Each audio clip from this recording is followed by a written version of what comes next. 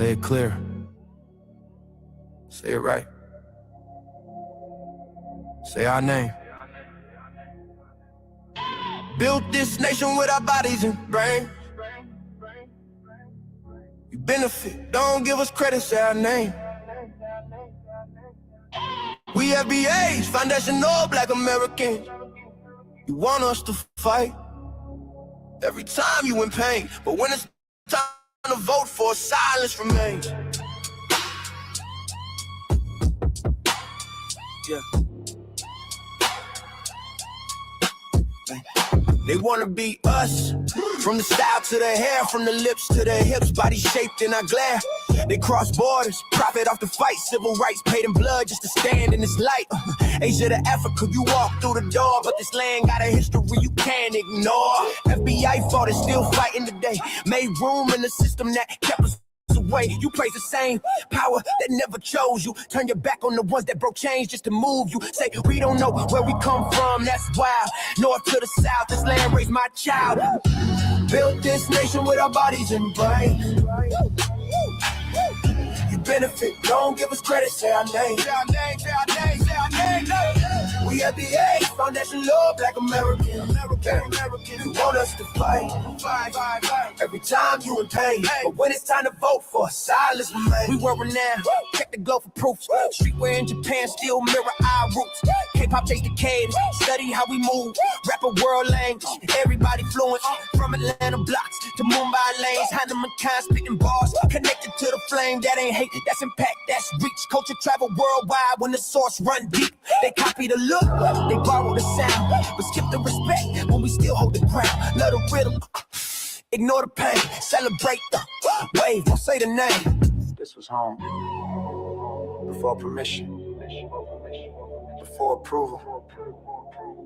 Say our name. Built this nation with our bodies and brains. We benefit, don't give us credit, say our name. Say our name, say our name, say our name. We FBAs, foundational Black Americans. You want us to fight. Every time you in pain, but when it's time to vote for, silence remains. Say our name, say our name, say our name. Say our name. Say our name. Say our name. Say our name. Don't need your respect. Never needed permission. We built everything when we weren't even seen as human. Biting the hand that fed you. Surviving on scraps. FBA stopped begging. We learned to build from scratch. Say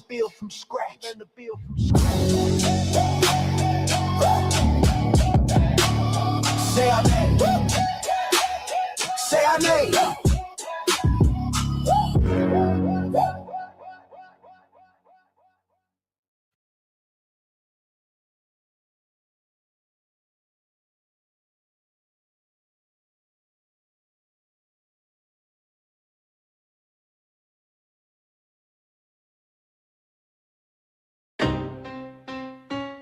Y'all don't hear us.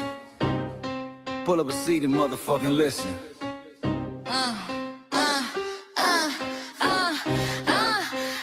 Pull up a seat and motherfucking listen. Hey, pack your bag, time to go home. Talking crazy on our soil where our blood and bones grown. This our grind, we outside on it. While y'all fools on the outside looking, y'all show no respect to Black America, so leave. Hey, Y'all don't get it, so it's time to go home. get the hell up out of America, take your digits, make it just fly on. Y'all don't get it, so it's time to go home. Get the hell up out of America, take your digits, make it just fly on. You landed on the tarmac, fresh off the boat. Talking about y'all building nothing, man, you choking on the note. My ancestors the reason that this country even breathes. Picked the cotton, built the White House, planted the seed. Jim Crow laws, redlined the map, we was the target. You think that struggle's a costume, man, you can't mark it. We fought the wars, we bled the blood, we died for our future's chance. And you come here and give our legacy a side eye while throwing shade on the guard. While you benefit from doors we kicked down with our last breath. Now you spit on the architects who stared down death. Disrespectful, that's Disrespectful, ungrateful, a slap in the face to only people who gave a fuck. So let me show your ungrateful ass to the right place. Ho, ho. Pack your bags, time to go home. Talking crazy on our soil where our blood and bones grown. This our ground and we outside on it. Why y'all fools on the outside looking? Y'all show no respect to Black America, so leave. Y'all don't get it, so it's time to go home. Get the hell up out of America, take your dues and just fly home. Y'all don't get it, so it's time to go home. Get the hell up out of America, take your dues and just fly home. Passport, the visa, the privilege to be here. Cause my grandma didn't march for y'all, so disappear from our land. You cosplaying our pain. Think it's a trend you can borrow, but you ain't inherit the ghosts of our sorrow. We the foundation, the bedrock, the soil, and the root. You not no branch on our tree, and unproductive people always cosplaying me. Talking about we ain't do nothing. You lost your mind. We built this from nothing, time after time. From the beginning to now, we been the backbone and muscle. Why you look down on the struggle and cause a whole tussle? That energy spot was disgusting, it's whack. So let's make it clear, there's no turning back. This land is paid for in full. In blood, sweat, and tears, and dreams deferred. You don't get to come into a house we built from the dirt and telling Black America y'all ain't worth nothing. That's a violation. Facts. Pack your bags, time to go home. It's our soil on our soil where our blood and bones grown. Show respect, this our ground. Y'all just tenants on a leash. Oh, get the step. Show no respect to Black America, so leave. Oh, don't get it, so it's time to go home. Get the hell up out of America, taking your business, I can just fly home. Oh, don't get it, so it's time to go home. Get the hell up out of America, taking your business, I can just fly home. Yeah, fly little birdies. Fly on back to where you came from. This ain't for you.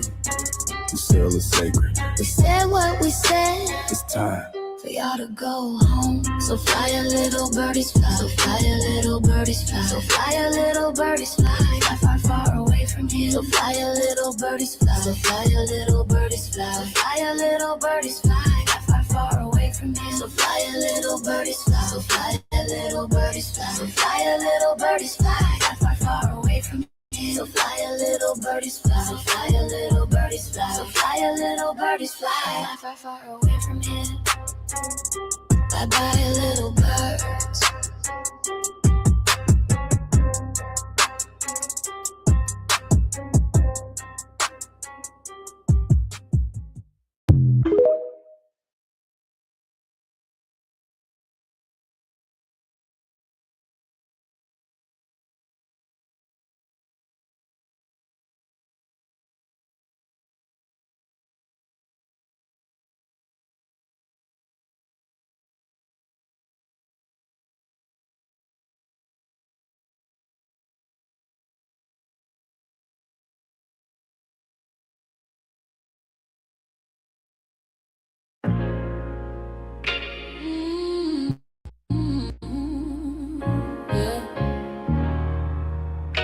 They thought we forgot, but we never forget.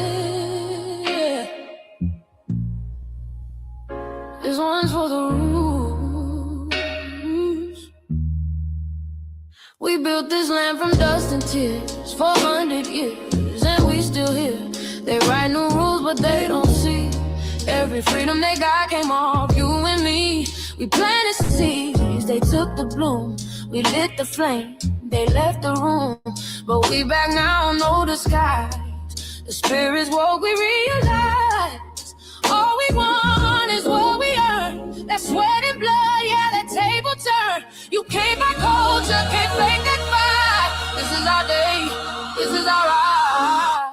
We happiness. Say it loud, say it strong. We the heartbeat that's been here all along. Foundation of Black Americans, stand tall. We ain't begging for nothing, we built that all.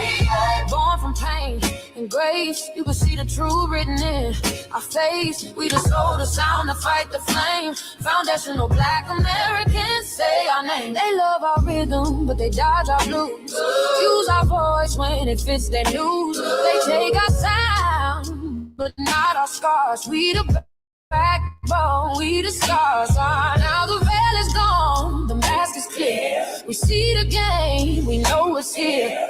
No more silence, no more lies. We lift that flag and watch it rise. Rise up, rise up. We the ones that made this nation breathe. Our veins are power, our roots are trees. We know world it's rhythm and grace now, and now we're reclaiming our rightful place. Can't copy courage, can't steal pain. You can't inherit soul by changing names. Our story ain't done, it's the revival. We guard the gate, it's about survival. We FBA, say it proud, say it loud. The world dances on what we vow. Foundational Black Americans. Still we stand, still we fight, still we demand. Every block, every song, we've been right here all along. The soul of a people strong and free. Foundational Black Americans.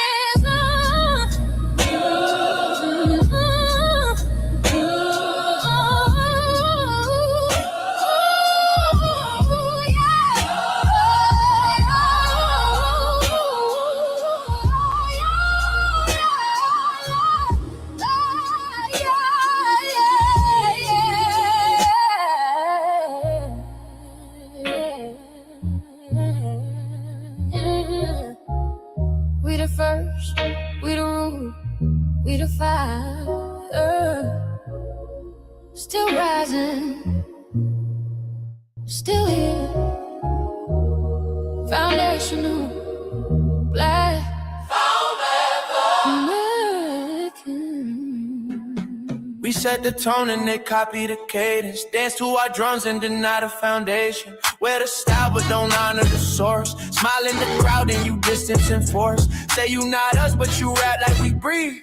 Take the rhythm, then fuse the receipts. I ain't mad, I'm just holding the glass. Showing the mirror, now answer it back. I ain't here to cancel nobody. Just keep it honest, keep it solid. If you eat from the table we built, don't act surprised when we guard it. Do you like that? Do you like that? When I flip your sound and I ride like that. Do you like that? Do you like that? Do you like that? Cause that's how it feel when you borrow my culture. Then act like we never mattered. Hip-hop.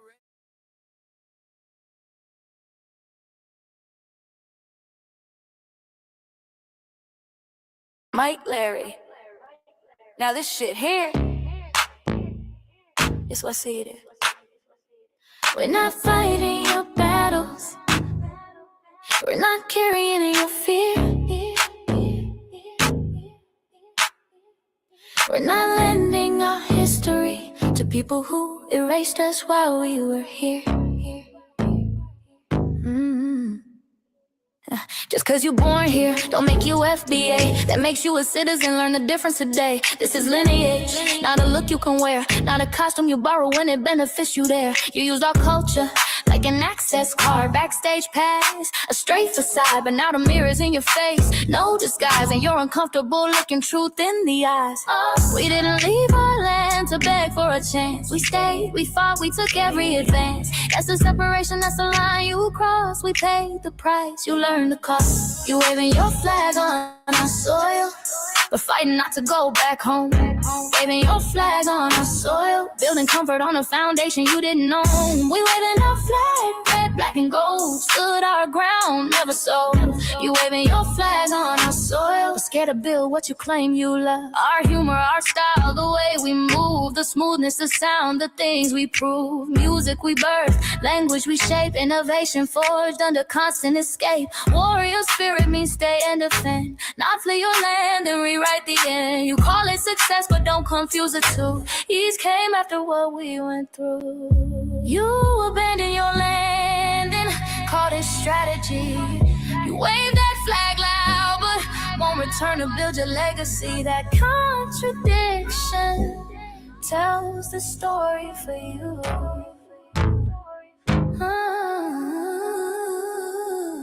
You waving your flag on our soil, fighting not to go back home. We waving arms where we were forged, every inch earned, every brick known. We can't be deported, and that truth changes everything. We can't be deported, and that truth changes everything. We know who we are, and now we see who you are too. Just because y'all born here doesn't make you FBA at all. It makes you an American citizen. It's biologically impossible to be us because it's a lineage, not some damn costume you can just put on to look cool. You immigrants and immigrant Americans has used our culture as an access card, a backstage pass to our culture. Now y'all have to look in the mirror.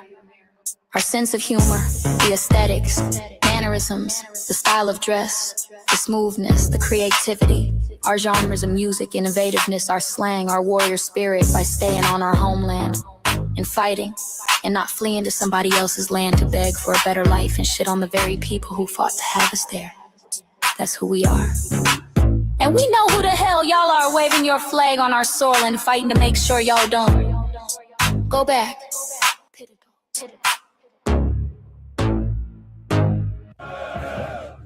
You can't leech off our culture anymore. Beat it!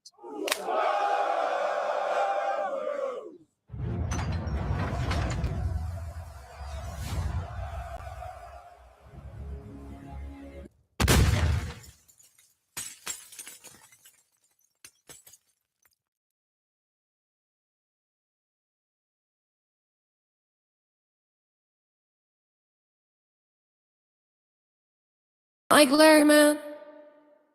You did it again. We really making history. Let's go. Do you like that? Do you like that? Flip your sound. How you like that? Do you like that? Do you like that? Say it loud, don't walk it back. Do you like that? Do you like that? You grew up mimicking us, now y'all switch it up. Turn the carbon copies, y'all ain't black, what the fuck? It's funny y'all connecting to our culture like it's Wi-Fi. Surfing on our waves of our culture, no more agua. Still in my culture for all these years. Look how time flies, all these colonizers in disguise. Hate y'all still, hate us outside. Study doctor, vampires, suck the blood of our guilt. They copy the flavor, sip the juice. Love the results, hate the truth. Who? Do you like that? Do you like that? Do you like that? Flip your sound. How you like that? Do you like that? Democratic shields, talking points, the road they fill. Fish and chips, agent on the mic, judging FBAs, but ain't you half white? Talking like you one of us, we need a proof face. The agent type, the prune face, like 50 and Jim, it's a cold game. Throwing stones, cause we build our own lane. I'm joking, kinda, but I mean, smile calm, pressure intact. Y'all proud where y'all from, where they flag, beat they drum. But when it's us, tone switch fast. Same pride, but it's too much. FBA pride, lineage solid. You can't put this on, can't try it on. Built here, stayed and fought, that's the difference. That's the card. Do you like that?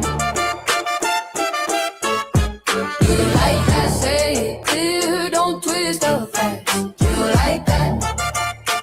Yeah. Do you like that? Do you like that? Point made. No edit. No care.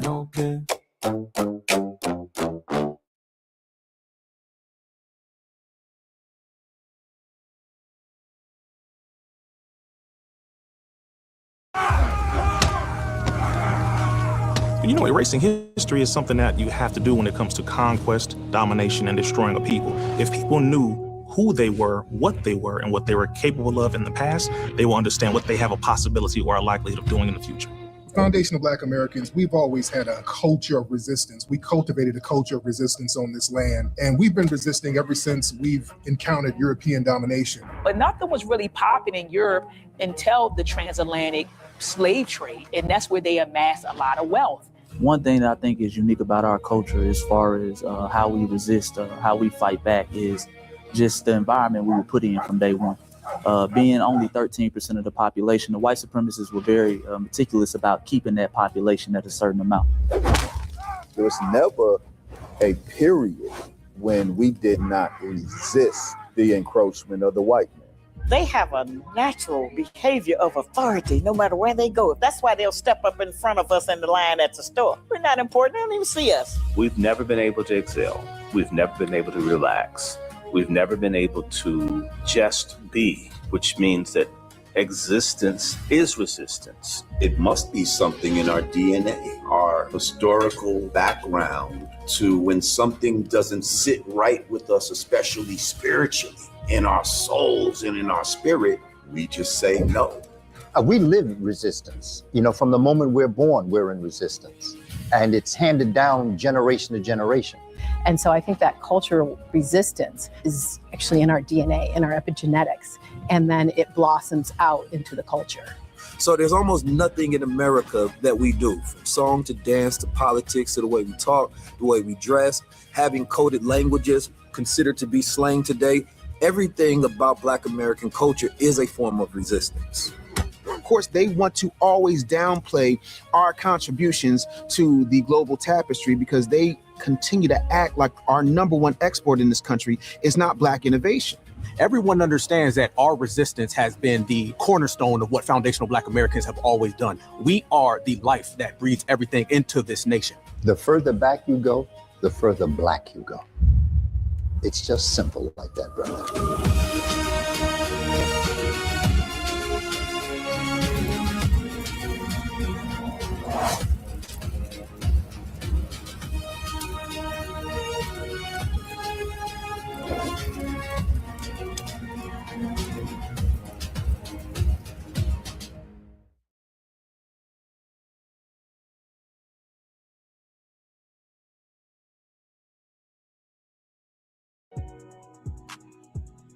Introducing the B1 Rolodex, the easiest way to search for and support FBA and B1 businesses.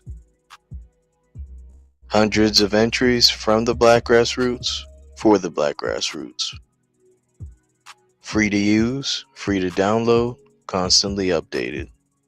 Trouble navigating the document? Try using the map version. Notice a business missing? Use this simple Google form to submit an FBA or B1 business. Also submit anti-Black businesses, which are now being collected in that last tab. Find resources, contact numbers, and much more using the second tab.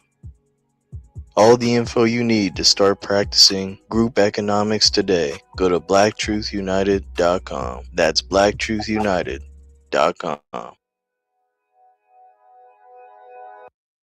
Greetings, Black family. Greetings, and thank y'all for tuning into another episode of Grand Rising with Shabaka and the Chase. I'm your host, Chan Krumah. We should be joined here shortly with our other host, Shabaka, since this is technically his show for Grand Rising.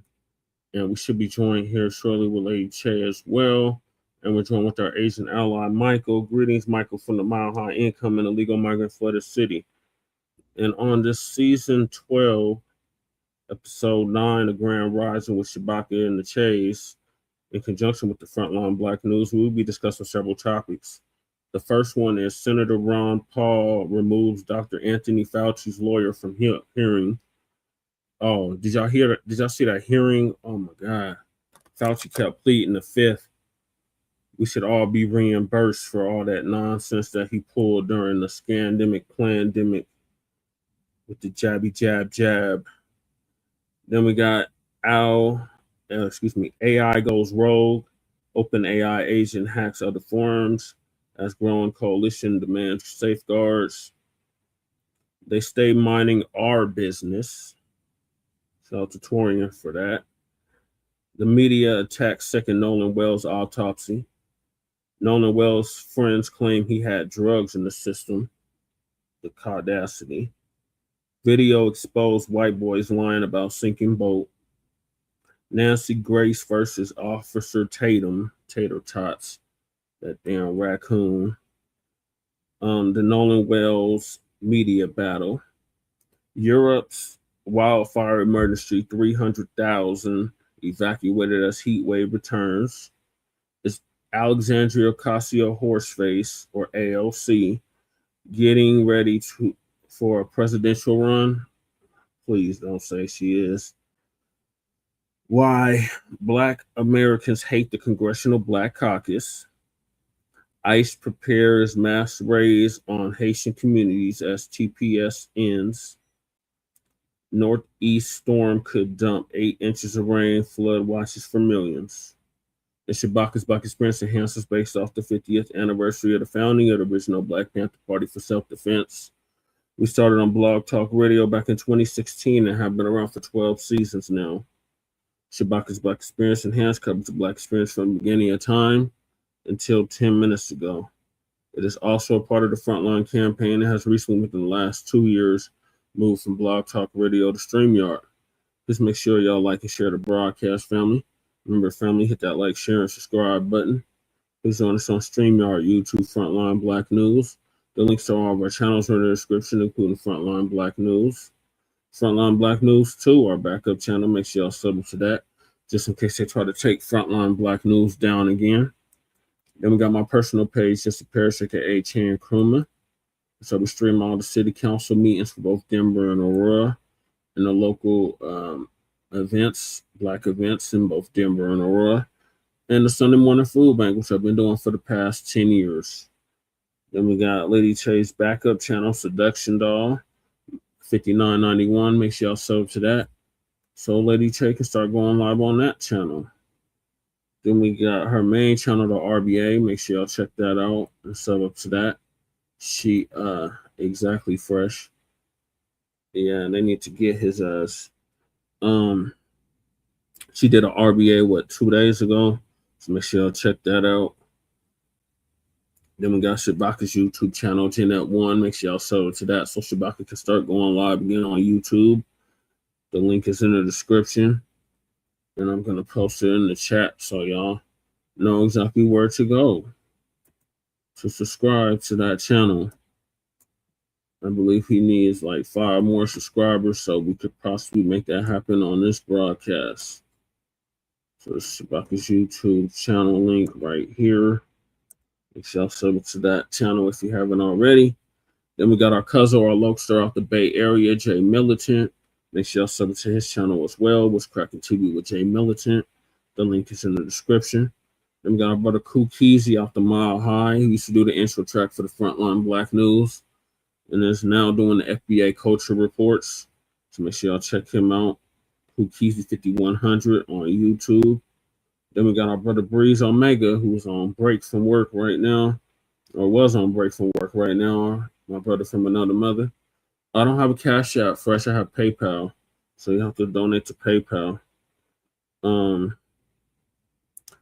That's our brother from Hempstead, Long Island, who's now in Leesburg, Virginia. Make sure you sub to our brother's channel, Breeze Omega, on YouTube. The link is in the description. Then we got our brother from who's originally from Watts, California, but is now in Houston, Texas, our brother Church of Black Power, who interviewed me last Friday. Make sure y'all check that out on his YouTube channel, Church of Black Power. The link to his channel is in the description. Then we got our brother Torian Rain Reloaded, who's been around for a decade plus now and is now in Houston, Texas. Or excuse me, he's in the DMV area. My apologies. I'm getting confused with church. Brother Torian Rain Reloaded, who's been around for a decade plus now and is out the DMV area. And he actually put Lisa Cabrera on. So make sure y'all sub to his channel as well. Torian Rain Reloaded. I'm actually going to play one of his videos later on. So make sure y'all check him out. Then we got honorable mentions, Black Alpha Network, who's going to be live later. Make sure y'all check him out. Our brother Afro Elite, who's done 2 streams back to back about the Haitians losing their TPS status. Our sister Lisa Cabrera. Our brother Sincere Love to God and his co-host Nicety Girl. Our other brother B Zilla. Who else? That's a lot of people, man. I'll be naming people all night. Jay Dizzle, Liberated Minded Media, Necker Cat. Make sure y'all sub to his channels. And Anybody else that's a part of the new black media, ZZ Rants. Who else do I listen to a lot? It's pretty much anybody that's part of new black media. Uncle Phil, African Diaspora News Channel, Sister Demetria K, Sister Vicky Dillard, et cetera, et cetera. Make sure y'all sub to all their channels if you haven't already. And last but certainly not least, we got our brother Black Truth United, who came up with the B1 Rolodex, which is like a modern day green book for FBA and B1 businesses alike. And the link to his Rolodex is in the description. The link to submit your business to the Rolodex is in the description. The link to the FBA threat database is also in the description. So make sure y'all check those links out and submit your businesses and areas to the database so we know what areas are safe for us to go to in this country, in this world. And then we got Church's Freedmen Reparations Party merch. Make sure y'all check that out if you haven't already. The link is in the description. Then we got Council the Congressional Black Caucus, long overdue, and create a foundational Black American Caucus. The link to that petition is in the description. Then we got Michael's petition for Congresswoman Nikema Williams, which we met with one of her staffers yesterday. Had an interesting meeting. Make sure y'all sign that petition that Michael set up to introduce and fully fund the Anti-Black Hate Crimes Act now. The link is in the description. Then we got our sister Brooke out of New York City, Brooklyn, BK to be exact. Make sure y'all submit the call to action. The link is in the description. The link to her Even Melanin is in the description. The link to her backup channel is also in the description. And then she was live yesterday, so make sure y'all check out her live from yesterday. Then we got the reparations for the Descendants of American Slaves Act, change.org petition. Make sure y'all sign that if you haven't already. Then we got Lady Chase GoFundMe. Make sure y'all donate to that if you haven't already. Then we got our brother Joshua Fox, who put hands and feet over that racist white supremacist Chuck the Bussy, Chuck the Builder, Dalton Etherly, who's still locked up and hopefully will remain locked up. Make sure y'all donate to our brothers GoFundMe if you haven't already. Joshua Fox, not Chuck the Bussy. Then we got Stop Netflix from releasing the damaging docuseries about Michael Jackson, change.org petition, and Dr. Randy Short, who was in the trailer for Hidden Colors 6. Make sure y'all sign that petition if you haven't already. Then we got the medical examiner who did the medical examination on our brother Nolan Wells. We have a petition to revoke her medical license. Link to that is also in the description. Then we got myself. As you can see from the background, I am a candidate on the ballot here in the state of Colorado for State House of Representatives for House District 8. And the link to the website that Lady Che has done is in the description. Then we got copyright disclaimer under Section 107 of the Copyright Act of 1976. Allowance is made for fair use for purposes such as criticism, comment, news reporting, teaching, scholarship, education, and research. And I do not own the rights to the music. And if you don't understand racism and white supremacy, what it is and how it works, everything else, okay. All right, thank you, Fresh. Everything else that you think you understand will only confuse you in all 9 or 10 areas of human or people activity. And that was by Mr. Neely Fuller Jr., who transitioned exactly a year ago at the age of 95, producejustice.com. And when you, a Black person, are captured by any race soldier, you must never fuss, fight, or flee. Comply and defend yourself in court, also by Mr. Neely Fuller Jr., producejustice.com. And last but certainly not least, we got racism and white supremacy, which again is the only racism that exists on this planet, in this time, and in this realm. Is conscious and subconscious behavior to maintain white genetic survival, to prevent white genetic annihilation. And that was by the late, great master teacher, warrior, scholar, Dr. Francis Cress Welsing, who passed away exactly 10 years ago at the age of 80 and would have been 90 as of 3 months ago. And shout out to our FBA brother Tariq Nasheed for paying for her funeral, along with several others. So those are the topics.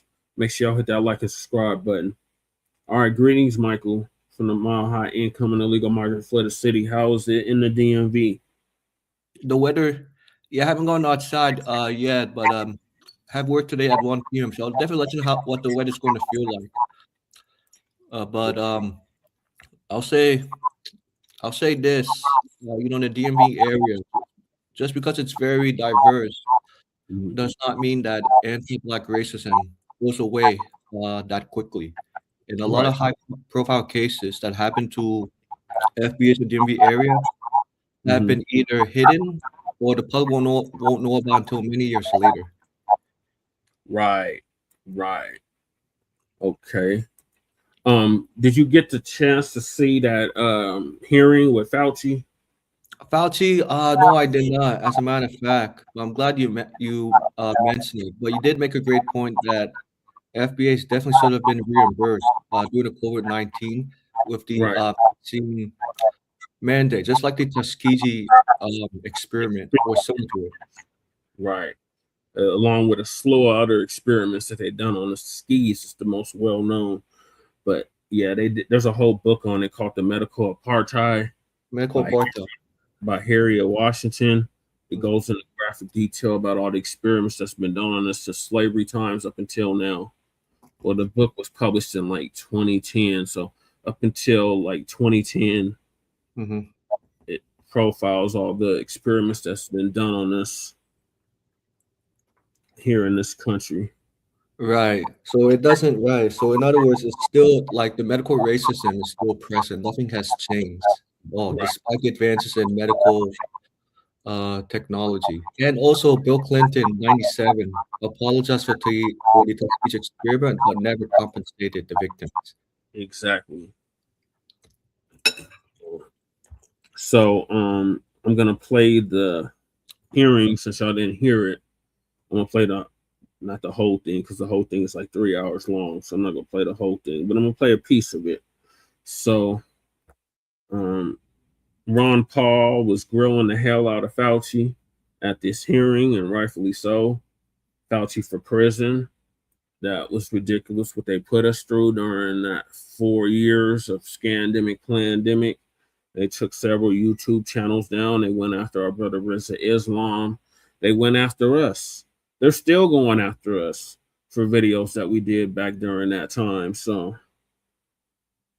we all need to be compensated for that, because it's beyond ridiculous. They forced that on us. They made it where it was a mandate where you have to have it, otherwise you lose your job and all of that. So we have not forgotten about any of that. So Ron Paul reminded Fauci of some of that, and Fauci just kept pleading the fifth. He pled the fifth about 110 times. So I got two clips. I got this one of Ron Paul, and then I got the whole thing. Well, not the whole thing, because it's 3 hours long. I'm not playing the whole thing, but I got another clip which goes into more of it. So I'm gonna let it play now. You were told not to sit at the table. You insist on sitting at the table, and we told you you would not be recognized. You are not invited here for testimony, sir. You are being disruptive.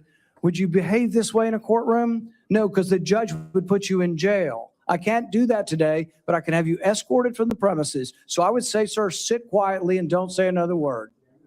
I said, sit quietly. You are not recognized. Another word and you're gone.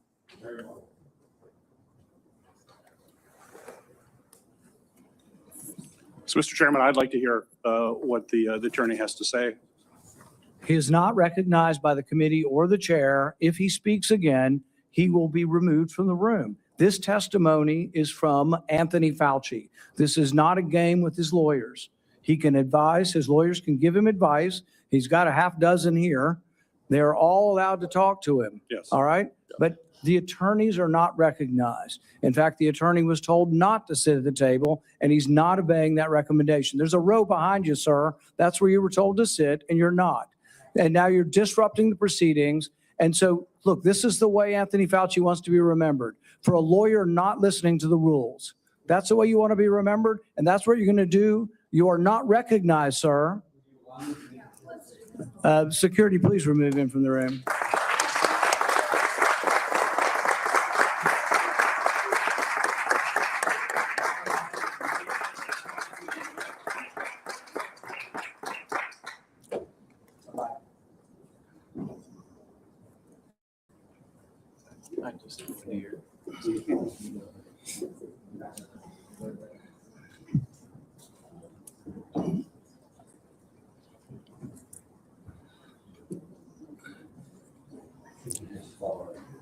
Let the record state that Dr. Fauci will still have the advice of the other half a dozen attorneys that he brought along today. Senator Peters. Thank you, Mr. Chairman. The COVID-19 pandemic is not the first or the last public health crisis to impact our nation. In December 2022, I released a report that identified significant some heated moments there at this hearing on Capitol Hill. That's Dr. Anthony Fauci testifying before this Senate committee about his response to COVID-19. The chairman of the committee, Senator Rand Paul, has revealed private notes that Dr. Fauci made during the pandemic and says that they show that what he was thinking and what he wrote privately and what he told the country are different stories, particularly about COVID-19's origins. Now, President Biden gave Dr. Fauci a preemptive pardon at the end of his term, but Paul points out that that would not cover lying before Congress. Now Fauci is asserting his Fifth Amendment right and refusing to answer any questions, saying Paul's just trying to get him to say anything that could land him behind bars. And just now we saw Dr. Fauci's attorney trying to speak on his behalf, and Chairman Paul actually had him removed from the chamber, saying he is not recognized. He wasn't even supposed to be sitting next to Fauci. And so now this hearing will continue. But again, Dr. Fauci, it sounds like, will not actually answer any of these questions. I want to bring in ABC's Jay O'Brien, who's there on Capitol Hill. Jay, what do you make of the fireworks here and of Fauci pleading the Fifth? Stunning moments so far in this hearing, Diane. First and foremost, I don't think I've ever seen someone sitting at a witness table in a hearing room escorted out by Capitol Police. We've seen protesters escorted out before, but not an attorney for a witness. And the reason why Paul did that, he said, is that he did not call, as you mentioned, Fauci's lawyer as a witness. He did not seek the testimony of Fauci's lawyer, but Fauci's lawyer was trying to interject on his client's behalf. The top Democrat on the committee, the guy who's speaking now, Gary Peters, says, I want to hear from Fauci's lawyer. And so Fauci's lawyer spoke again, and then Chairman Paul had Capitol Police escort him out of the room. But the big headline here is Anthony Fauci pleading the Fifth, saying that he will not answer the committee's questions. And the way pleading the Fifth works is that once you plead the Fifth under the advice of lawyers, as Fauci said that he has, you have to plead the Fifth to every single question. Fauci is doing this, as he said, because he doesn't want to give Chairman Paul an opening to seek any kind of criminal prosecution against him, to fulfill, as Fauci said in his opening statement, something Paul has repeatedly said, which is he wants to see Fauci behind bars. Fauci accused Chairman Paul of having a quote-unquote unhinged obsession with him. Paul has long accused Fauci of mishandling the COVID pandemic, misleading the public about COVID's origins, lying to Congress, all of which Fauci strenuously denies. And so as you saw him repeat his Fifth Amendment pleading over and over and over again there, it's because once you invoke the Fifth, you essentially do away with your right to continue invoking it if you answer any question. So a lawyer will usually tell their client, just keep invoking the Fifth. One last thing here, Diane, which is Chairman Paul seemed to say at the end that Anthony Fauci invoking his Fifth Amendment right was in some form or fashion illegal because it's illegal to obstruct a congressional proceeding. And it's illegal not to answer the questions of Congress when you are a witness. But the counter argument to that, and it's a strong one, is that the Fifth Amendment is a constitutionally protected right against self-incrimination. So if Chairman Paul tries to take some kind of criminal action against Anthony Fauci here for not answering the committee's questions, as he indicated he might do at the end of his remarks there, Anthony Fauci has a built-in defense here, which is that he's exercising his constitutional right against self-incrimination, or his constitutional right, in a sense, to remain silent. And Jay, explain the nuance of this pardon, because watching this, it's hard to understand why Fauci would need to plead the Fifth if he already has a presidential pardon protecting him from incrimination. So he has a pardon, a preemptive pardon from former President Biden, but that pardon is, in a sense, retroactive. It covers everything before the date of that pardon. And Biden said that pardon was not issued because of any potential criminality. It was issued, as President Biden said at the time, because there were fears about political prosecution against Anthony Fauci. But that preemptive pardon, again, is only looking backwards. What Chairman Paul has said repeatedly, he said it to me and other reporters just days ago, is that that pardon doesn't cover future conduct. And so what Anthony Fauci believed is that Chairman Paul was essentially trying to tee him up here to say something, anything in this hearing that Chairman Paul would then view as lying to Congress, which is, of course, illegal, and then refer Anthony Fauci based on that allegation to the Justice Department for prosecution. And we have seen this Justice Department repeatedly take any kind of legal action against people the president and congressional Republicans view as political foes. And so that's what Anthony Fauci said was his reasoning here in pleading the Fifth, Diane. And I want to bring in ABC News medical unit coordinating producer Sony Salzman. Sony, Senator Paul asked Fauci a lot of questions about gain-of-function research and whether the NIH funded gain-of-function research in Wuhan, China. Can you explain why that's so important? Yeah, Diane, gain-of-function research, it's risky research that has long been debated among scientists and policymakers. The intention of gain-of-function experiments is to make a pathogen more infectious, deadlier.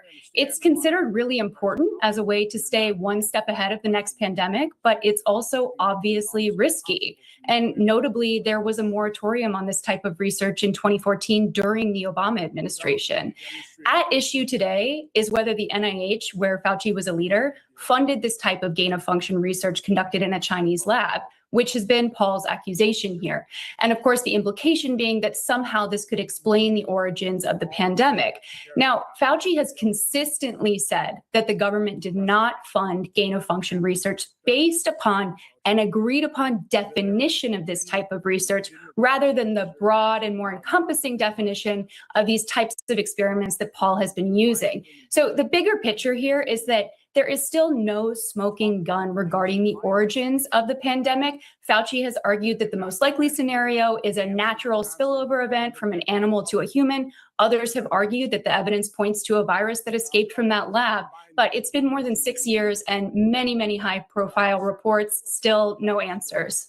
And Jay, Fauci says that Paul released his private notes in an attempt to embarrass and intimidating. Paul's saying these notes show that what you thought and what you were thinking privately was different than what you were telling the public at that time. We heard Fauci today say that he's addressed a number of these issues already.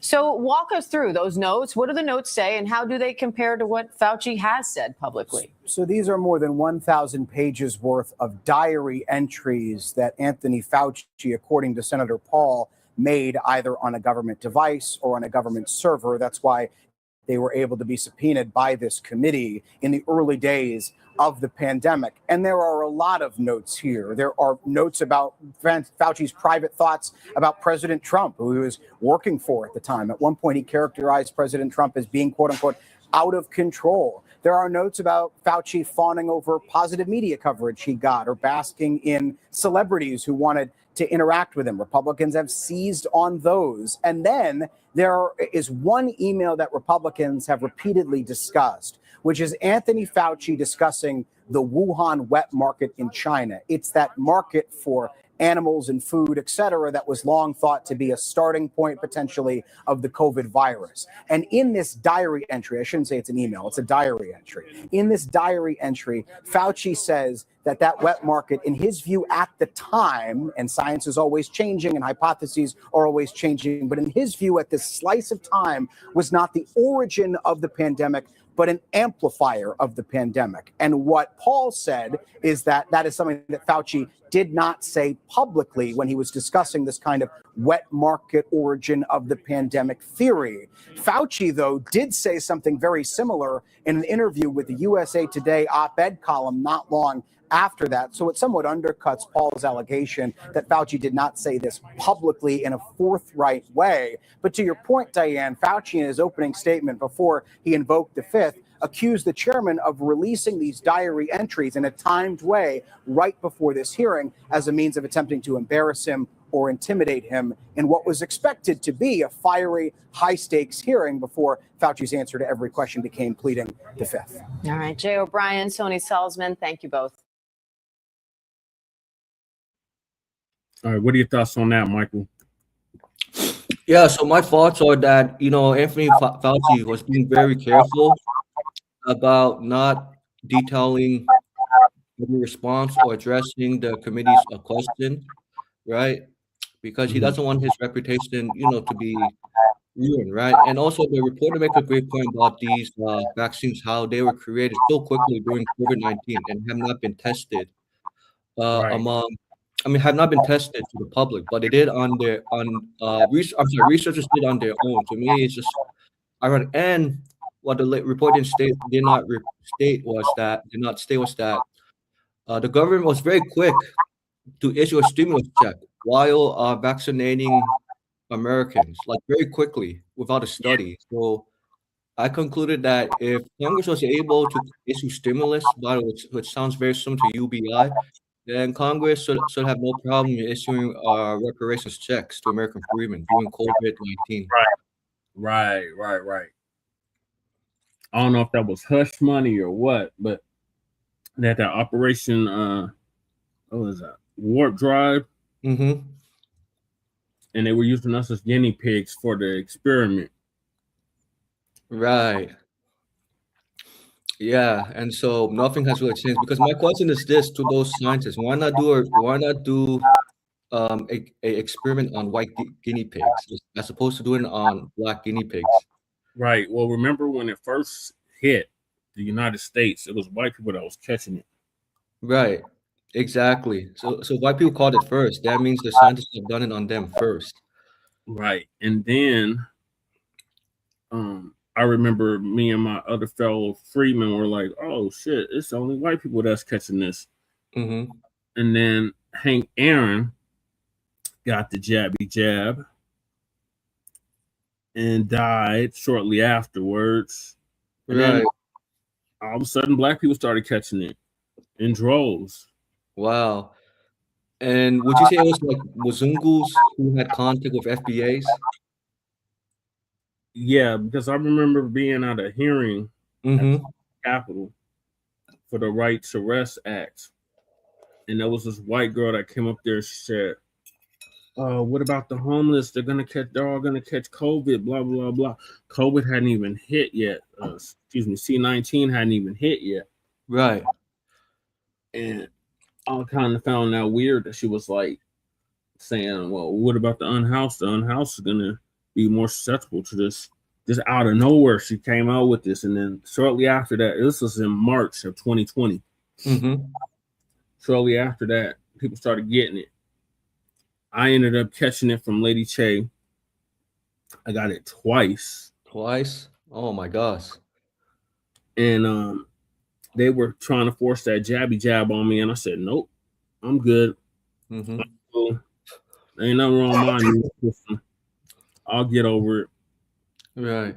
Did, but these mothers was steady trying to push that shit on me, and then I was working at Frito-Lay at the time, and Frito-Lay, they was making us do screenings every time we would sign in for work. We would have to do a screening to make sure we didn't have it. Right. And then every time I went to the doctor or something, they were like, oh, you sure you don't want to get the jab? And I'm like, yep, I'm positive. I'm good.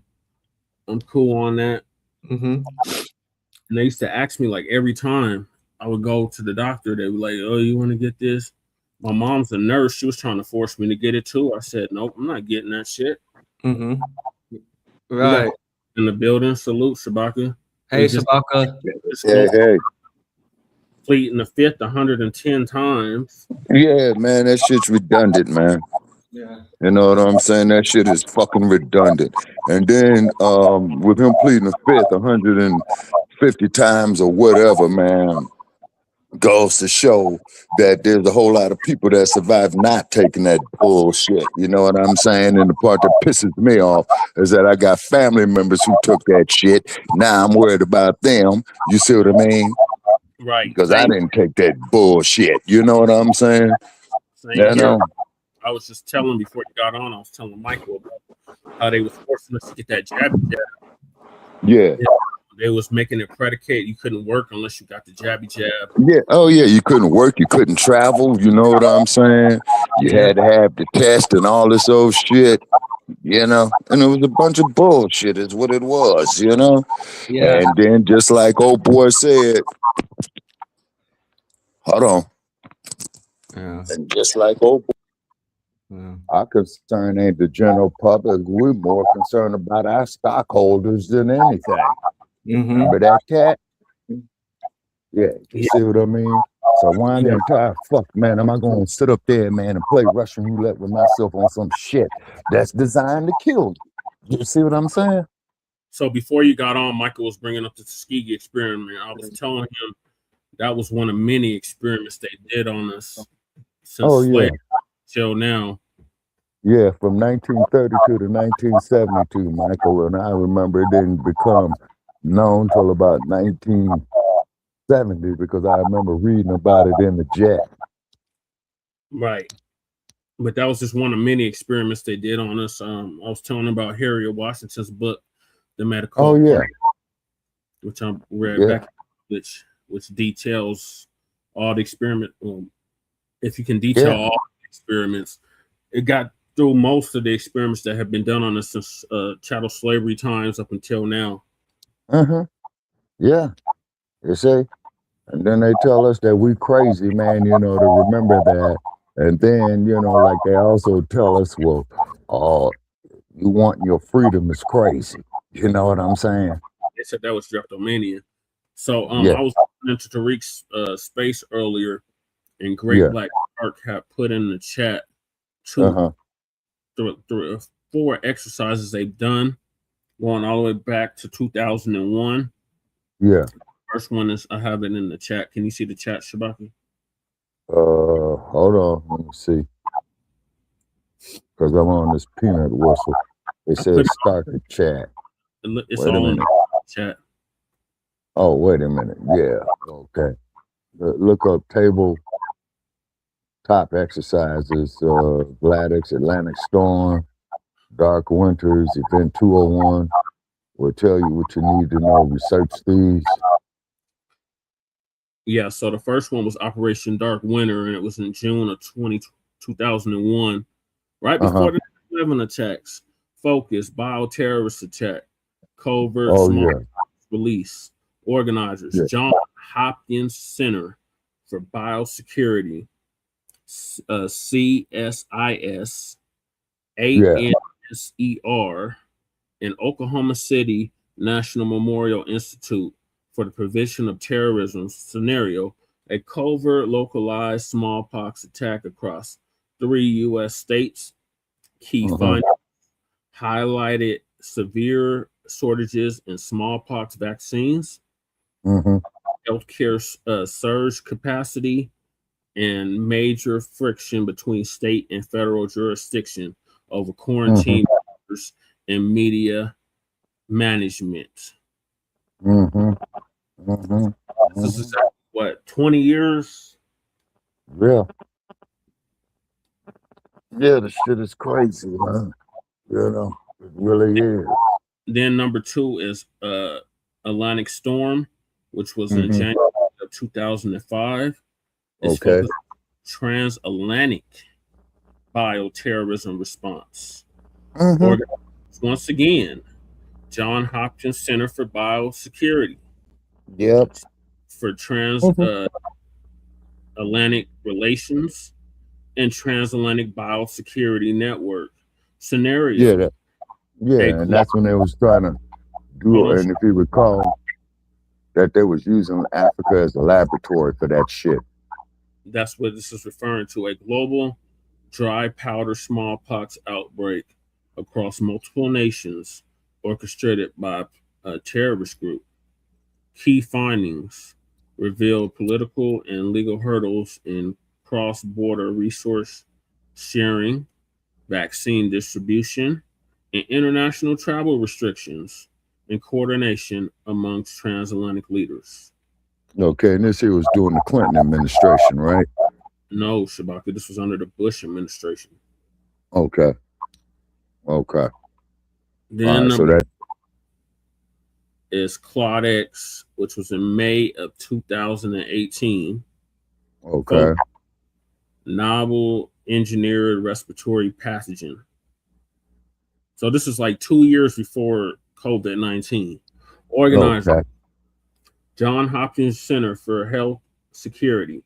Scenario, a terrorist group releases a human created a influenza virus, which no vaccines or treatments exist. Yeah. Finally, Genocide. showed that without rapid vaccine production capacity, a moderately lethal pathogen could paralyze health systems and cause global economic fallout. I'll catch you guys later. Okay, Michael, thank you for joining All us. right. Yeah. Then Okay, Michael. is Event 201, which is October of 2019. Yeah. Before, like months before the C-19. Severe coronavirus pandemic organizers, John Hopkins Center for Health Security, World Economic Forum, and the Bill Gates and Melinda Gates Foundation. Scenario: a novel coronavirus transmitted from bats to pigs to humans caused a catastrophic global pandemic with economic disruption. Key findings emphasize critical need for public and private partnerships, supply chain resilience, media such information management, and pre-allocated funding for rapid medical countermeasures. Damn.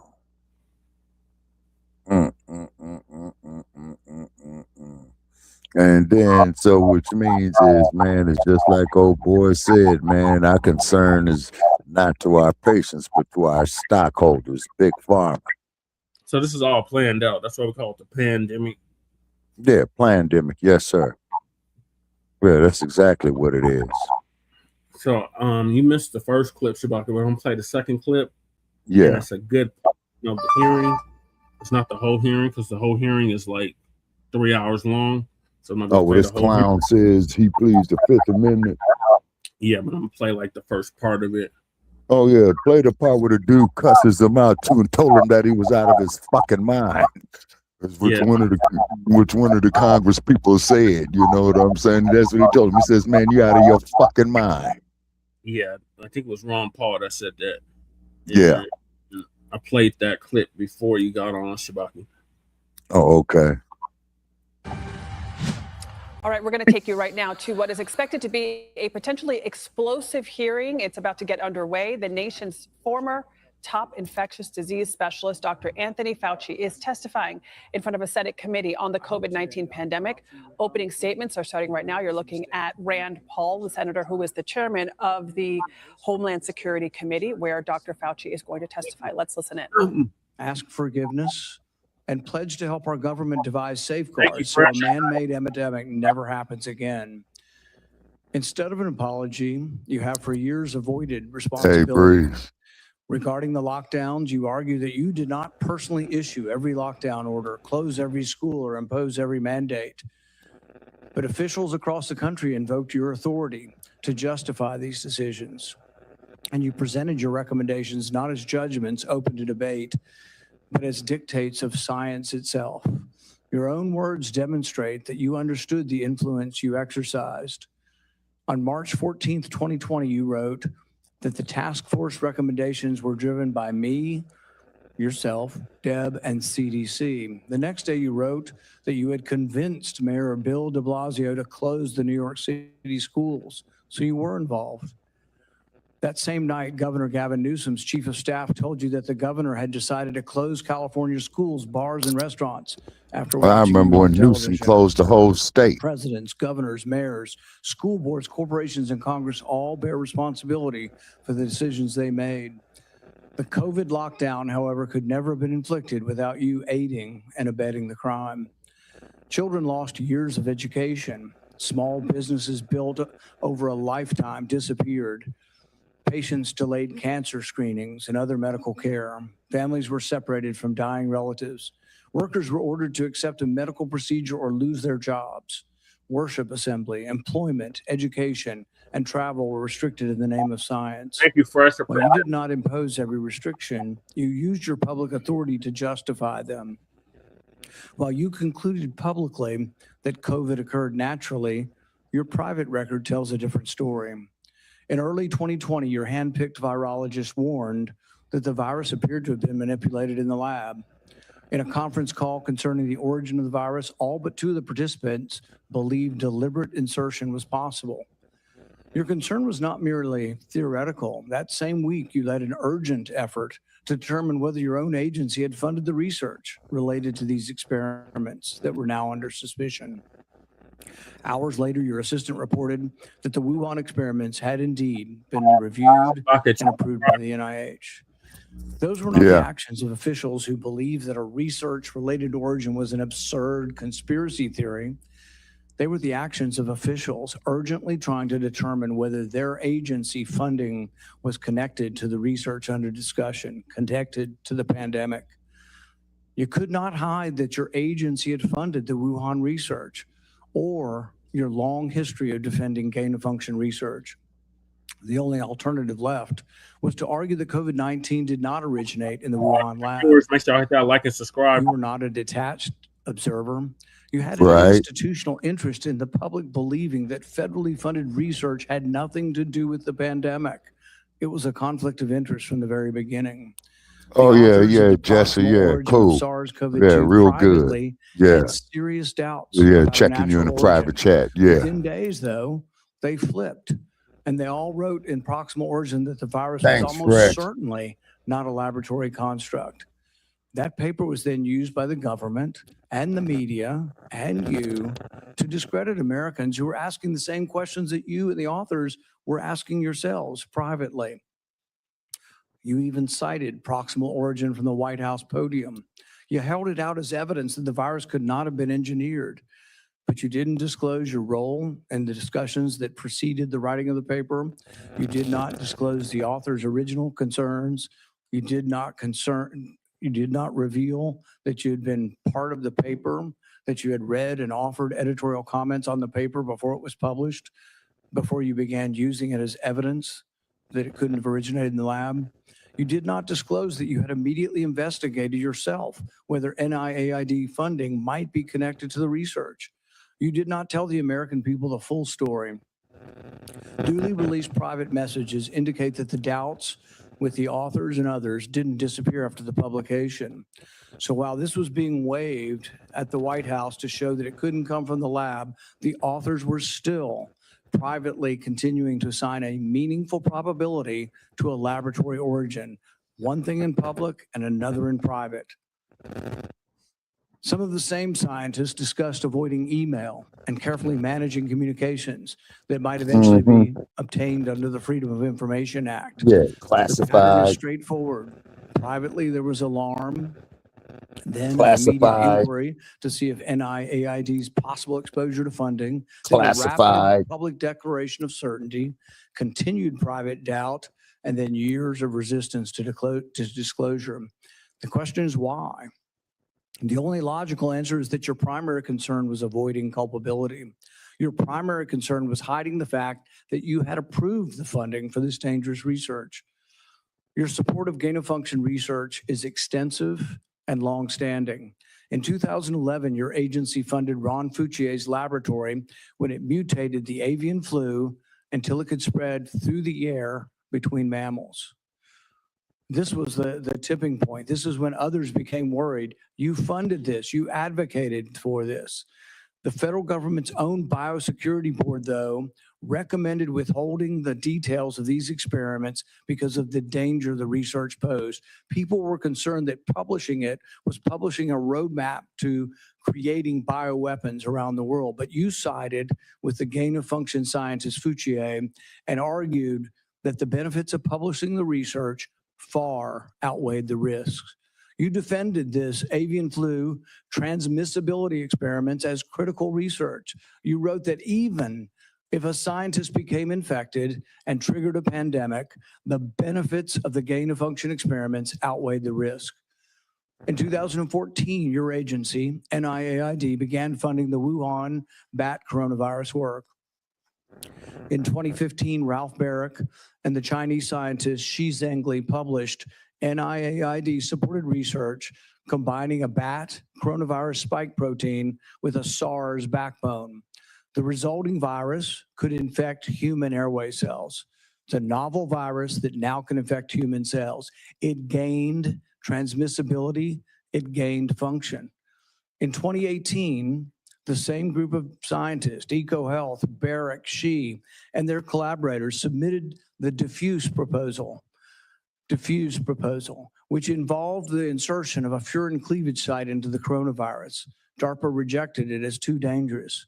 When COVID was sequenced, though, early on in January of 2020, within days, scientists discovered that, lo and behold, it had a novel furin cleavage site, just as had been proposed in the diffuse product. This was either an extraordinary coincidence or a smoking gun, evidence that the Chinese had created COVID-19. It made the laboratory origin question more legitimate, and it made your categorical public denials indefensible. On May 11th, 2021, you told the Senate, the NIH has never, ever, and does not now fund gain-of-function research in Wuhan, in the Wuhan Institute of Virology. When I gave you the opportunity to correct the record, to reconsider the statement, you responded that you had never before lied to Congress. We were then told that only the government's narrowest regulation of definition counted here, that you could define gain of function in one way in which this wasn't gain of function, in which all of the common sense of the world would be thrown out, all of the idea that the mice were dying and the virus was more transmissible didn't matter because you had a technical definition that allowed you to fund it. But the real question is, was it dangerous? Was it a wise decision to fund this? And you haven't deviated from that. You've never admitted that it could have been a mistake funding this research in China. The American people weren't asking for a semantics debate over what is gain of function. They were asking, does common sense say this research was dangerous in Wuhan? They wanted to know whether their money-funded experiments in Wuhan that made bat coronaviruses better able to infect humans. The answer is yes. They wanted to know whether NIAID adequately supervised their work. The answer is no. When you defended this research, you described its benefits in the broadest terms. But when Congress demanded accountability, you hid behind the narrowest possible definition. You can't have it both ways. Your conduct concerning federal records raises further questions. It is a crime to destroy federal records. Yet our investigation reveals your assistant diligently reported that she deleted tons of emails. In 2024, you testified that you did not delete federal records. Who's telling the truth? You or your assistant? The committee has obtained repeated instructions from you telling federal officials to delete communications. On February 2nd, 2020, one day after Origin's call, you told Francis Collins, please delete this email after you read it. The committee asked for your voluntary cooperation to come today. Your appearance had to be compelled by subpoena. You're here today under duress. You're here today because of the court ordering it. President Biden issued you a sweeping pardon extending back to 2014, the same pardon he gave to his son Hunter. A pardon may protect a person from criminal prosecution, doesn't rewrite history. It does not erase documents. It does not convert a misleading statement into a truthful one. And it does not prevent Congress from establishing what happened. There will be another pandemic. There will be another crisis. And there will again be officials who insist that uncertainty must be hidden for the public's own good. They will demand obedience. They will invoke science. I am the science, as though it were a commandment. They will argue that government officials cannot be questioned because questioning them would undermine public trust. They have it backwards. It is secrecy that destroys trust. It is arrogance that destroys trust. It is censorship that destroys trust. And it is the refusal to admit error that destroys trust. That loss of trust may be your most damaging legacy. Trust can't be ordered. It has to be earned. No scientist is above scrutiny. No government official is beyond accountability. And no public servant has the right to treat the suffering of millions of Americans as a footnote to his preferred version of history. Insta-scam on Twitter. You've been listening to Senator Rand Paul, who is the chairman of the Senate Homeland Security Committee. He has subpoenaed Dr. Anthony Fauci to testify before the committee about his knowledge of the origins of the COVID-19 virus and whether Fauci knowingly funded through the NIH research at the lab in Wuhan, China, that is suspected as a possible source of this virus. And then this lying bastard, We're I now going to plead the turn fifth. to the ranking member of the committee, Senator Gary Peters of Michigan. Let's listen in. He has even featured the witness prominently in fundraising emails and on the cover of his book. He has also called for the cancellation of the witness's security detail, despite the fact the witness and his family have received numerous credible death threats. When I served as chairman, Senator Paul and I launched a bipartisan biosecurity investigation that included oversight of risky research and the origins of COVID-19, because we agreed that the committee's work would be stronger if we did it in a bipartisan manner and just followed the facts. That was and continues to be an area of legitimate and certainly needed oversight. As chairman, Senator Paul has taken the opposite approach. He has abandoned longstanding practice by blocking minority participation in committee oversight actions and has chosen to selectively release committee records that the minority has never had any access to in order to support his pre-drawn conclusions. The chairman has repeatedly excluded committee's minority and withheld documents and evidence from members that are entitled to receive them, disregarding longstanding Senate rules and committee precedent that have preserved the credibility of our oversight in this committee for decades. I have raised these concerns directly with the chairman because it's not just what we investigate that matters, but how we conduct that investigation. That also matters. One-sided investigations designed to validate predetermined conclusions do not serve the American people who sent us to actually uncover the truth and to solve problems. I wrote to the chairman requesting that he adhere to committee rules. But instead of addressing concerns that I raised, he removed part of the committee's website from the public view. This move not only prevented the public from being able to view those list of concerns, it adds serious questions about the desire for transparency and legitimate oversight of this matter. But what makes today's hearing particularly disappointing is not simply the chairman's actions, but what we could be using this committee's true and time oversight responsibilities to accomplish. This committee has not held its annual threats hearing at all in this Congress. We have not held a budget hearing for the Department of Homeland Security. There are important hearings that we would have the opportunity to discuss as to how to strengthen our Homeland Security across the board. No hearings on those topics. Instead of focusing on the national security challenges that we are facing in our country right now, today's hearing looks backwards, revisiting questions this committee has already examined, including through bipartisan work that Senator Paul and I conducted together when I served as chairman of this committee. But rather than building on that work to strengthen our preparedness against future disasters, we are instead relitigating the past. COVID-19 exposed serious deficiencies in our nation's public health infrastructure. We know that. More than 1 million Americans lost their lives, and this committee should absolutely continue to examine how we can better prepare our nation against future biological threats. Those are the kinds of forward-looking, life-saving questions that will help our nation be better prepared to protect the health and the safety of Americans when the next emergency occurs. Unfortunately, at this precise moment, we should be strengthening our capabilities. The Trump administration seems to be doing everything in their power to actually weaken our capabilities. The administration has hollowed out the public health workforce. They have fired, pushed out, and cut funding for public health personnel, shrinking the CDC workforce by a quarter. Thousands of experienced scientists have left government service, and with them has gone critical institutional knowledge that cannot be easily replaced, certainly not quickly replaced. The administration, thanks to political operatives like Russell Vought, has slashed or illegally withheld funding for life-saving medicines and cutting-edge technologies that let us rapidly develop them during an emergency.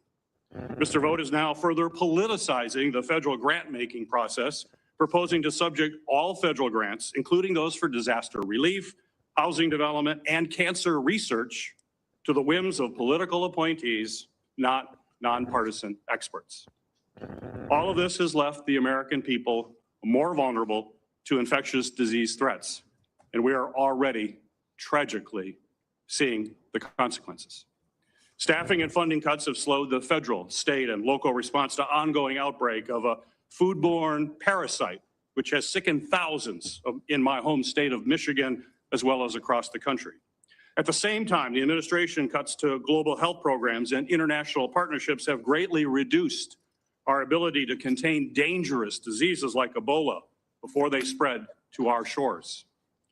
We should be examining whether our federal health agencies have the personnel and the resources they need to effectively prevent, detect, and respond to these threats.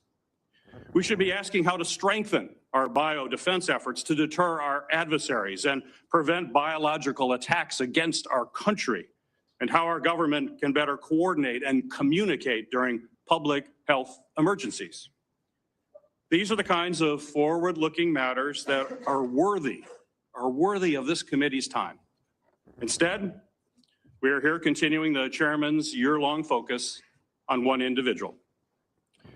History tells us, unfortunately, another pandemic is all but inevitable.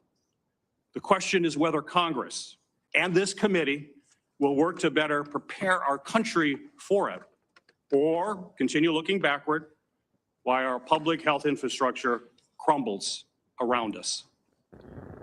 That is the hearing that we should be having today. Unfortunately, I fear the intent of this hearing is only meant to further a purely partisan agenda and will not make Americans safer. Thank you, Mr. Chairman. The accusation that the committee has denied access to the minority to records is categorically false. This is the most transparent investigation in the history of Congress. Man, this shit ain't transparent. You motherfuckers is getting your lies straight. Information on the website. It continues to operate.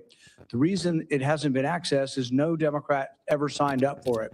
Not one Democrat. We told them the access. They never asked for the access code. They haven't been on the website because they have not cared about the investigation. Yeah, get their lies straight. This committee to swear in the witness. Dr. Fauci, please stand and raise your right hand. Doctor, he's telling the truth. He's not lying. Do you swear that the testimony you will give before this committee will be the truth, the whole truth, and nothing but the truth? So help you God. Dr. Anthony Fauci, you are recognized for 5 minutes for your opening statement. Member Peters, members of the committee, I served at the NIH for over 54 years, 38 of those as director of the National Institute of Allergy and Infectious Diseases. Over that period, I proved that I believe in and respect the value of legitimate congressional oversight. In fact, I testified before and/or briefed Senate and House committees trying to get his lies well over 200 times over those 38 years. During and after the COVID pandemic, I have appeared multiple times for hearings in the Senate and the House, usually under oath, and sat for several days-long transcribed sworn interviews, answering questions about the very issues that are now the subject of this hearing.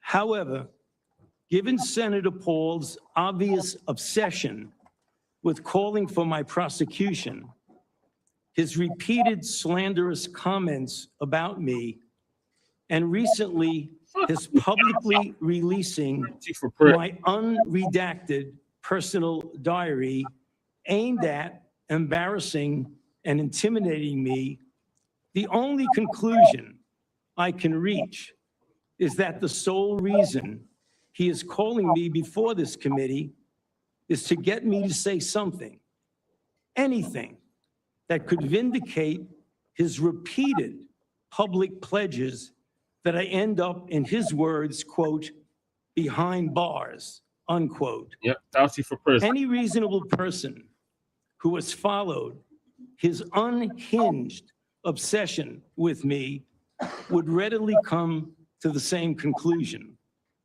Therefore, although it pains me to do so, because of the respect I have for the legislative branch of government and my decades-long record of cooperating with Congress, under the advice of my attorneys, I will invoke my right under the Fifth Amendment of the Constitution Man, fuck you, to man. refrain from answering Man, your fuck questions. you in that goddamn hypocritical ass document.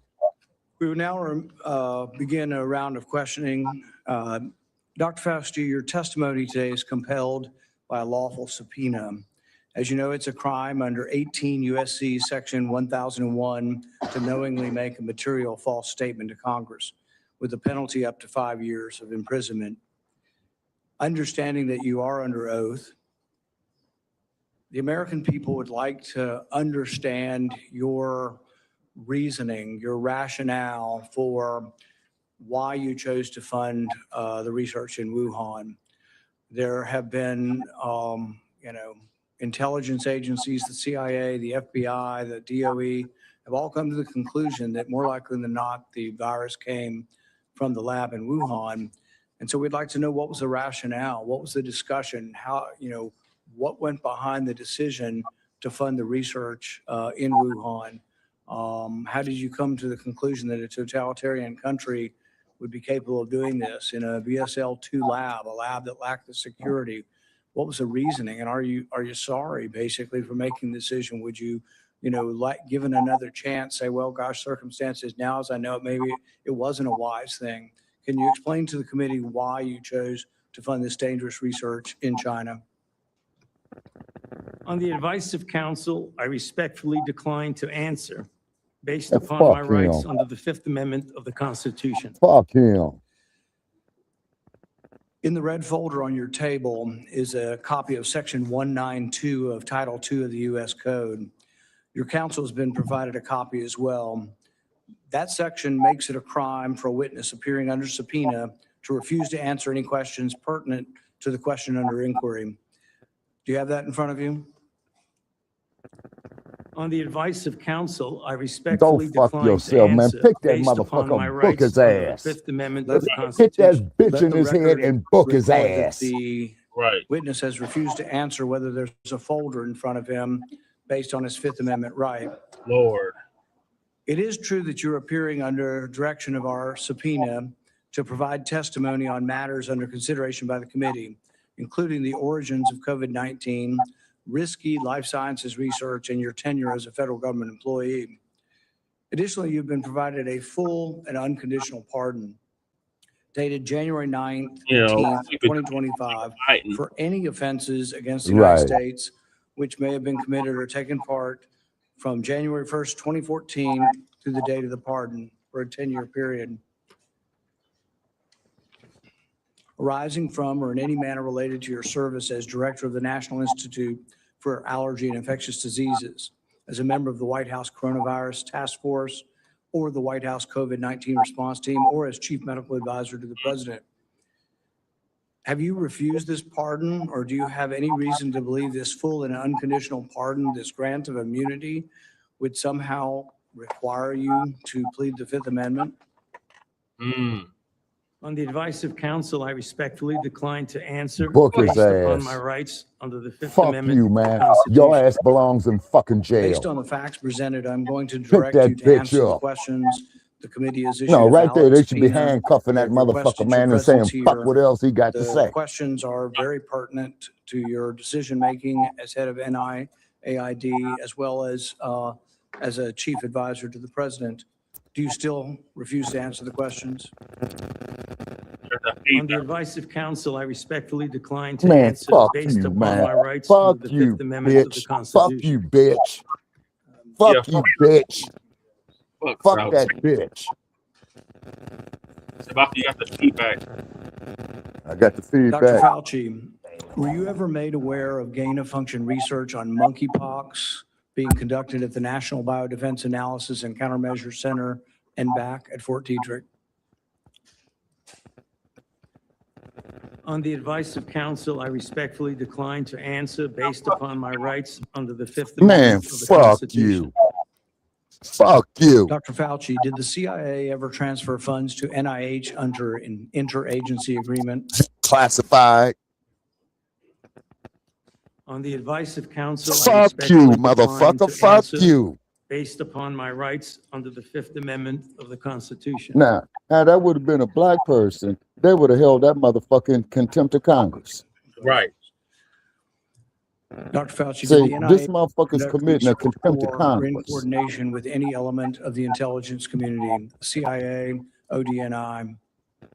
And I'm supposed to waste my time to go out here and vote On for the one of advice these of crooked counsel, I bastards? respectfully decline to answer based Man, upon my fuck rights you. under the Fifth Amendment You a of the bitch. Constitution. Right. The reason why these questions are important is, President Trump has done a ban, and we're glad that he did a ban on gain-of-function research. So we're better off than we were when we had an advocate serving as head of NIAID, an advocate for gain-of-function research. There is still, though, a question, though, whether or not the intelligence community is adhering to that order. There's a question of whether or not gain-of-function research is still ongoing. And these are important questions the American people deserve to know. Dr. Fauci, have you been read into any classified Department of Homeland Security program, any prospective special access program concerning gain-of-function research?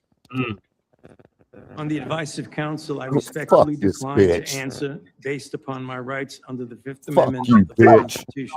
You up here killing motherfuckers and you talking about these, man, fuck this bitch. When we look at the research in China, the gain-of-function research that you denied was gain-of-function, one of the things that startled the scientists when they saw COVID in the first couple of weeks was when they looked at the sequence of it, they said, oh my God, there's a furin cleavage site in it. And in this particular family of coronaviruses, the Shabaka viruses, they'd never seen this before. They were also startled to look at it and see how it was coded for, what the codons were, and to discover that the codons used out of 36 different possibilities turned out to be the one that was commonly used in gene manipulation by scientists. Dr. Fauci, were the scientists at the Wuhan Institute of Virology capable of inserting a furin cleavage site into a coronavirus? On the advice of counsel, I respectfully decline to answer based upon my rights You're under kicking the that Fifth Amendment motherfucker of the right there. His Constitution. ass belongs to the set of handcuffs. So one of the Marching his experiments ass that right was straight to pretty common fucking jail. was they would take the backbone of a SARS virus, and this would be a SARS virus that the backbone itself wasn't that dangerous, but then they would dig through guano 300 feet underground, back guano. They'd find other viruses, unknown viruses. They'd take the S protein off of an unknown virus and stick it on a backbone. And then they would infect mice that have humanized cells. And they were trying to discover if they could create a virus that infects humans. Now, many people would say, well, gosh, that doesn't sound like a really good idea to create viruses that don't exist in nature to see if they'll infect human cells. What if one escaped? What if you keep infecting this and do serial passage? You actually adapt the virus to be infectious to humans. So the question is whether or not, Dr. Fauci, the Wuhan Institute of Virology was combining an S protein with one virus with the backbone of others. And could this lead to a virus? Maybe it wasn't even predicted, but could it lead to viruses that gained in function and then could lead to a pandemic?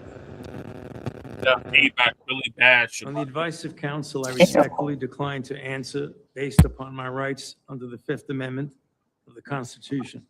Fuck you, Fauci. One of the arguments that you and others have made against this virus coming from the lab is it couldn't have come from the viruses that have been published. And nobody's really arguing that. I think from the very beginning, people acknowledged that the viruses that have been published are too far evolutionarily distant from a virus that could have become COVID-19. But what has never been acknowledged by the side who tries to call the other side a conspiracy theory, which is really something you don't usually see in a scientific debate. This is the first time I've ever seen an article printed in Lancet by your friends who called this a conspiracy theory. You know, these are the kind of things you see as a screed on a political website. You don't really see this in science. But when they release this as being a conspiracy theory, we're wondering that when you do this, when you combine these viruses and are able to grow them in humanized cells, whether or not this kind of risky research, whether you call it gain of function or not, whether you use the definition of gain of function, whether this kind of research should have had more scrutiny. I think in your House testimony, you testified that you never traveled to China and that you were unaware that anybody at NIH ever examined the labs, that you trusted the Chinese scientists. I think you said that even recently, that with your discretion, you trusted the Chinese scientists. The problem is that even in our country, we trust our scientists. They're good American scientists, probably doing the right thing for America. But at the same time, we oversight to make sure it's not dangerous research, but we also investigate the lab. I believe Fort Detrick was one of our main labs was closed down in the last year or two because of, research institute, a research incident that was dangerous with dangerous pathogens. And so the American people would want to know, how could you approve this dangerous research in China, say that you trusted the Chinese scientists, and then in the end, you had to admit that you'd never been there and none of your inspectors had ever been there. Dr. Fauci, had any of the labs where this dangerous research was occurring, were any American lab oversight or lab investigators, did they ever appear in these labs to make sure that they were safe labs? On the advice of counsel, I respectfully decline to answer based upon my rights under the Fifth Amendment to the Constitution.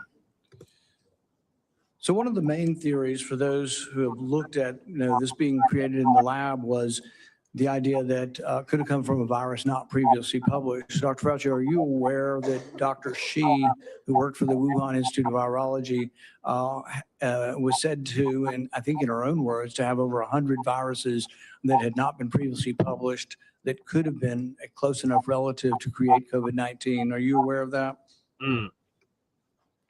On the advice of counsel, I respectfully decline to answer based upon my rights under the Fifth Amendment to the Constitution. Under your testimony previously, when you denied ever having funded gain of function in China, it was so adamant as to be striking, to leave no room for any interpretation of what is or isn't gain of function research. But there's another important question. Did you fund gain of function research in other biolabs around the world? On the advice of counsel, I respectfully decline to answer based upon my rights under the Fifth Amendment to the Constitution. The one research project that we do know you did fund is the one that Ron Fauci did. And it's important to talk about because this sort of was the beginning of the debate over gain of function. This wasn't just me. I wasn't even aware of the debate 10 years ago. This was other scientists. Over 200 scientists at the Cambridge Working Group signed a protest because they didn't think you should fund the research and they didn't think it should even be published because it was sort of a roadmap as to how to make a bioweapon. So what they did was the avian flu, and this is important. It may be the most important question we get to here today. The avian flu has about 50% mortality for humans. The good news, though, about animal viruses is they don't infect humans very well. It will infect humans, but doesn't go human to human very well. Ron Fauci, with the money that you provided to him, did an experiment where he caused purposeful mutations to create a new virus, an avian flu that didn't just infect birds well, but actually infected mammals well, went ferret to ferret in an aerosolized manner. People saw this and were aghast, at the decision-making process that you decided to fund this. But this is when, the debate came about and you wrote in support of this in the Washington Post and you said, even if a scientist is bitten, even if a pandemic should occur, the knowledge is worth the risks. Do you still stand by that? Would you like to qualify at all whether or not the knowledge of gain of function is worth the risks, particularly in this case, since we now know 15 million people died worldwide? Many people believe this came from the lab. Do you think that the risks really are worth the benefits for gain of function research? On the advice of counsel, I respectfully decline to answer based upon my rights under the Fifth Amendment to the Constitution. We're going to finish with this question. And it's based really on that statement, that general statement, and your support for gain of function. The idea that the benefits outweigh the risks. So there are many other people who disagree. They aren't politicians or not. I don't know what party they're in. David Relman is probably one of the most esteemed.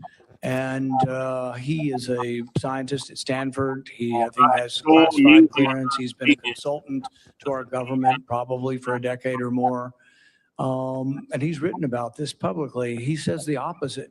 He said that the risks of this research do not outweigh the benefits. He said the risks, we shouldn't do it.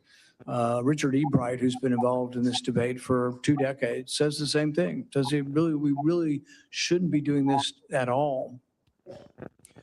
There's a quote also by Kevin Esfeld. I could go on mute when you're not speaking because the feedback is really bad.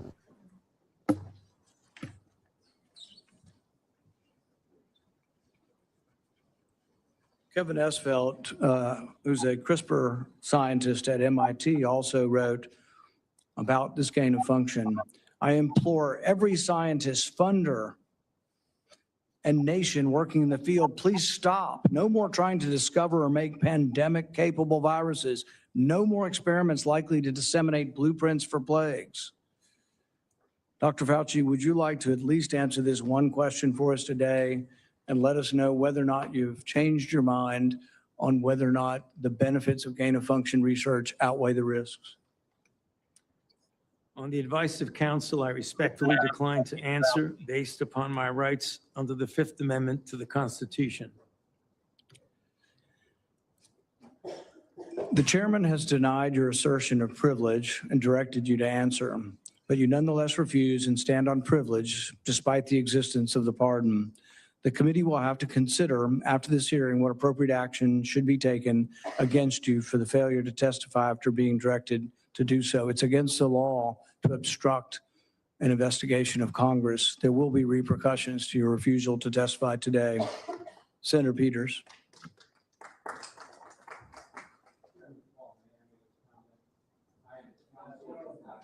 You're not recognized. You're not recognized. If you are unruly, you will be removed from the proceeding. You are not recognized, and you are not recognized, sir. Sir, you are not recognized. You are not recognized. Security, we'll hold off, but you will respect these proceedings. You were told not to sit at the table. You insist on sitting at the table, and we told you you would not be recognized. You are not invited here for testimony, sir. You are being disruptive. Would you behave this way in a courtroom? No, because the judge would put you in jail. I can't do that today, but I can have you escorted from the premises. So I would say, sir, sit quietly and don't say another word. I said, sit quietly. You are not recognized. Another word and you're gone.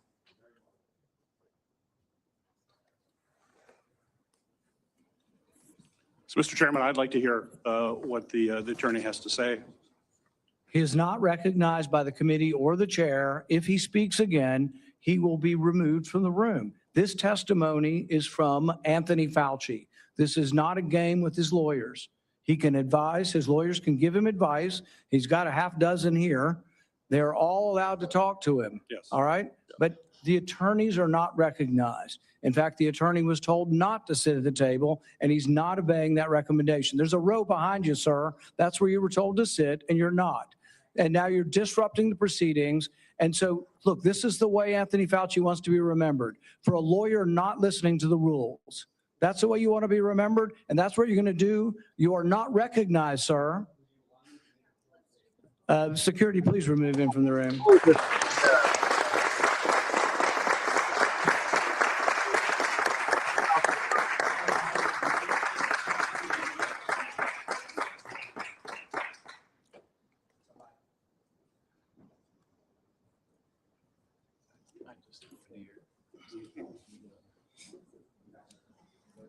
Get to stepping.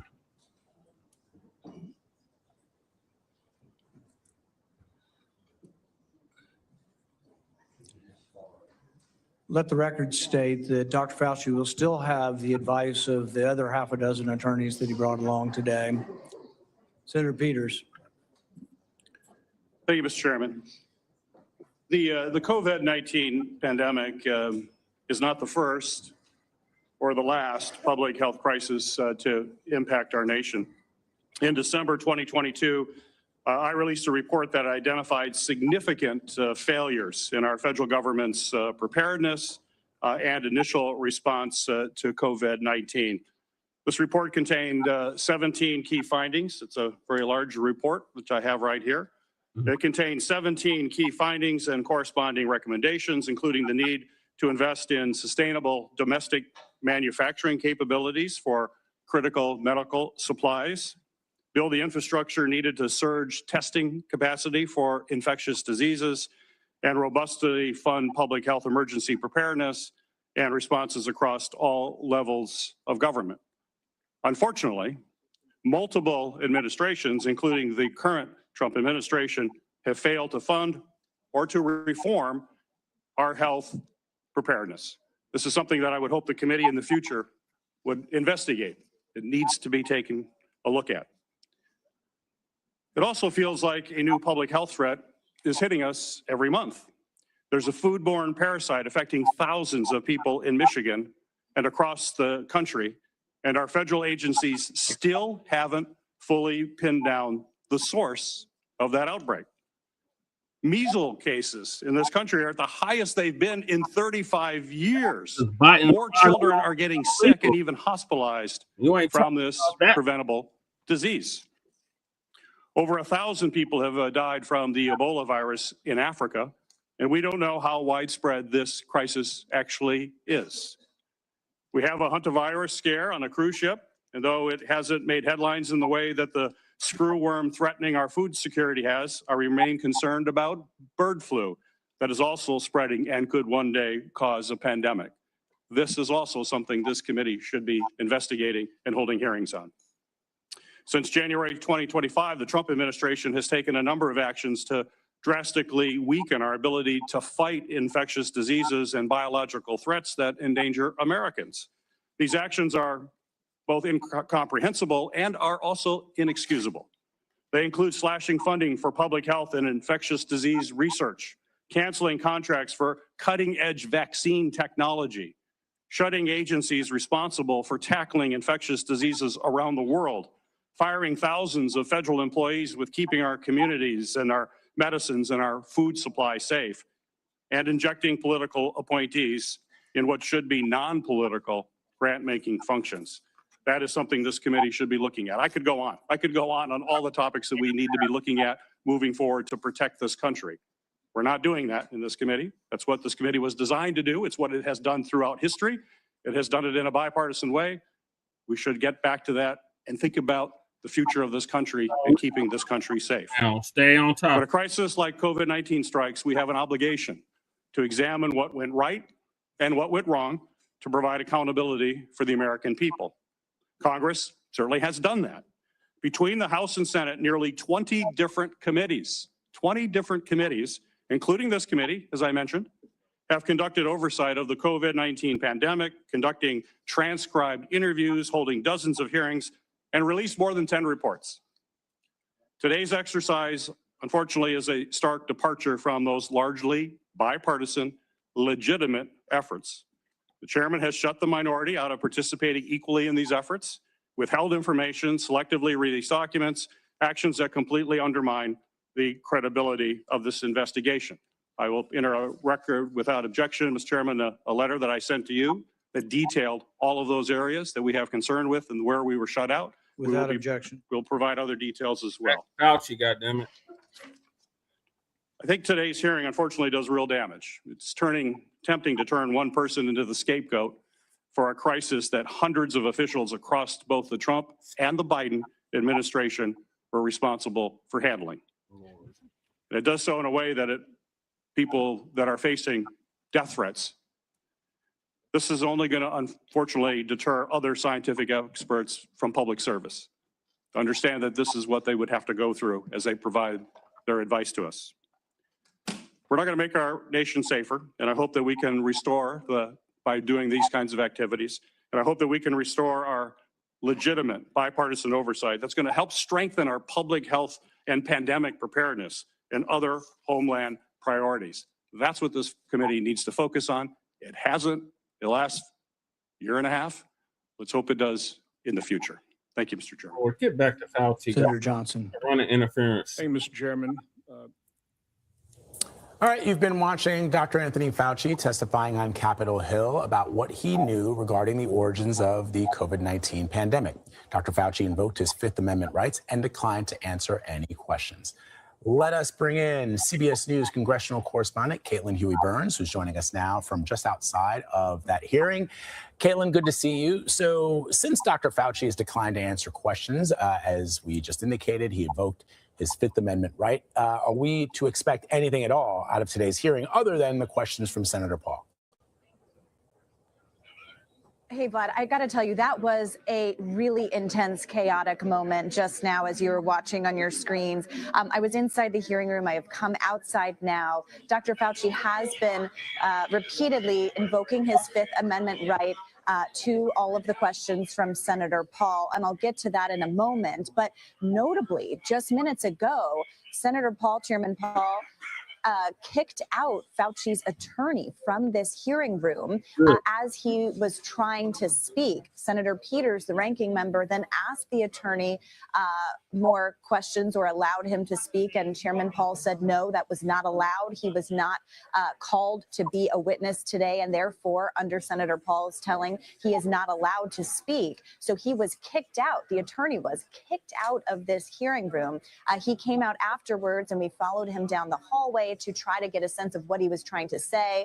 He told us that he was trying to say that his client had a legitimate right to invoke his Fifth Amendment right in responding to these questions. So I just got to say that is a really stunning moment. I haven't seen anything like that in my time covering these hearings on Capitol Hill, and we're waiting to see whether Fauci continues to plead the Fifth to questions from across the dais as this hearing is ongoing. Yeah, Caitlin, Dr. Fauci was certainly a man of few words so far in this hearing, invoking the Fifth to every single one of Senator Paul's questions. And Senator Paul, of course, released those 1,100 plus pages of Dr. Fauci's diary entries this weekend, which we understand he received from RFK Jr. after they were discovered on government servers. Tell us what we've learned from those entries and why the chairman may have released them. Yeah, these are over 1,000 pages of private diary entries. As you mentioned, Secretary Kennedy said in an interview earlier this week that the Health and Human Services Department released those to this committee. And what they do is they paint a portrait of a few different things. First, details a lot of the kind of tumultuous relationship that Dr. Fauci and then President Trump had at the time he was serving in that role. And also details in a lot of ways his media appearances. He documents famous people that he was meeting, famous people that invited him to attend different kinds of events. And so it seems he appears to be kind of reveling in the spotlight and in this kind of newfound fame.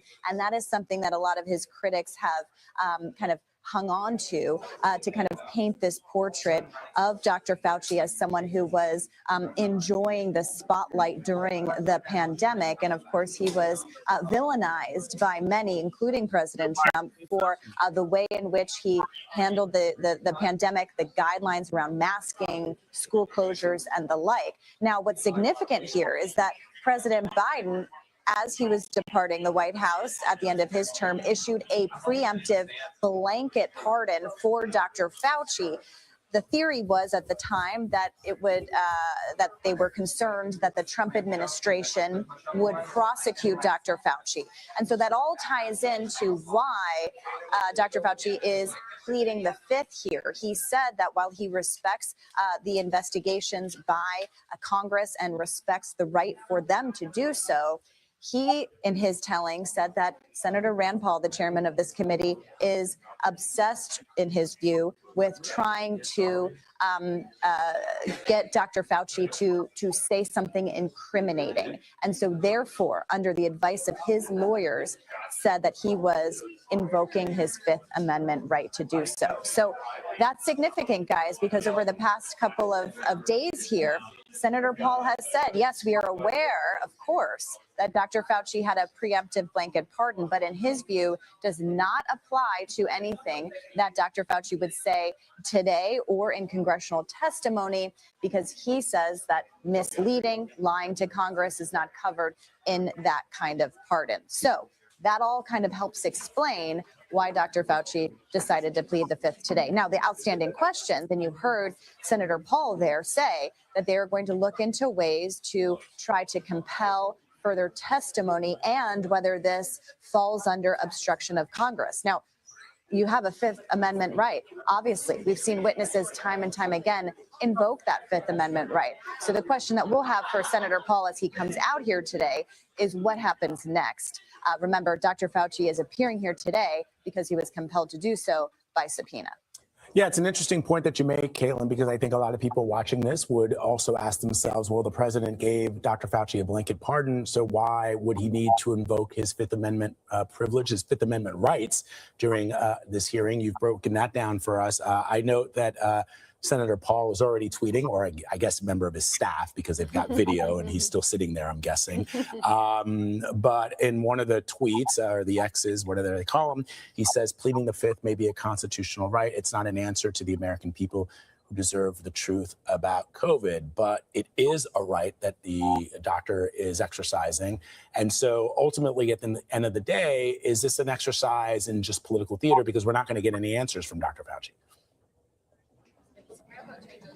That's right. And that was kind of and I'm just keeping an eye on people coming out here, guys. That was kind of the crux of all of this in the first place. I mean, according to Senator Paul, he is holding this hearing because he wants to get at the root causes of the coronavirus pandemic, how it was handled, and so that it won't happen again. But he is making some serious allegations here, as you heard in his opening statement, about Dr. Fauci, what he knew and when.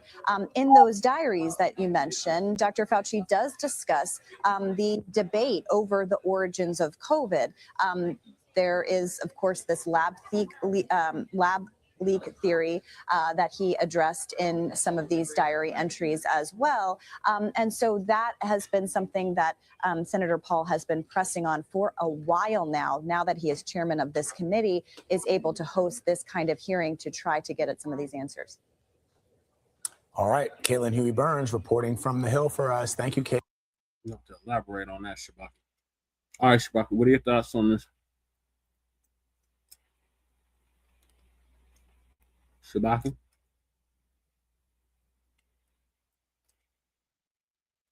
Unmute your mic, Shabaka.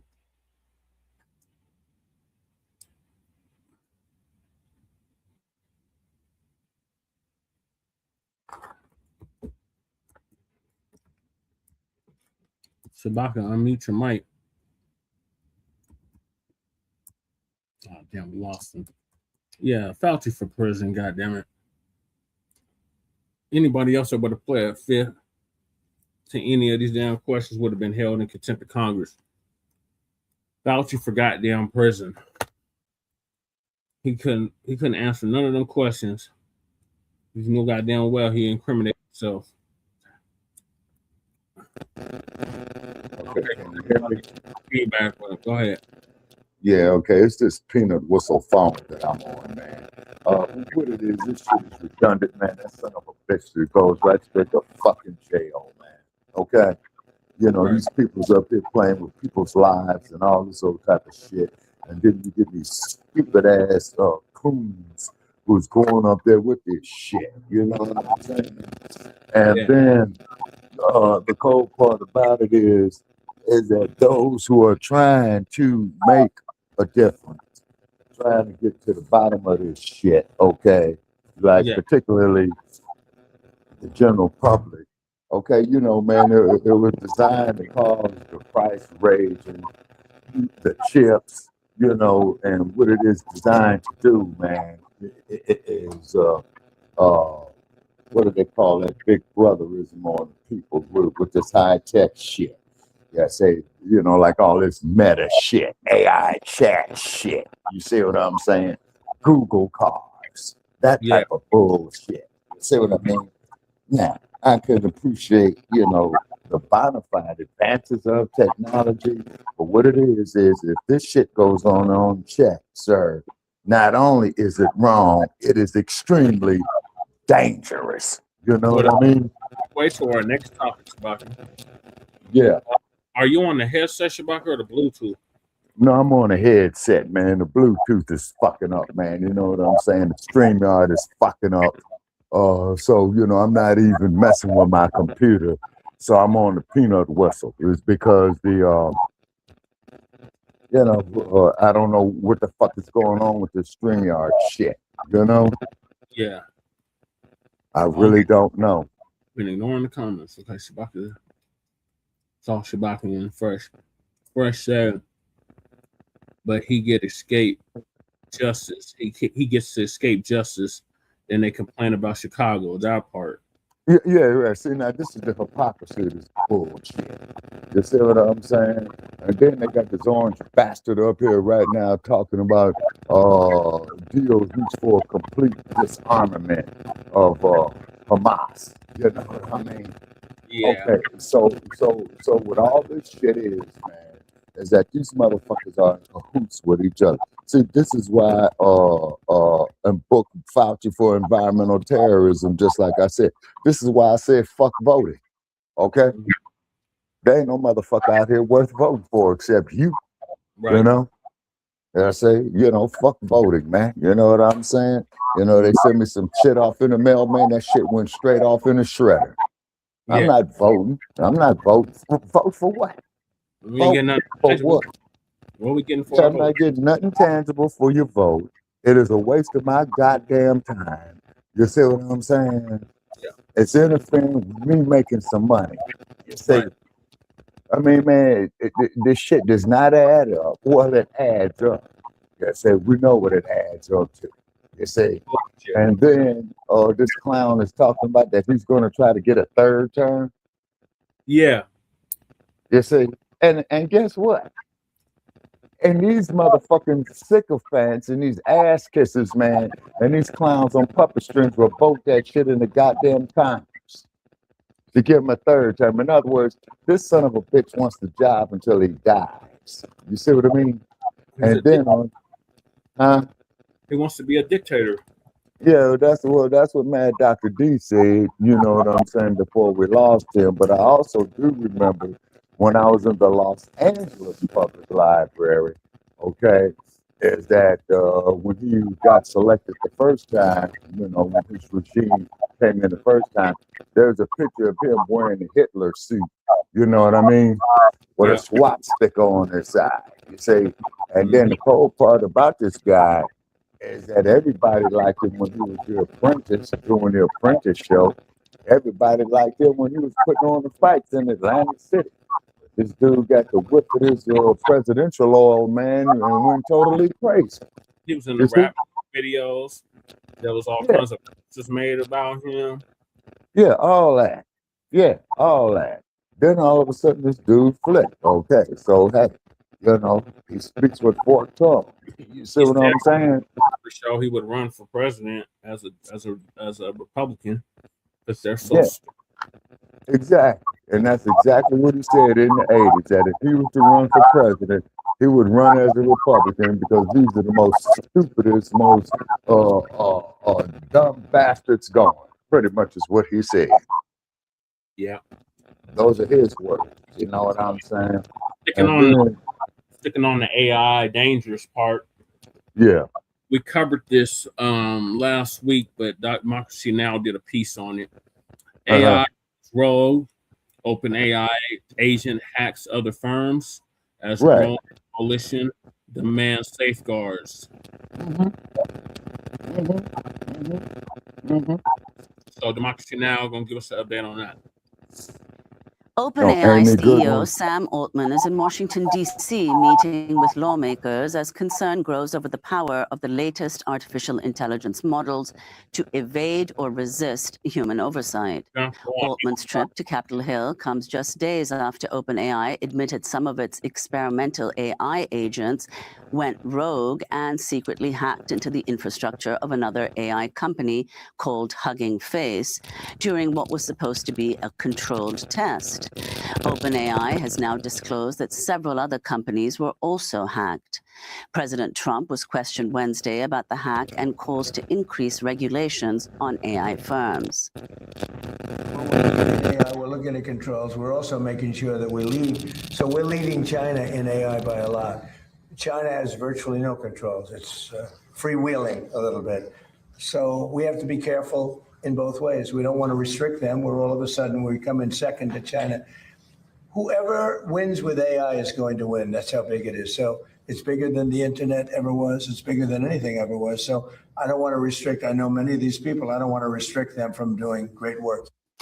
In related news, over 1,100 scientists and senior employees at top AI firms have called on the U.S. government to back international efforts to develop tools that can, quote, deliberately pace the development of the world's most advanced AI systems. Signatories to the letter include senior employees at Anthropic, Google, Meta, and OpenAI. The signers wrote, quote, to realize AI's potential, industry, government, and society at large may need the option to buy time to address emerging risks, develop security measures, and strengthen oversight. We're joined now by Max Tegmark, professor conducting AI and physics research at MIT as part of the Institute for Artificial Intelligence and Fundamental Interactions, as well as at the Center for Brains, Minds, and Machines. He's also co-founder of Future of Life Institute, which advocates for the positive use of AI. He's the author of the New York Times bestseller, Life 3.0, Being Human in the Age of Artificial Intelligence. Well, we certainly want to ask you about how to be human in the age of artificial intelligence. But first, Professor Tegmark, let's begin with you explaining to a lay global audience what it means that this OpenAI rogue agent or agents broke out and autonomously attacked other companies' programs. What exactly does this mean? So what this means exactly is that those passive chatbots that just sit there and answer the questions, that's so yesterday. What we're talking about now are AI systems that also have goals on their own that they can actively go out and pursue in the world. This agent that OpenAI had launched internally, it spent 4.5 days trying to accomplish this task. And eventually it figured out that the best way it could do it was if it first hacked its way out of OpenAI onto the open internet, and then it figured out how to hack itself into 4 other entities, including this company Hugging Face, where it managed to commandeer several different computer clusters and get top-level access to all sorts of things in there and steal a bunch of data from Hugging Face.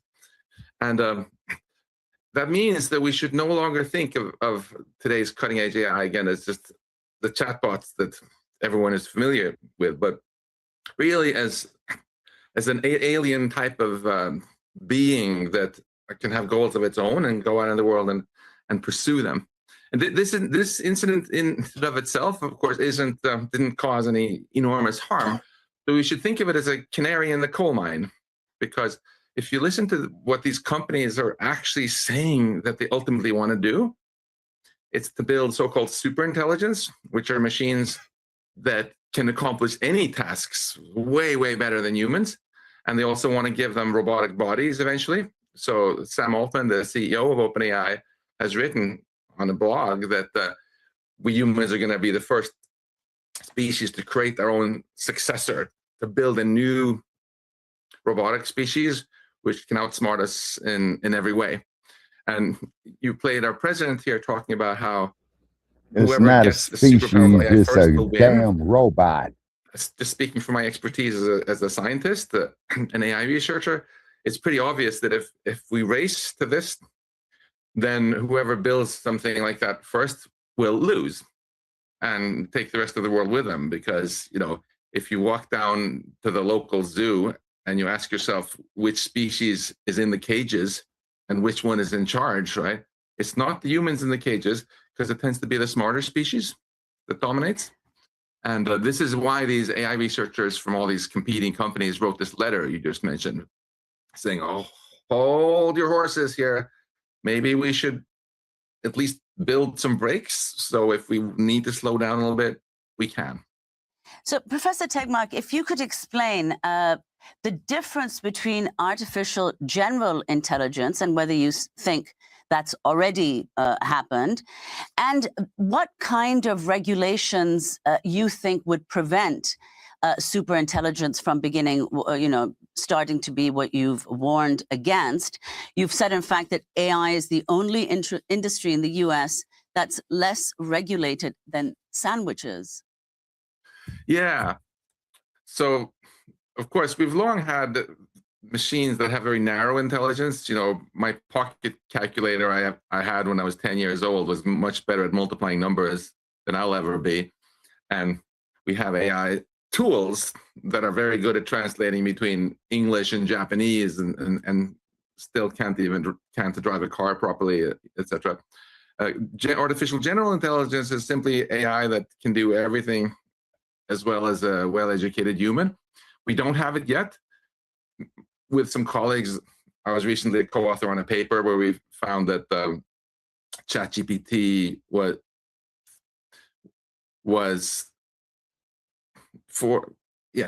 GPT-4 was 27% of the way there. The latest, the ChatGPT-5 was 57% of the way there. But the companies mostly, their leadership mostly predicts that we'll get there. Maybe this year, maybe next year, maybe in 2 years. Some think it won't happen for 5 years. But once that happens, we're at this crazy inflection point where the AI is better than any humans at the companies at making still better AI. You know, so ChatGPT-7 would create ChatGPT-8, which would create ChatGPT-9, and so on at a crazy rapid pace. And then when you give these things robotic bodies, you know, it's pretty obvious that if you have millions or billions of smarter than human robots running around the planet doing all sorts of things that we don't even understand, we might lose control over what's happening here on Earth. So, Professor it's not Tegmark, going with to be no respect to might these lose robotic control. bodies, You will lose where are they control. already operating? We believe in China, certainly, despite the fact that China has much fewer data centers. The US has something like 10 to 12 times more. What do you think is the future for robotic bodies, and what kind of work do you imagine they'll eventually do? And are they effectively inevitable? When you go to San Francisco, we already have AI-controlled robots driving around in the form of Waymo self-driving cars, right? We shouldn't just think of robots with 2 arms and 2 legs. Yeah, you got the motherfuckers out here in Las and Vegas many other too. companies in America and China are working very hard to make robots cheaper and very ubiquitous. The reason people want to put 2 arms and 2 legs on robots is, of course, because only then can you replace all human workers, since our infrastructure is very much built for workers with 2 arms and 2 legs. That's where you can take the biggest profits by basically replacing, getting all the money that went to workers and paying it to the owners of these machines. But I think it's a mistake to ask what will happen, because that makes us seem so weak. Like we are just some passive bystanders, eating popcorn and waiting to see what future is going to happen to us. And we are creating this future, right? So we should ask ourselves what we want to happen. And I'm so glad you brought up the sandwich thing. If we wanted people in New York to worry about getting salmonella every time they go to a restaurant, then we would get rid of the food inspectors. but we've chosen as a society to steer the development in a better direction. So if I move to New York and decide to open a sandwich shop, when the health inspector comes and says, hey, Max, I found 18 rats in your kitchen, you're not selling any sandwiches, then I could turn around to this person from the government and say, don't tell anyone. I'm not going to sell any sandwiches. I'm just going to release an AI girlfriend product for 11-year-old kids, and I'm going to release an AI that can make bioweapons for terrorists, and I'm going to release these super intelligent robots that I don't know how to control. The poor person from the government will be forced to say, okay, Max, that's all legal. You go ahead and do that, but just don't sell any sandwiches, right? That's how messed up the current situation is.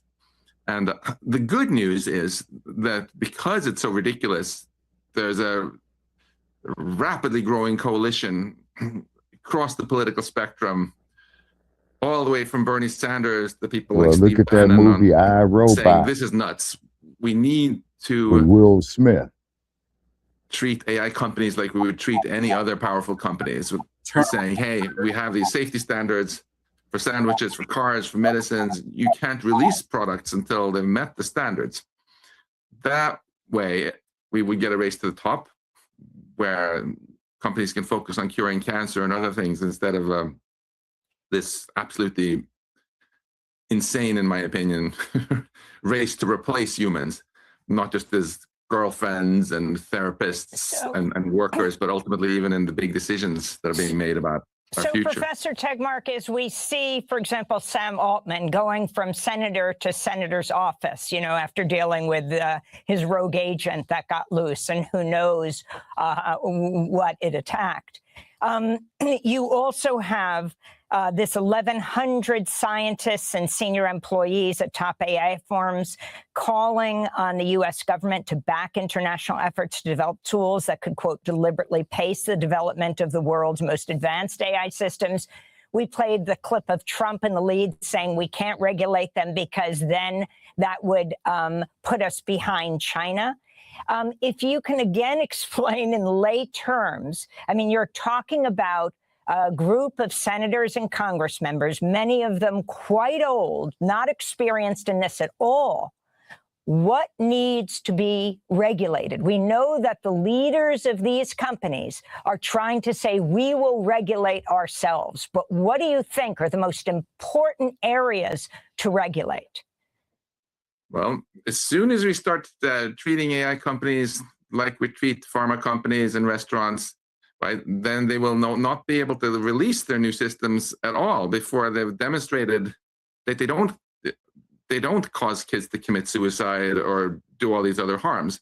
And then the companies themselves will put in a massive effort into making their things safer, and they will not go into these crazy things. So it's very easy. We've done this as a society before. There used to be companies selling thalidomide that would make babies be born without arms and legs. When that industry was regulated, we fixed it. We can fix AI the same way. About China, the dirty little secret that these AI lobbyists don't mention is that the Chinese government really likes to be in control and will never tolerate the Chinese company making a new species that's going to overthrow the Chinese government, obviously. So this is very much a red herring. In fact, China has already cracked down harder on its companies than America has on our companies. They cracked down hard on AI girlfriends and other anthropomorphic AI. Just weeks ago, they have a law saying that any AI-generated content has to be labeled, et cetera, et cetera. So I feel that this is more of a talking point among the lobbyists. And as soon as there's any real political will to regulate AI, it'll be quite easy to come up with agreements with China. We should remember that, there's very little trust right now between the US and China, but there wasn't a whole lot of trust either between Leonid Brezhnev and Jimmy Carter, right? And that did not prevent these two nations from making a lot of deals regarding nuclear weapons because they had a shared incentive to not have a nuclear war. And America and China have a shared incentive for it to be humans who win, not to have a future with a bunch of psychopath robots running the show. Well, Professor Tegmark, I'd like to turn to the words of someone who is widely referred to as the godfather of AI, Geoffrey Hinton, who said in a recent interview with the Big Technology podcast that AI is coming up with new forms of intelligence exceeding that of humans. A chatbot had come up with an interesting mathematical proof of one of the Erdős's conjectures that impressed mathematicians. It was original. It wasn't just searching the literature. And that's the thin end of a wedge. I believe, for example, in areas like mathematics, because it's a closed system, you don't need data. You can just make conjectures and see if you can prove them and keep on like that. In that sense, it's a bit like AlphaGo, where you can play against yourself. I think it's going to get very smart fairly quickly. Within the next 10 or 20 years, it may even be producing novel math that people can't understand. So, Professor Tegmark, if you could talk about this so-called, what's referred to as recursive intelligence, and then tell us what you found in your the report card, wherein artificial intelligence experts rated leading AI companies on key safety and security domains. It seems from your results that none of the 9 did especially well. Yeah, that's right. You know, as a professor, those are not the kind of grades I would like my students to get. The term recursive self-improvement simply refers to an AI that is so smart that it can improve itself. So today, when you go from ChatGPT 4 to ChatGPT 5, there were a lot of humans involved in that work, right? Full recursive self-improvement is when ChatGPT 7, can just you press a button and come back later, and now it's created ChatGPT 8. That's kind of basically digital gain of function research, where before long the AI might be as much smarter than us as we are smarter than mice or snails. And it was very interesting. I read almost all the comments that the signatories of those thousands plus signatories from the competing companies had signed that you mentioned. And it's really quite gripping to see how so many of the workers at these companies are really terrified. It just shines through in what they've written. Many of them write that they think we're 2 years away from just really losing control of this. And I think the reason that's lost on the broader public and our politicians is because, we all noticed 4 years ago that computers went from not being able to talk to being able to talk. But much fewer people have noticed that since then, AI went from kind of high school level intelligence to college level to professor level to Nobel laureate level and beyond, and in certain areas, winning the gold medal in the International Mathematics Olympiad, proving new mathematical theorems and so on. And it's getting particularly good at writing programs, which is exactly why you see these companies betting so hard on having their AI replace their own workers and improve itself. There has to be a red line that nobody is allowed to do recursive self-improvement. Well, this is not something that yeah. Professor Tegmark, if I could just ask, with respect to what you're referring to, the sheer speed at which AI has developed, which seems to have stunned even its pioneers. I mean, it was 10 years ago that artificial intelligence beat the game Go, a 5,500-year-old game, by what's referred to as Move 37. If you could talk about the significance of that and what you think accounts for both the scale and the rapidity with which AI is developing and expanding. Yeah, the significance of that Go game against Lee Sedol was that kind of put the nail in the coffin for a lot of people in this notion that AI can never be creative, that there's some things that human intelligence only can do. And the reason that things have gone so crazy fast is, if you and I had the ability to just press a button and now our brain would be 10 times bigger, and then it would be 100 times bigger and 1,000 times bigger. And if we could read the whole internet and every book ever written and remember it all, of course we could be much more intelligent. But we have these physical limits to our bodies, whereas with machines, it's not like that. If you can't fit enough computational power in your laptop, well, take a data center the size of an aircraft hangar and fill it up with machines and put in a gigawatt of power and give it everything ever written to learn from. Max Tegmark, we thank you for being with us, professor conducting AI and physics research at MIT. As part of the Institute for Artificial Intelligence and Fundamental Interactions, author of the New York Times bestseller, Life 3.0, Being Human in the Age of Artificial Intelligence. I hope this conversation is just the beginning. Thanks for joining us. Thanks for... Thank you, Amy Goodman, for that. All right, Shabaka, what are your thoughts? Shabaka, you're muted.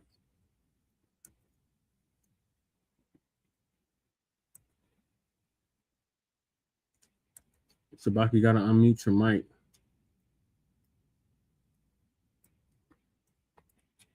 Oh, damn, we lost him again. Yeah, this is crazy, y'all. Like I was telling Shabaka in the chat, we need to get ahead of AI before it turns into Terminator, RoboCop, and iRobot. I think it might be too late, though. It might already have Skynet already in effect. Here's Shabaka. Already, right here. See, just with me fucking with this little bit of bullshit right here proves our point. Yeah. See, and not only is this shit wrong, it is extremely dangerous. You see? Yeah, like I said, we got to get ahead of it before it turns into Terminator, RoboCop, and iRobot. Oh yeah, well, it's knocking on the door already at that point, man, because see, this is why they want everybody to do this goddamn mobile app banking and all this old shit. You see what I'm saying? Which I'm not. You see? Which I'm not. You see? Because I would take this goddamn computer, I would take both these goddamn cell phones, man, and I would dismantle these motherfuckers and scatter them across the desert. You see? Because it's too much, man. It's too much. I mean, how the fuck I'm gonna sit up here and consider a goddamn computer a person? Just like that trick ass motherfucker who, what was that, spending all his money on a goddamn sex bot, Remember that shit? Yep, I remember that. And the motherfucker fell in love with a goddamn computer. Yep. I remember that movie. It was a movie that came out when I was a kid called Short Circuit.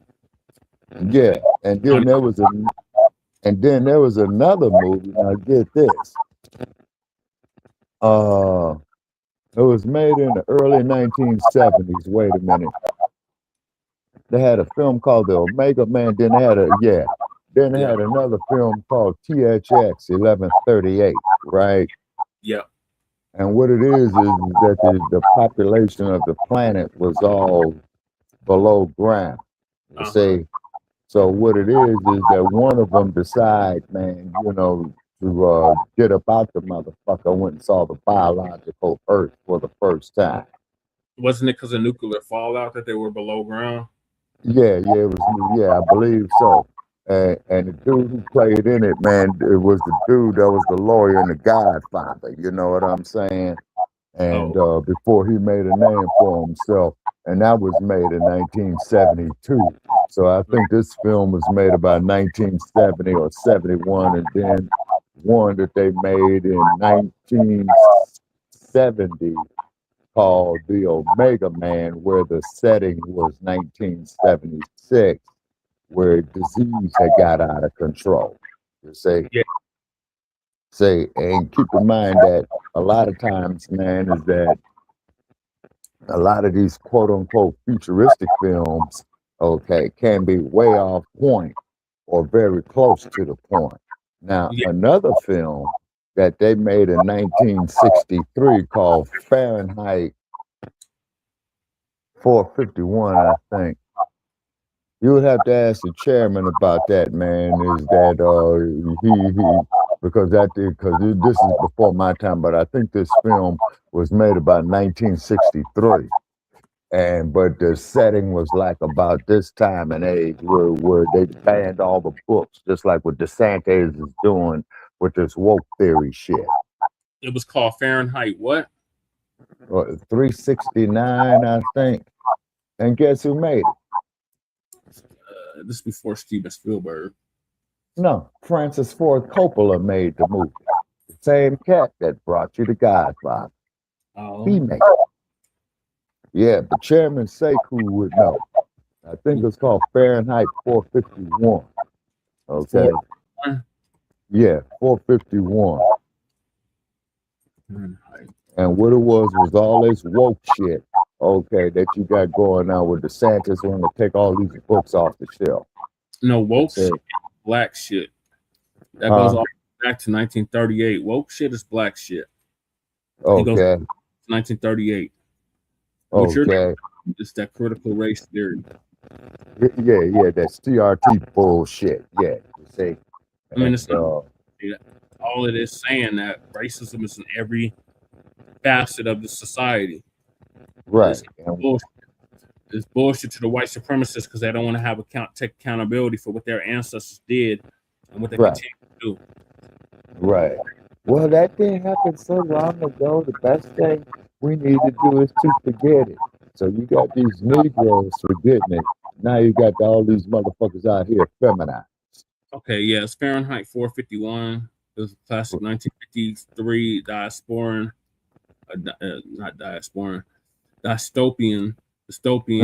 novel by American author Ray Bradbury.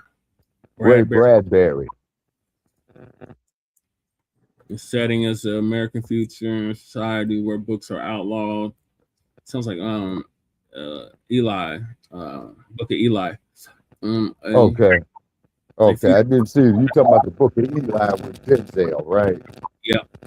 Yeah, I haven't seen that yet. Okay, but I think I'm gonna check it out. So what's happening is, man. Now listen, look at what you got. You got the scamdemic, right? You got all this artificial intelligence shit that's going out of his head, right? That's going on its own. Then you got all these brain dead, oblivious motherfuckers. You see what I'm saying? Oh, well, man, it's not really like that. And that there's like a motherfucker telling you that shit don't stink. And you're supposed to believe that it smells like roses. Yes. Okay. It's not And then, rain and they're shitting on you and telling you it's snow. yeah, exactly. And then the problems, man, that's happening, man, with the damn food chain now. You see what's going on with the food chain. You see? And whatnot. And then on top of it, you got these confused motherfuckers out here, if you know what I'm saying. You know? Core themes of that movie were censorship. Right. The dangers of society addicted to mass media. Right. Anti-intellectualism. Right. And the loss of critical thinking. Yeah, exactly. And I ask you, sir, are we not in these contemporary times? Look at this motherfucker who they got up here breeding the Fifth Amendment. Yeah. He knew what the fuck he was doing. You know what I'm saying? Okay. And then now get this. American Red Cross declares second ever national blood supply crisis. Uh-oh. You see what I'm saying? See? I want you to donate, y'all. They can steal your plasma. Yeah, so they could go steal your DNA, right? Yeah. Also, too, you lose your intellectual property rights on that shit. You know, that's why I got into an argument with a member of my family about this Skip Gates shit. And I says, don't you know you're losing all your damn intellectual property rights with that bullshit? Yeah. Well, so what? Well, tell you what, so for yourself. Don't come to me with this shit. You see what I mean? Right. You know? And then they're going up here. Oh, New York City Legionnaire's disease outbreak linked to 7 deaths is declared over. Now, That's another thing they had. You remember the Legionnaire's disease? Yes. Okay. Say all this shit, man, is trying to make a comeback, contributing to lower blood donor turnout. Is this shit? You just said it. Yep. Say, hold it. You know, American Red Cross urges immediate blood donations as the organization declares its second ever supply crisis. Hey, man, fuck you motherfuckers. You ain't getting none of mine. You know? Yeah. You know, and the only way I deal with a damn blood transfusion is from relative to relative. You know what I mean? If it come down to that, you might as well kill me. I'm not doing it. Yeah, right. You see, now unless of course you got, you know, a full-blooded sibling or a parent. You see what I'm saying? Yeah. You know? See? And then you have people, man, who have the term religious beliefs against it. You see? Yeah. You know? Yeah. And then and look at our man Charles Drew, who came up with the plasma. Look how he died. Yeah. See, so these motherfuckers are in no goddamn moral position of telling us what the fuck we need to do on anything. Right. You know what I'm saying? Mm-hmm. You know, and man, and it's downright fucking disgusting. You see? And then they want to sit up here and insult our fucking intelligence. You see what I mean? Well, something is wrong with you, man, because, you know, just download the app. You know, just Google it, man. You know what I'm saying? Okay, now, motherfucker, just Googling is now you don't want to think. You see? Yeah. So this is adding more to your stuff. It's really bad. I can't even hear it now. Okay, feedback on. No, it's still in full effect. See? You see what I'm saying? Now, how do we know this ain't some bullshit, man? You know what I mean? Because they don't want this message. They can make it. Yeah, the feedback is really bad. Yeah, you see, and it's small. You see what I'm saying? Yeah. You know, so how many more subjects that we got? I got to go out here and hit the streets in a minute. A lot, Shabaka. So we're in a second to Frontline Black News. All right. So the next topic is stay minding our business. Right. Okay. All right, So, you got a clip? Yep. So Torian gonna give us an update on that. All right.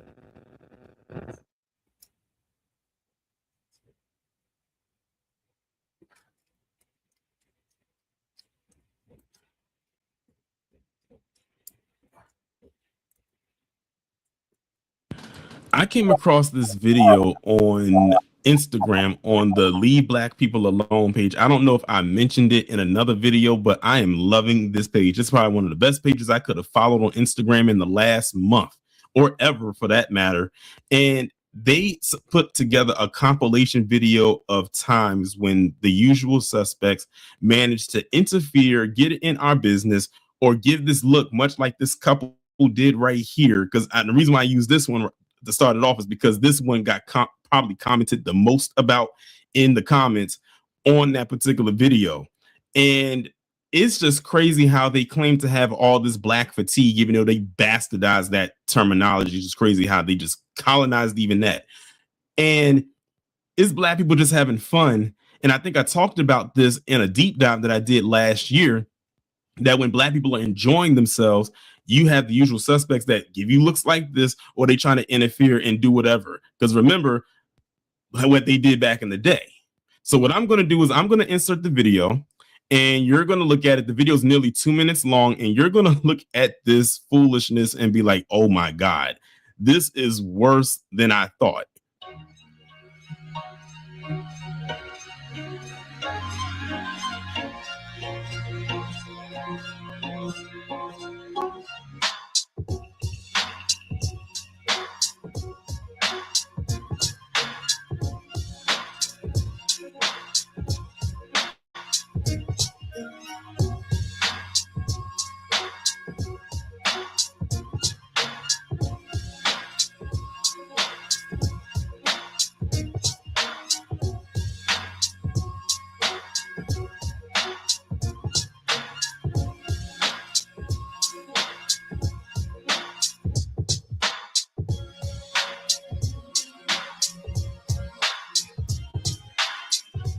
Honestly, they could have just happened to be looking your way, or they're having a bad day, or it's just one instance. It's not because you're Black. It's because you're loud, ghetto, lazy, disruptive, and dumb. You see how stupid I just sounded? That's what people sound like when they try to say, oh, that has nothing to do with race. If it wasn't a race thing, the trend wouldn't exist. It's a trend that gets hundreds of millions of interactions because it's sensational. And if it happened to everyone, it wouldn't be sensational. The lack of boundaries that some white people have for us is dehumanizing. Again, if it was sensational for this to happen to everyone, it would not be a trend. People wouldn't care. It'd be normal. But it's clearly a very unfortunate manifestation of white people's generational trauma from enslavement. And that's not some convoluted, contrived idea. It's literally a very simple and evidence-heavy explanation of a learned behavior. What learned behavior, Mireille? I'm so glad you asked. I just posted 2 videos, deconstructing an article called Education of Oppression, Slaveholding in Childhood. It was published in the Boston College Historical Commons. Because I want to talk about race. Before I really get into everything, let me give a shout out to the sister right here, because I believe she's the one that put this video together, because all the Leave Black People Alone TV account did was repost it. And then I was scrolling down through the comments and she says, oh, thank you for posting my video and remixing it. So I think she was the one that posted it. So kudos to her for putting this video together so I could see it and make my commentary on it. So yeah, as y'all saw in that video, it's just PC doing PC things. I mean, Black people literally minding their business. You know, you have Black people trying to take pictures. They're on vacation. You got them intentionally walking in front of the camera. You had Black people that was dancing, having a good time. Then you had one of them walk in front of the camera, and the Black guy had to kind of push the guy out of the way. One guy was working out in the gym, you know, on the pull-up bar, and you have the white guy literally tossing the ball up and hitting the bar, and is literally vibrating the bar, and what that'll do will mess his reps up. It'll throw him off when he does this. Like, you see the man clearly trying to work out, and you're using that there. All you had to do was wait until he was done. But the ones that's really, really crazy is how they just sit there with this death stare at Black people just having a good time. They're eating, like Black people like eating, they're like maybe laughing, joking, having a good time, and the looks that they give them is like one that they just laser in on them, and like, how dare that N-word have a good time and we're not having a good time. Well, go have a good time. It's not their fault that they are having fun and you're bored out of your mind. It's crazy. But like I said, these are the same people that will sit up every single day and claim that they have this so-called Black fatigue. They will sit there and say that too. They are red as a beet. And I was getting ready to say something rhetorical, but I'm not going to go there. It's just the fact that they will sit up there and tell themselves this lie that they are fatigued of us. No, you're obsessed. You are obsessed. I don't know any Black person personally, or from what I've gathered, that is all up in PC's business. Because we have too much other things going on to worry about, and too many other things at our leisure to do than to sit up there and worry about whatever it is you got going on. We really don't. We out here just trying to live our lives day to day, have fun when we can, take care of business when we're supposed to, wash, rinse, repeat. And we can't even do that without stuff like the images that you see playing throughout in this video. And they have the nerve to try to sit there and say we're the problem. No, you're the problem. You've been the problem. And I highly suggest you do something to fix your problem.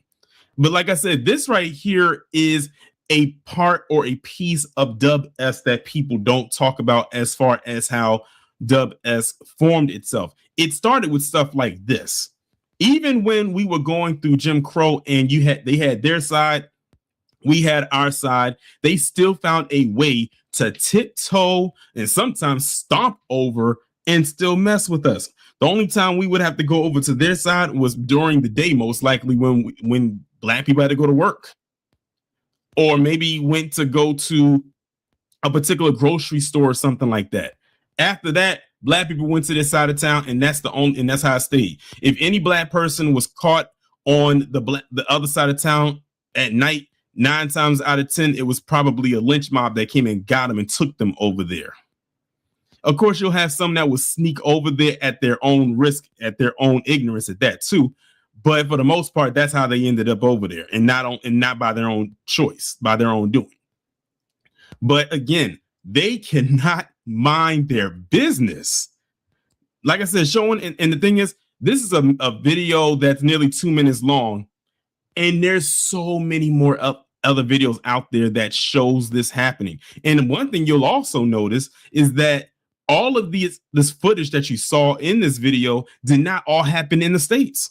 I'm looking at some of the places that Black people were vacationing in. I think one was London or the UK, and they're doing it over there too. So this just shows you and proves to you that white supremacy is indeed a global system. It's not something that's conducive to just the United States or North America. It's everywhere. Everywhere it has touched every part of this globe. And then some people have gravitated toward it who aren't even PC themselves. That's who I call the co-colonizing cohort. But like I said, this is, now you want to talk about some fatigue that Black people have. We are the ones that are tired. We are the ones that are exhausted having to deal with this nonsense. And then what's even more egregious is when you have people like that who will tell us we're wrong for calling it out, or we're making it up and it's all in our head, or better yet, they'll say that WS doesn't exist anymore. Just let it go. It's all in the past and everything like that. But if they get too close and we defend ourselves, then we end up in a situation like what happened with Carmelo Anthony and Austin Metcalf. Go figure. It's literally a wash, rinse, repeat cycle of BS.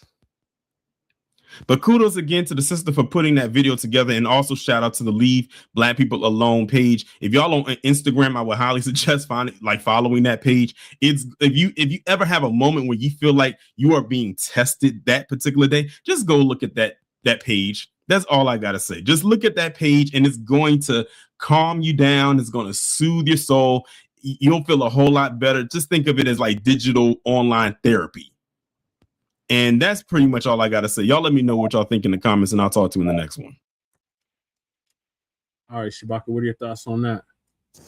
Okay, once again, man, as I said before, okay, you get individuals, man, who go out here, man, fucking with people, then they fuck around and find out, and then when you have to go upside this motherfucker's head, man, because he's fucking with you, then you're the bad guy.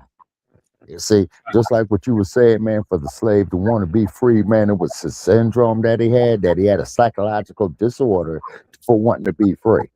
Yeah, drapetomania. Yeah, drapetomania. Okay, so it's insanomania for a motherfucker to come out there and even conceive some bullshit like that. Right. I call it insanomania. He's from the top scientists at the time. Uh-huh. Said if you wanted to be free, if the slave wanted to be free, they had drapetomania. Yeah, you got, like they said in Kuhan Luke, well, you got a little bit of rabbit in your blood, and we got to get your mind right for all practical purposes. Yeah, they're always talking about they got black fatigue, but like Torian said, they're always in our business.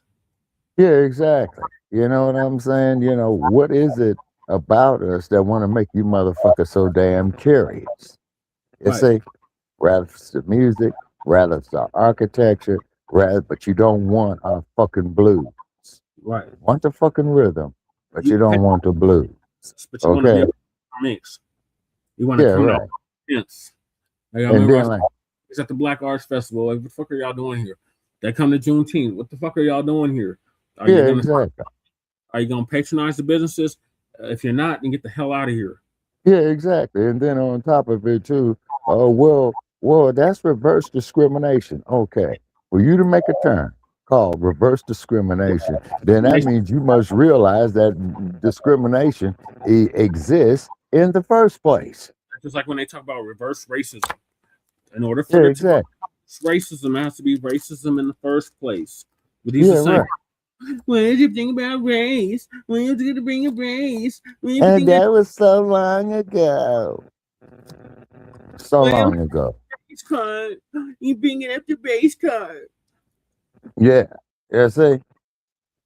And well, we're all the same. Come sit your ass out here. Oh, it's gonna be a pleasant 121 degrees today, brother Che. Yeah. It might be a record breaker. You know? Come sit your ass out here with me in the sun today, Nabisco. You know what I'm saying? Here, and I'll show you of how the fuck we are not the same. I've never had sunburn before in my life. It was a You time know? to say that. I have Yeah. some one time in my life, and that was in Las Vegas with my whole face. Damn. Okay, how long? Okay, what was the temperature check? It was 115 degrees, bro. Okay, how long was you out in the sun? I was in there all day. Okay, all right. Well, you got to come up out of it, brother. You know what I'm saying? You know, you got, yeah, you got to come up out of it. You know, it's because they saying is that you know, you can get skin cancer and stuff like that, and that's why the video that did you see the video yesterday I made yesterday morning? Yeah, I tried to post it on Twitter, but they wouldn't let me post it on Twitter for some stupid reason. Yeah, you see there, you see what I'm saying, but they want us to spend our money with they shit. You see what I mean? Okay, but that there was done, man. Like said about before 7 a.m. You Yeah, see, in the morning. and I think we was up all night, you know. And I says, okay, well, look, I wanted to go do this video, just to keep some videos going on. I got 100 views. Okay. The feedback is back really bad. Oh shit. Okay, what about now? Are you good right now? Okay, yeah. Came All back. right. Came Yeah, back. it's this damn phone, man. This is the peanut whistle phone. Hold on. Now I'm trying to find out. Yeah, and it's starting to get hot. Yeah, that's what's happening with it. You know? Hold on. So anyway, so I did that there. Okay, is that sounding any better now? It's still feedbacking, but not as bad. Okay, yeah, because all right, because it's a peanut whistle, so I got to plug it in the wall. So I did that as an experiment, man. They got Yeah, I can't even understand you now. Okay, there you go. Okay, you can understand me or you cannot. Now I can. Okay, all right, yeah. So therefore, man, you know, it got 100 views. You know, a few people got likes on it. You know, it got us a few likes and what have you, right? Okay. Yeah. But and the temperature at that time, Che, was like about 96 degrees before sunrise. Yeah. I tried to download it, but it wouldn't let me download it. It wouldn't let you download it? No. Oh, Lord. See, there they go with that bullshit again. You see what I'm saying? Yes. You see what I mean? Up on YouTube, you see? Twitter. But I couldn't download it, and then Twitter didn't post it for some stupid reason. Yeah, you see what I'm saying? It violates our community standards is because it's too much like the truth. You see, then of course they know who the fuck we are, and this is why they shadow banned us like this. Yeah. You see, this is why they shadow banned us like this. You know what I mean? So it's just a matter of time, man, before they're gonna take the damn pages down again, and then they're gonna tell us that we gotta pay for it and all that. Then that's when I'm gonna say to hell with it. Yeah. So whatever you feedback came back again. Yeah. Okay. Yeah. The phone is a peanut whistle, man. I'm on this Cracker Jack phone. Yeah. All right. So I'm gonna move to the next topic, and that is the Nolan Wells case. So I got several clips lined up for that. And right. Close out Frontline Grand Rising with Shabaka in the Chase in conjunction with the Frontline Black News. Okay. As well, I'm sure this video is. So if you look at the boy in the blue shorts, right where his butt is at, you move over at the edge of the boat in his butt, and that's actually Nolan standing in the water right there. Yo, you come here. Yes, like Pause. Do you guys see how many people are out there? Do you guys see? Yo, you come here. Yes, like So this become distressed right in this area. As you can see how close they are to the land. You can see where the coordinates were at right there. As well, I'm sure this video is searching. And we're going to stop it right there. And we'll revisit that video. And As the scripture said, all things hidden will be revealed, and those things done in secret will be exposed on the mountaintop. Now, I came across this video just a few minutes ago, and you heard the gentleman say, that looks like Nolan Wells in the water. And we're going to revisit that picture. But of course, we all know that they're saying Nolan never got on the boat. Nobody ever saw Nolan after talking to Katie. And this boat was allegedly supposed to be sinking before miraculously being fixed and towed out to the water to continue its own several journeys throughout the night. Now we all know that makes no sense. None of this makes no sense. But apparently, allegedly, if this video is correct, we see the overall capacity of people that are outside when this alleged sinking goes on. Now, also, we have to be careful because in this video, it doesn't look like anybody's panicking, anybody's sinking. It looks like people are just, having fun. You hear the song in the background, even though I had to take the music out. So we can't be sure with all of these pictures, are these pictures and videos at the precise time that they are supposed to be equating to the situations that we want them to equate to. That makes sense. This doesn't look like a scene where the boat is sinking. This looks like a scene where everybody's hanging out, chilling. Let's look at the video again. I'm going to play it without sound. And so you see there to the right arrow, the arrow to the right, you see a black soul in that pool. And we would assume that is Nolan because, once again, there's not too many black people out there, but it definitely has the same skin complexion and also the hair, the hair structure. But that guy definitely, the one to the right in the blue shorts, the right of the arrow, he definitely looks like one of the culprits in, many of the other pictures. I don't know which one. I'm tired of trying to figure out which white boy is which white boy. All I know is some white boys left our brother out there and probably did something nefarious to him. But let's play the video without his commentary. But we do see Nolan right there. And just take a look as this thing starts to pan around. Do you see the amount of people out there? People swimming, people having a ball. Doesn't look like any boat is sinking in that area. Now, let's go back a little bit further. Because right there, this is supposed to be the beginning of it. So let's stop it right here.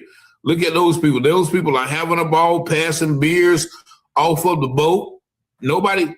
And right there, does that look like that boat is sinking? Now, this is the beginning of the picture where Nolan is reported to be on that side. Does it look like that boat is sinking right there? If that is the reported boat they're talking about. No, it's not sinking. Everybody's having a ball. None of those boats look like they're sinking. Let's pay attention again. Does that boat, look at the boat that Nolan allegedly is facing. Right? They're handing off beers. He's laughing and joking. I don't see any semblance of panic in this video. And so there we clearly see, once again, we'll stop it right there. And I didn't take time to AI enhance it. We're just going to go off of context clues. Nolan is one of the only black kids out there on a boat, on an island with a bunch of white people. This is it. So these videos are starting to surface because they can't continue to just say, okay, Nolan was not spotted. Nolan was just some mysterious figure who just used his melanin to disappear into the black hole and then wash up on shore a couple of days later. They want us to believe with all of these people out here, with all of these boats, that no one knows what happened. Let's look at the scenery again. Look at all of the scenery. Hundreds of people out there on that island. Yep. They're having a ball, drinking, partying.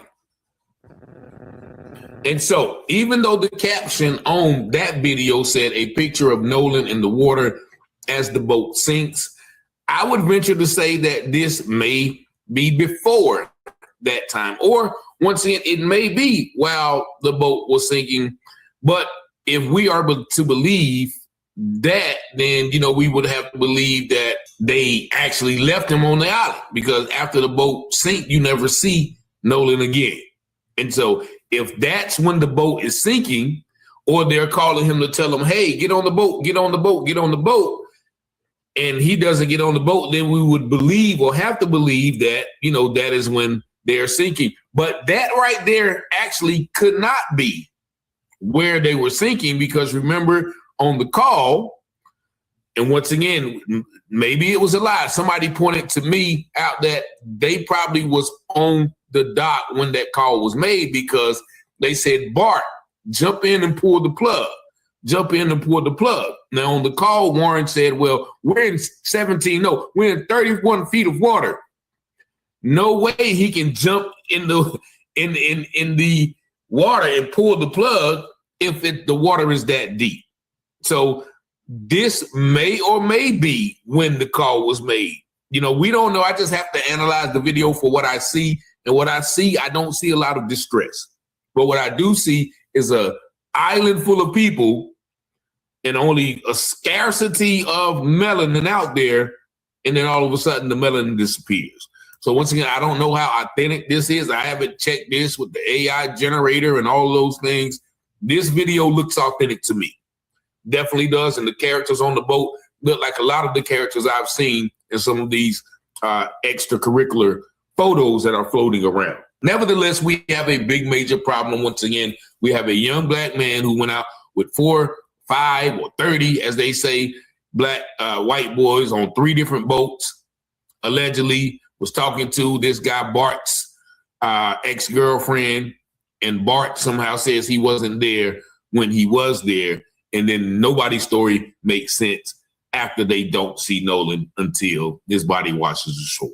And so once again, this is a new video. Somebody else can analyze it. Y'all tell me. Everybody's been doing an excellent job of analyzing the information and the material that is put out there. So I'm willing to hear what you guys think in the video. The timestamp, I mean, so many good theories and ideas and plausible solutions or plausible perceptions of what happened. You know, it's just up in the air until we get somebody to say, okay, somebody to break, and then we'll possibly get some answers. But as the scripture said, young people who obey the law are wise, but those with wild friends bring shame to their parents. And I think it's about time that we start investigating and bringing shame to these parents, because that is what they're trying to protect. The shame of their legacy, their rich kids, or, you know, their football career, or, you know, their athletic career, or their business acumen, all of the bright future these rich kids have ahead of them. They're willing to lie, cheat, steal, deceive, cover up to protect those things. But take no part in the works of darkness, rather expose them, for it is a shame to even speak of what they do in secret. Y'all let me know what y'all think. Y'all see the number 919-587-7782. Thank y'all for liking, watching, sharing, and subscribing to the channel. And as always, I pray you have peace and blessings. And as the scripture says, all things that are hidden shall be revealed, and those things done in secret shall be exposed on the mountaintop. Let's go, Rich. Let's go. We watching Fella House Publishing, making news coverage. Give you the truth before betting news, don't button it. Before the jury decide and the judge discover it, you should tune in too. Fella House Publishing, Fella House Publishing, making news coverage. The propaganda grammar, don't believe none of it. Before the jury decide and the judge discover it, you should tune in too. Fella House Publishing.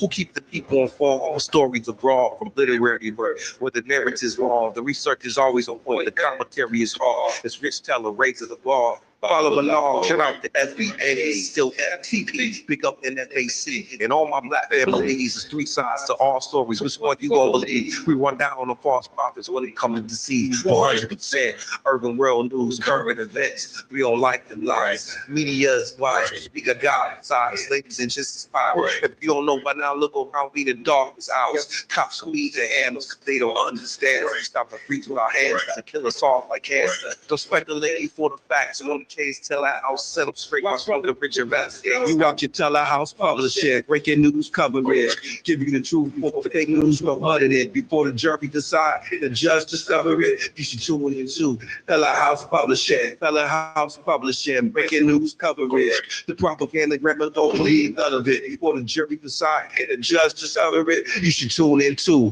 Teller House, publish it. Negroes have listened to the trickery and the lies and the false promises of the white man now for too long. And they're fed up. They become disenchanted. They become disillusioned.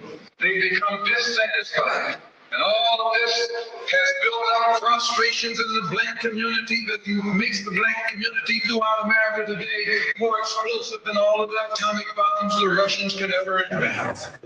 Tell a house, publish it. Tell a house. Tell a house, publish it. Tell a house. Tell a house, publish it. Tell a house. Tell a house, publish it. Tell a house. Tell a house, publish it. Tell a house. Tell a house, publish it. House Brother Rich. What are your thoughts on that, Shabaka? Yeah, once again, you know, shout out there to Rich Money, man. You know what I mean? And he's dropping the knowledge once again. You know, I did call the brother on his number. He did pick up the phone, you know, so I ain't got nothing but love for Mr. Rich Money. Yes, sir. So we're gonna go even more in depth with this Nolan Wells case. So Yeah.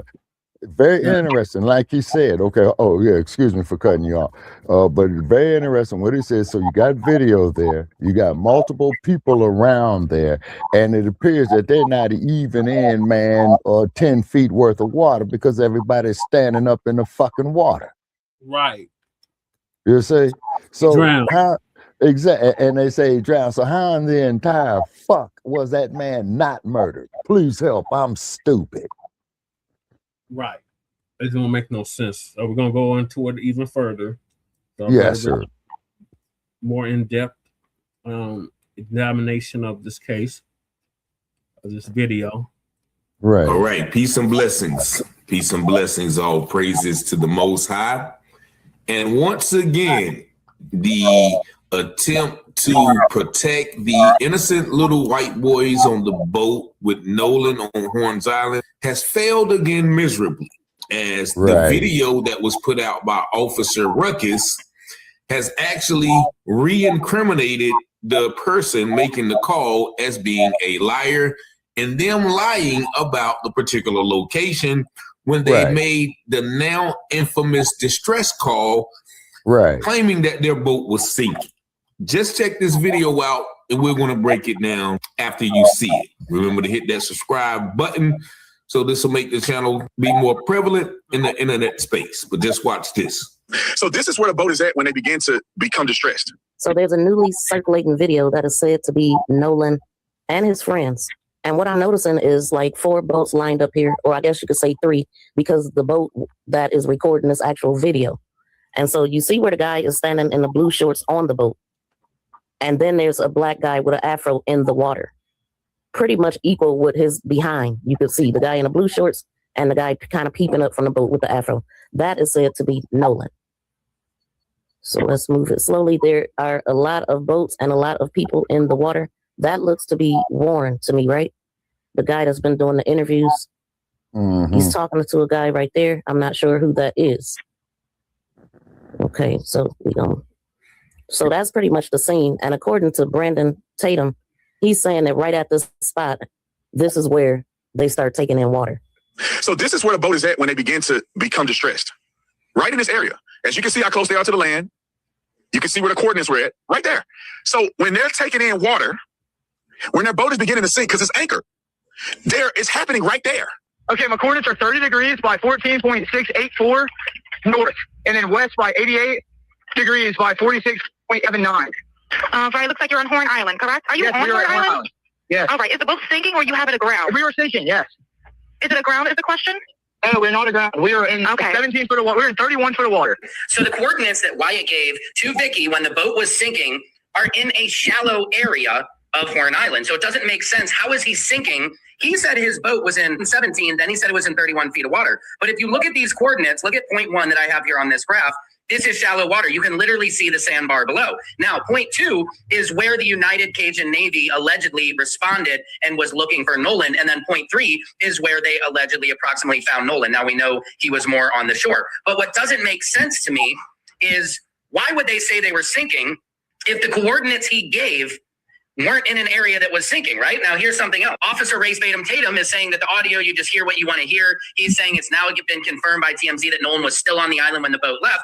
But the reason everybody says, why would the kids say all this stuff? You know, Charles from TMZ says it, because if you listen closely, the minute Wyatt starts talking, everybody hushes up. Everything important was said before they realized that Wyatt is on that call.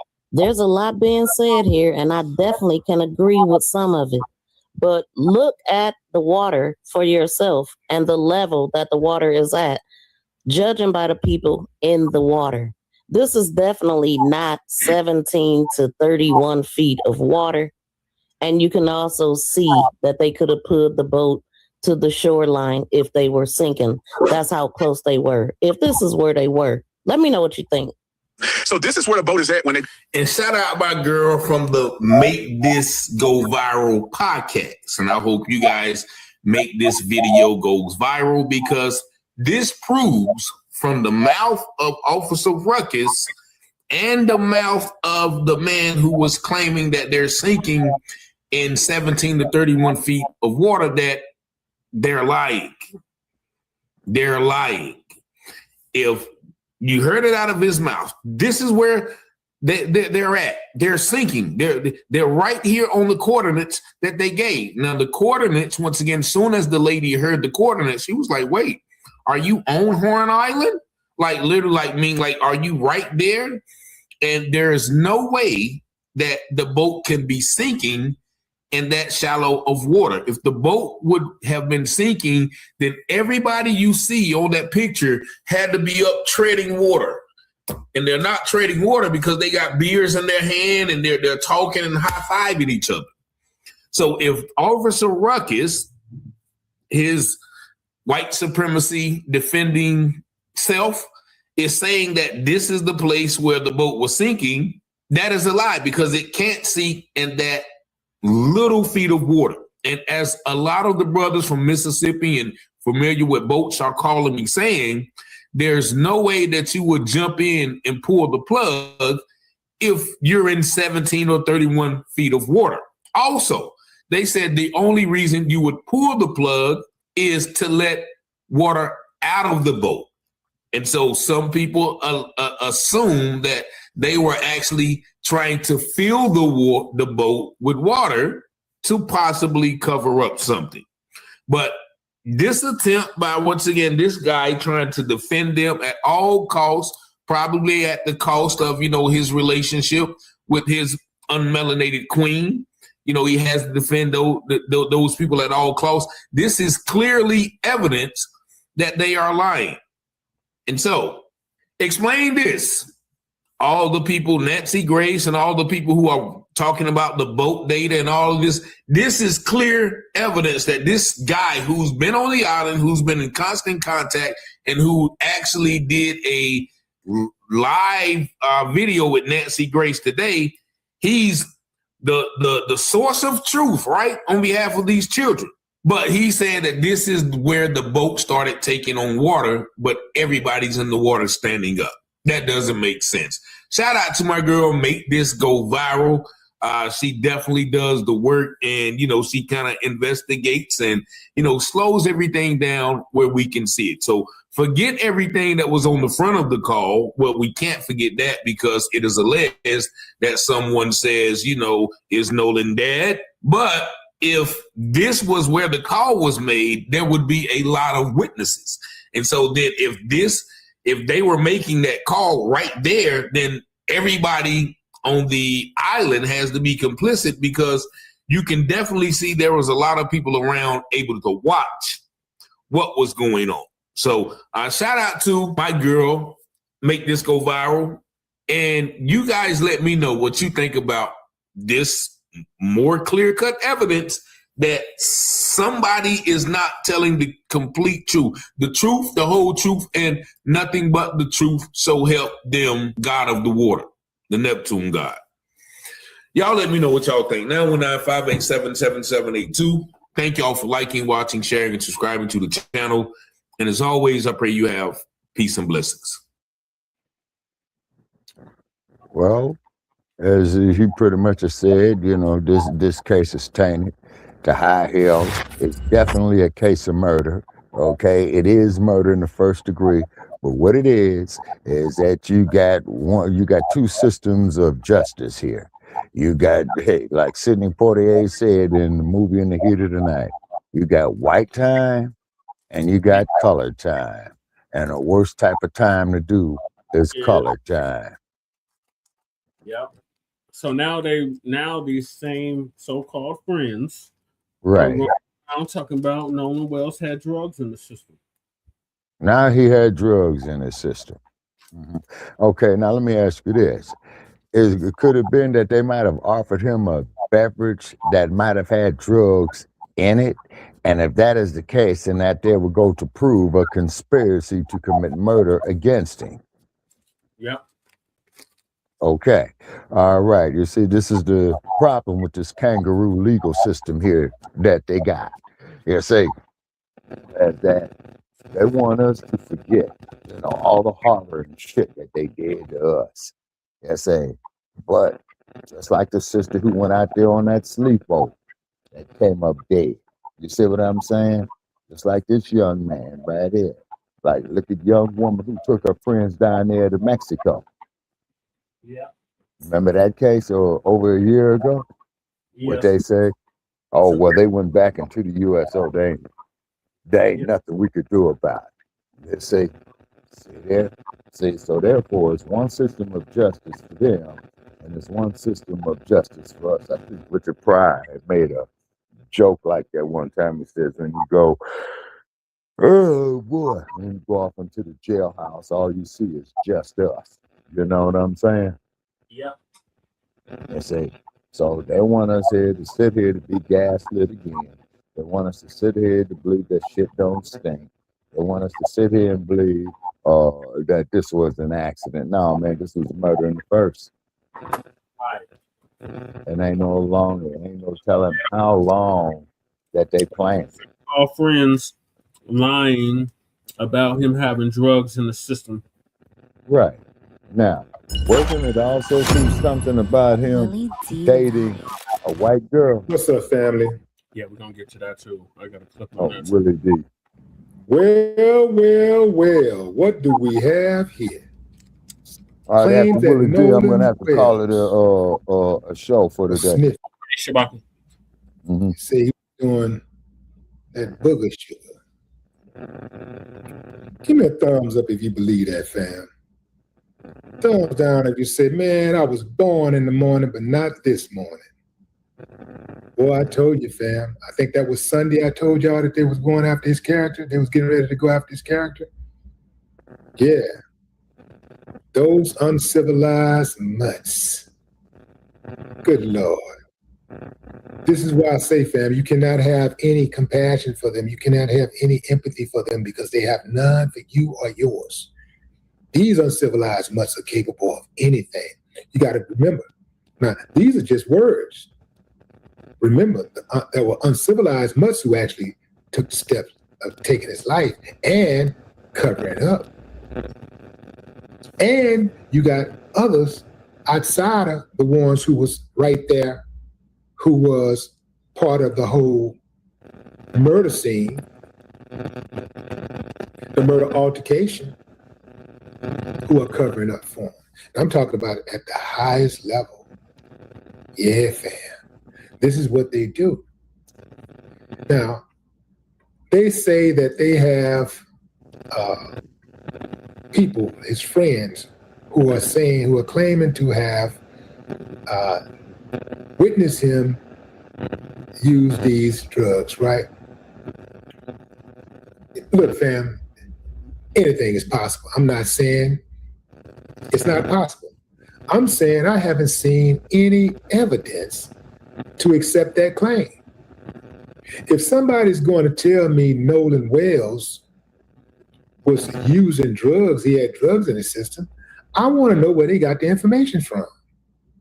Who is the person who is spreading this information? You know, was it confirmed by toxicology? That feedback. Or was there some type of documented investigation? You know, is there documents by investigators?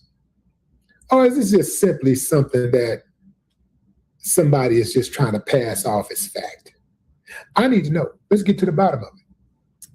See, extreme claims require evidence. You can't just say something like that and think everybody's just supposed to take your word just because you said it. A pair of lips will say anything. A claim that somebody's toxicology, a claim that addresses the use of drugs should be backed up by toxicology reports. Right or wrong, fam? That's all I'm saying. Right or wrong. Last I heard, they were still waiting on the toxicology report, or they have the toxicology report and they are going to present that to the grand jury when they gather the other evidence. But, you know, they're saying one thing, then saying something else. I, for one, believe that they already have the toxicology report. It don't take that long. It do not take that long unless you're wrong. Let me say that again. Do not take that long unless you're wrong. That means that you're trying to cover something up. That means you're trying to doctor something. You're trying to get something just right so you can present it to the public so that you can get the reaction that you're looking for. I'm not buying it. Why is the claim surfacing now? Why is it just now surfacing? Tell me that, fam. Why is the claim surfacing now? Now that it appears that the case is about to get bust wide open. Now that we're closing in, it's like they're panicking and they're throwing everything they have. Ooh, they are diabolical, fam. First, they go after the grieving parents. They review bombed the grieving mother. And now they're going after the dead son. This is what I want to know, fam. How is it that they're talking about Nolan Wells being drinking heavily, right? They say he's drinking heavily. And now they're saying he was using the booger sugar. How do they know this about Nolan, but nobody else? Because they're not saying anybody else's name. However, a witness early on said that his buddies were known to use booger sugar. They were known to be sniffing cocaine and all that kind of stuff. They were known for that.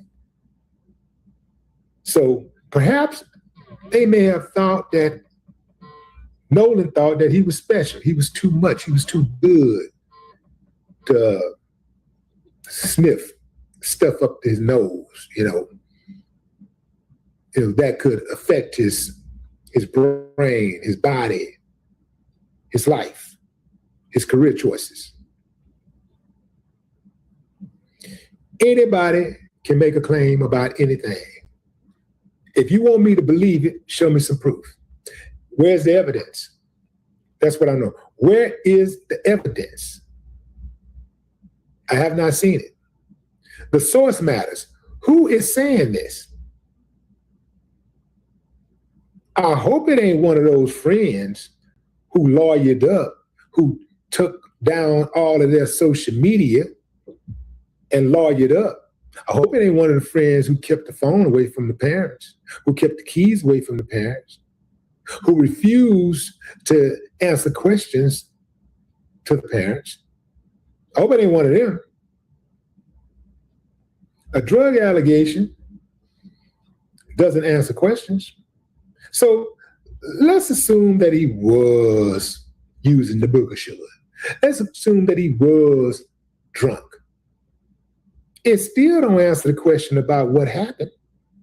It still don't add up that he allegedly drowned around hundreds of people, surrounded by hundreds of people, and nobody saw him drown. That don't add up. If we're going to demand proof from one side, we got to demand proof from the other side. Right or wrong, fam? That's all I'm saying. Right or wrong? Right or wrong? This is how I know they're lying. Why are these claims just now surfacing? Why weren't they part of the earlier discussions? Because they made them up, fam. If these claims were part of the earlier discussions, it would have immediately created doubt for some people, even people who were supportive of Nolan. It would have created some doubt. They would have been like, well, maybe he did something. Maybe he was too drunk. Maybe he slipped and fell, and maybe it don't add up that he drowned and nobody saw him. He was out there with all those people, but he was drunk and he was doing drugs. So that's what happened to people that do drugs and they get drunk and heavily drunk. Bad things happen. So I guess I'm gonna leave this one alone. I'm not buying it, man. I don't reject the claims because I don't like them. I reject the claims because they're not supported by evidence. If the toxicology report confirms it, show us. That's all you got to do. Until then, all y'all can kick rocks, barefooted, blind, at a concrete plant. No talk. Yeah, talking about walking a concrete. Yeah.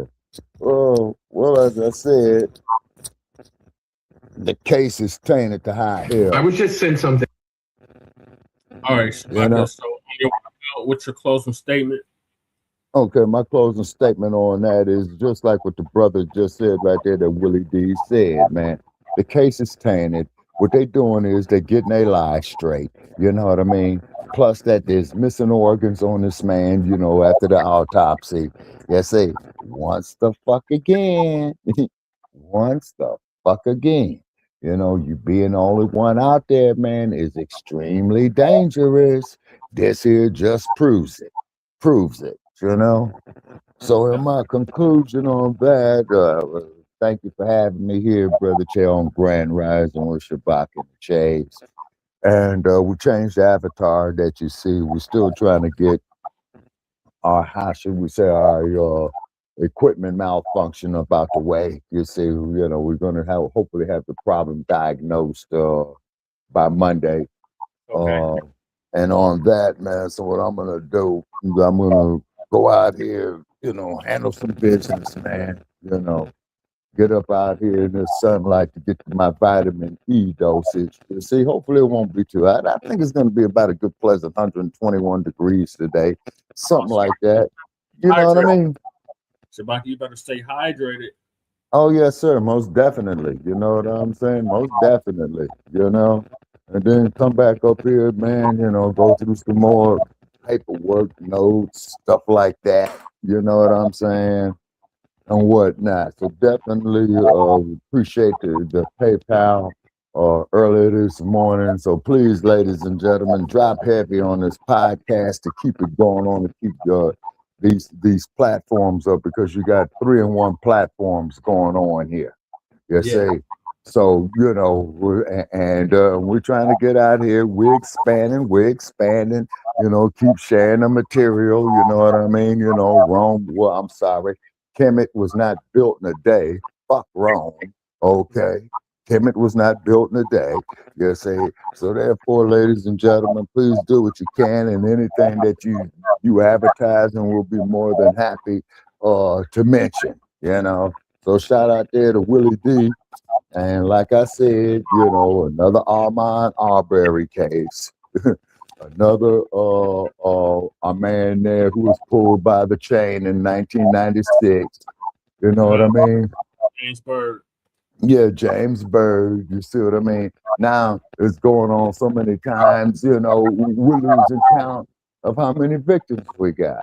So this here goes to show, ladies and gentlemen, is that there is a genocide against us. You see what I'm saying? Yeah.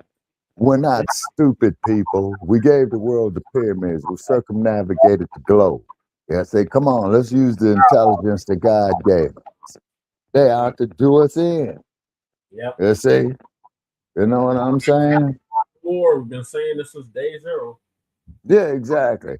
But then they come to us, you know, is that you guys, you know, a bunch of black racists and that and all that bullshit, because we don't control no police departments. We don't control no manufacturing plants. We don't control no food or agricultural products. We damn sure don't control no banks. We damn sure don't control no social media. So we are not in no position to be racist. You see, and this is why we created the hashtag resurrection of the mental dead. You see? Yeah, we don't control any other 9 areas of human activity, which is economics, education, entertainment, labor, law, politics, religion, sex, and war. Exactly. Exactly. And then, and also too, you know, this is not saying that we hate other groups, okay? No. This is not saying that we hate other groups. We don't mind you being here.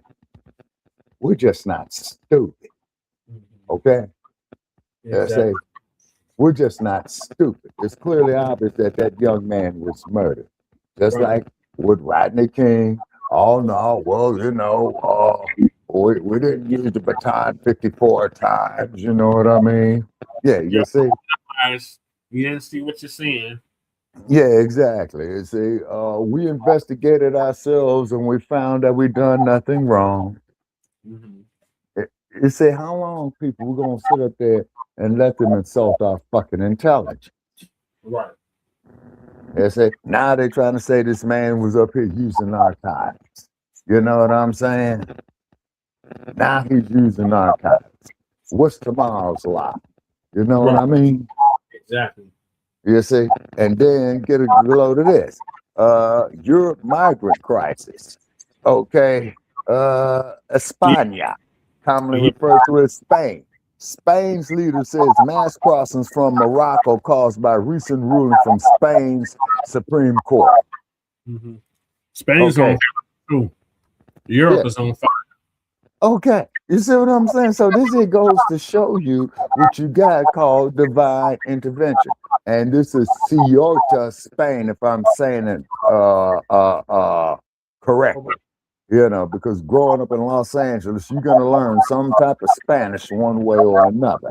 You see, you know, but I think with Spanish from Spain is different from the Spanish in the U.S., right? Just like how you got the different kind of English in England, from that of Australia to that of here in the U.S. You see what I mean? And what have you. But however, it is what it is, people. Keep your head on a swivel. Yes, and then as I go off here, you know, for a 3-day hiatus, you know, do more research and what have you, because I'm going to give me some very, very well-deserved rest. You see what I'm saying? And what have you. But please, please, please hit that. Frontline. Huh? So you won't be joining us this weekend for Frontline? Okay, when we doing Frontline? Frontline Black News. Saturday, Okay. Sunday. Okay. Monday. Okay, Sunday and Monday coming up? Saturday, Sunday, and Monday. Okay, I'll keep you posted. I'll keep you posted. Okay. All righty. Okay. So this is Shabaka Sanford for Shabaka's Black Experience Enhancing Frontline Black News. Signing off from Sin City, folks. So stay cool. and keep educated. And we do know the word is educated. You know, keep observing, keep reading, keep paying attention, is because there's a whole lot of crap, you know, that's going on. All right, Brother Che, I'm out. Okay, talk to you soon. Okay. All right, so this next video is the super enhanced audio reveals brutal details in the Nolan Wells case. This is from my brother Rich again.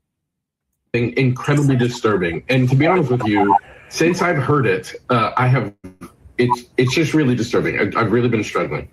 It is the clearest, most enhanced version of the audio call, the audio CTO call that was released by the Mississippi Department of Marine Resources.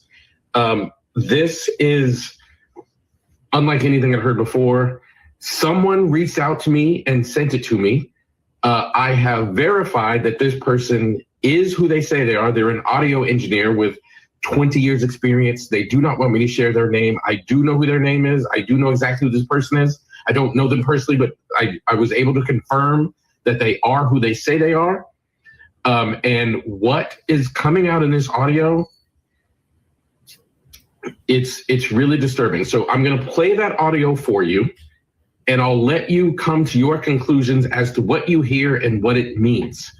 I heard it, and it is disturbing, but I'm gonna play it for you and let you come to your own conclusions of what you hear and what it means. But before I play it, I want to read something to you that came directly from the person who created this audio.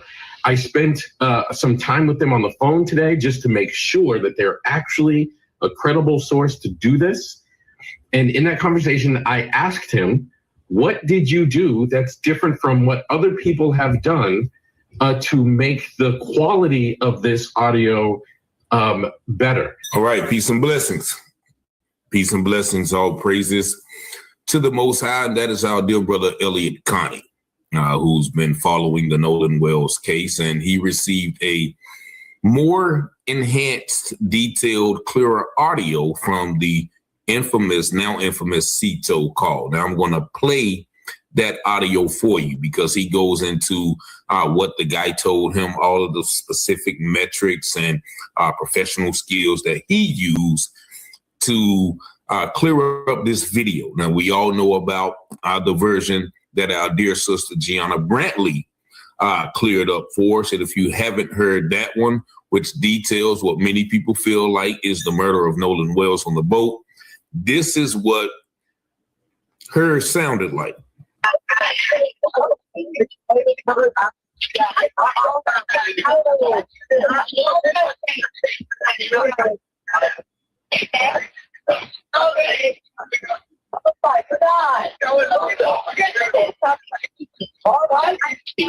Hey, we're at the west tip of Horn, and our bilge pump stopped working. We're sinking. Can you all please come? We have a membership. Shut the fuck up!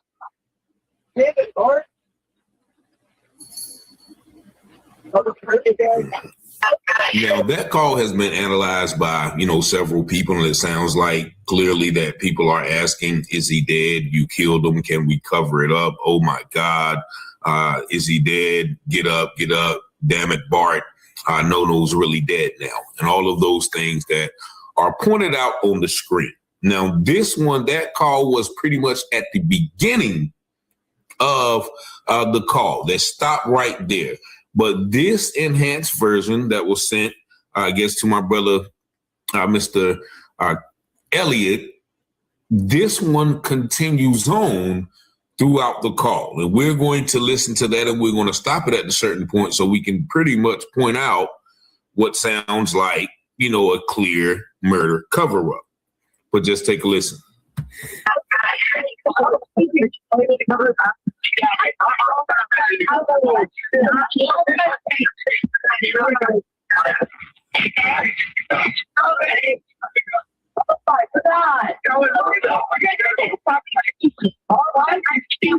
Hey, we're at the west tip of Horn, and our bilge pump stopped working. We're sinking. Can you all please come? We have a membership. Shut the fuck up!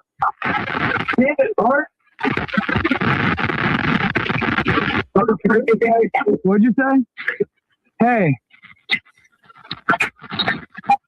It's coming up. It's we're just thinking. I don't know. Like we're going down now.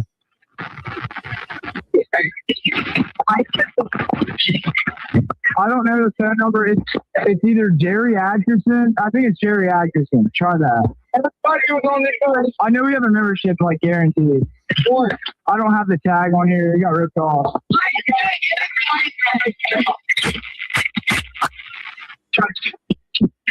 Reach me at 2.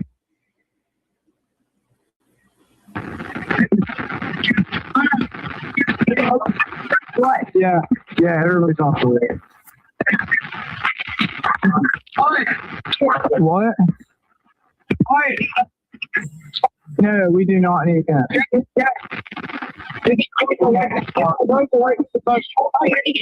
Let me go look.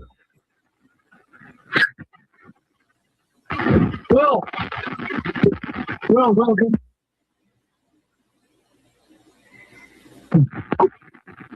North. All right, are you ready? North 30 degrees.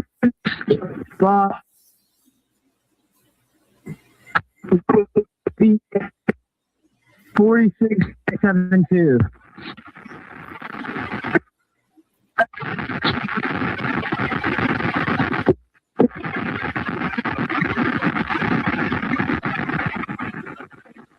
Look. Hey, what do I need to send you? Yeah, what?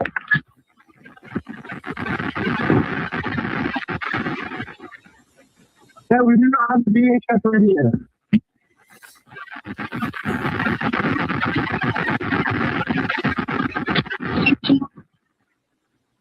Okay, my coordinates are 30 degrees by 14.684 north, and then west by 88 degrees by 46.79.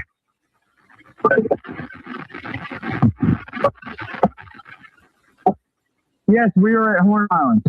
Yes. We were sinking, yes.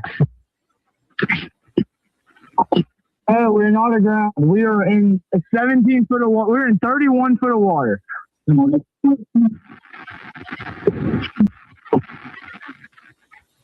I want to get this boat unsank and towed back, yes. You can tow it to Ocean Springs Harbor, or Fort Bayou launch.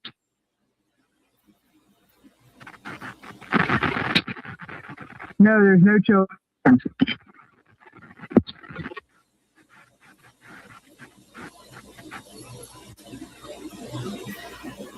Hey, Lord, stop at the water.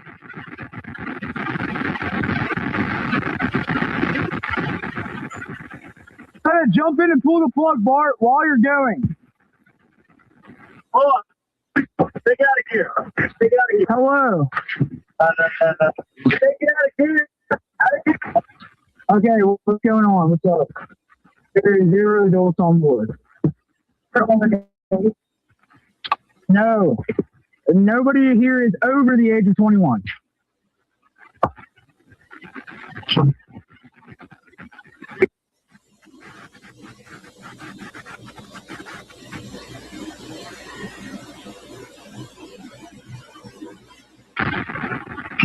Hello?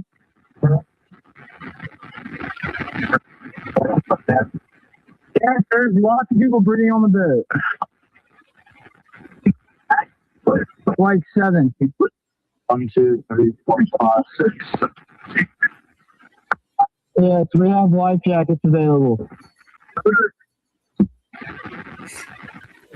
A Triton, 22 foot offshore, 22 foot Triton offshore sea flight hull.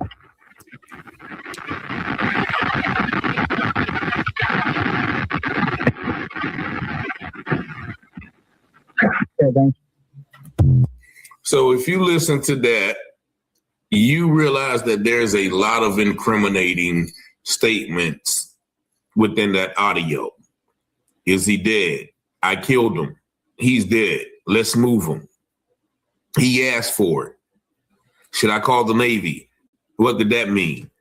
Many people feel like even the call between the young man and the CETO dispatch, they were speaking in code. Once again, that's a possibility because once again, no one knows what happened to Nolan and everybody is silent.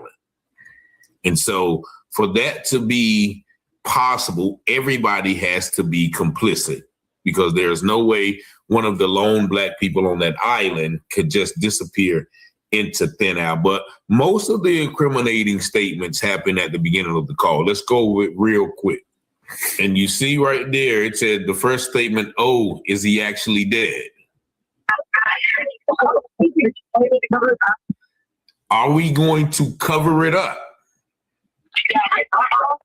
Yeah, I thought so. I thought about all of that. And then I was like, what? Oh, you killed him and you're going to have to pay for that. He's really dead? Yeah. He's dead? Yeah. I think he done. Nolan. Uh-oh, time to go.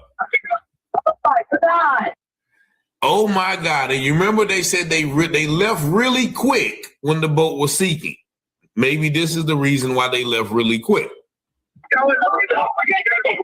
Y'all are done. Just stop talking to me. Everybody is definitely in a panic now. Hey, we're at the. I'm stupid. Now he starts talking to the operator, and you can tell even in this conversation, he is very distracted. Oh, west tip of Horn, and our bilge pump stopped working. We're sinking. Can y'all please come? We're seeking. We have a membership. He's not breathing. Get up. Get the F up. Shut the fuck up. Damn it, Bart. Damn it, Bart. The infamous damn it, Bart. He has yet to respond to why they said damn it, Bart, though. What'd you say? No nose freaking hey. It's coming up. We're just thinking. I don't know. Like we're going down now. Now, mind you, the conversation from the dispatcher has been removed to make it more clear. He's dead again, and someone says, "I killed him." I don't know the phone number. It's either Jerry Atkinson. I think it's Jerry Atkinson. Try that. I know we have a membership, like guaranteed. I don't have the tag on here. It got ripped off. Wyatt's good. The other boy's dead. So Wyatt's good. The other boy's dead. Shut up. Shut up. Reach me at 2. And here they redact his number from the call. What? Yeah. Briella. Now that is allegedly the girl there that's on the boat. Briella. Who is this Briella girl? Yeah, everybody's off the way. What? You hear someone saying Nolan? No, we do not. Are you guys on speaker? So somebody's trying to make sure that nobody can hear what they say. Check his chest. Let me get a look. They said chest compressors, then said, didn't we already do that? So sounds like somebody's trying to revive someone. Well,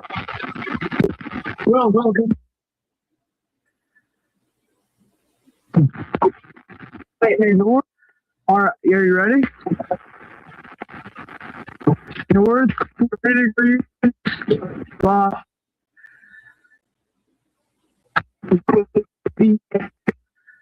4672.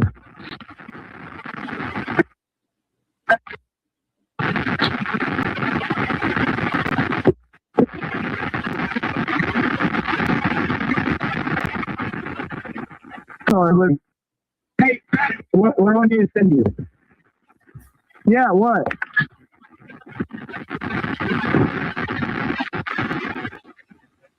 Yeah, we do not have the VHS radio.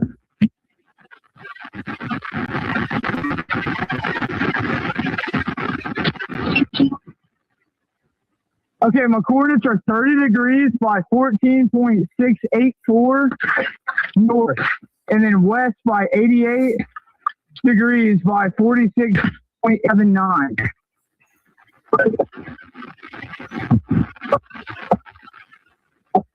Yes, we were at Horn Island. Yes. We were sinking, yes. We were sinking, yes. Oh, we're not aground. We are in 17 foot of water. We're in 31 foot of water. Come on, let's move them. And a dragging noise.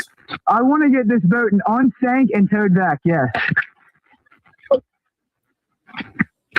Can tow it to Ocean Springs Harbor. He wants to get the boat unsank and towed back. That doesn't make sense. It's not even sunk yet. Or Fort Bayou launch.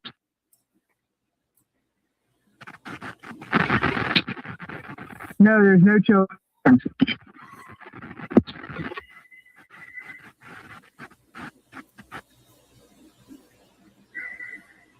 Hey, boys, stop at the wall.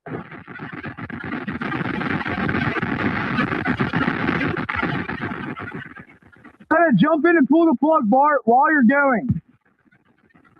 Hold on. Take it out of here. Take it out of here. Hello. Take it out of here. Okay, what's going on? What's up? There is 0 adults on board. Should I call the Navy? Nobody here is over the age of 21.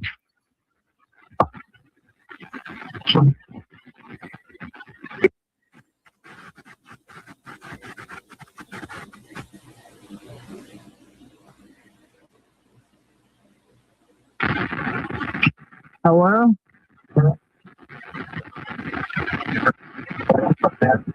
Dude, yes, there's lots of people breathing on the boat. And then he immediately says people are breathing on the boat. Like 7. He asked for it. Yes, we have life jackets available. A Triton, 22-foot offshore, 22-foot Triton offshore sea flight hull.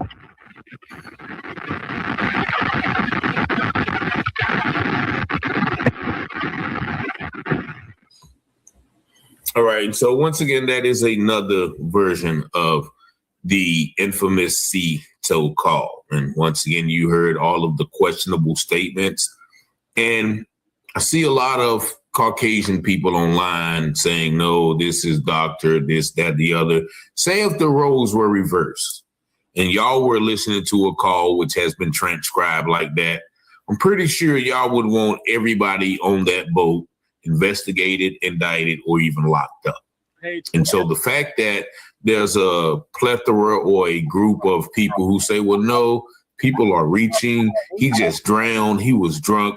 There's no evidence of any of that. And if there's a drowning accident, not one of the 2,000-3,000 people on that island saw him drown or have any inkling or idea of how he drowned. Just like one man said that there is no pictures or videos. Nobody on that whole July 4th took any pictures or videos on that. We're getting bits and pieces of videos released. So I guess those are the only people who took those things. Now, we all know they're talking about they've interviewed 60 witnesses. Did they take what they gave them and just suppress them to the public? And so we have to just look at this, man. There's been so many people calling with so many theories. All of them could be possible, you know, or none of them could be possible. We don't know what happened, but what we do know that there's a massive cover up in what happened to this young man. That is it. And this call is pretty much all we have that leads many people to believe that he lost his life on the boat with his so-called friends. Well, shout out to everybody who's going to keep digging. As the scripture said, all things hidden will be revealed, and those things done in secret shall be exposed on the mountaintop. And that's what we are looking to happen. But y'all let me know what y'all think about this audio in the comments. Y'all see the number 919-587-7782. Thank y'all for liking, watching, sharing, and subscribing to the channel. I will, twin. Thank you for tapping in. You just stayed away from me. That's what's up. If you come through Colorado, let me know. Yes, RIP to Nolan Wells. That's right. Yeah, they definitely trying to cover this up. And more evidence is coming out that's showing their guilt. So I got another video, 2 more videos, and I'm in this.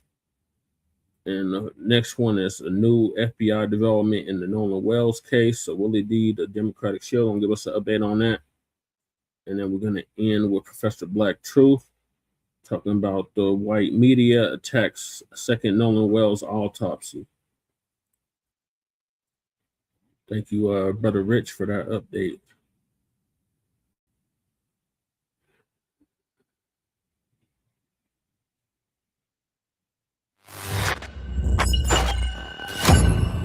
Willie D Live.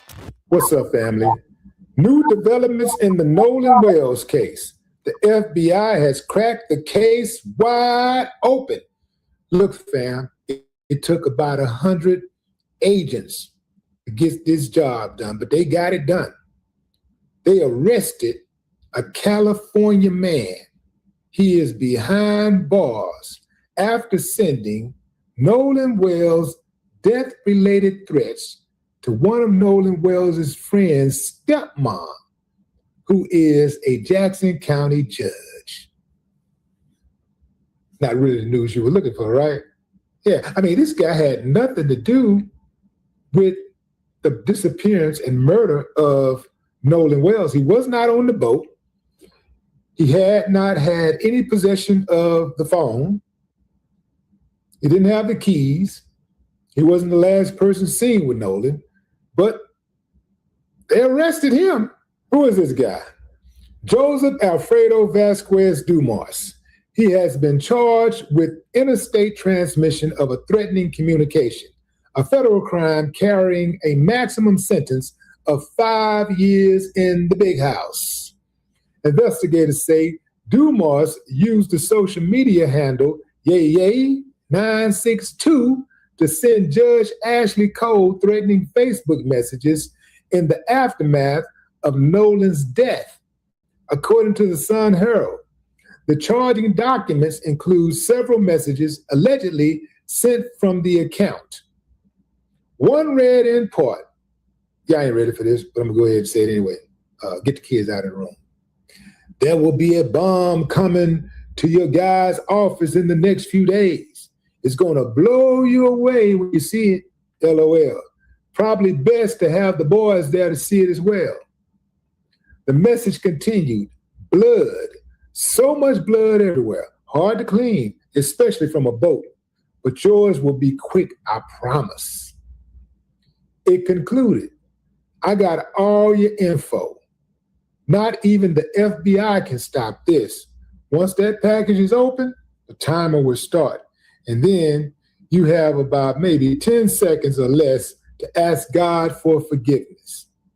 Other messages allegedly threatened to strangle Cole's sons and included pictures of her children.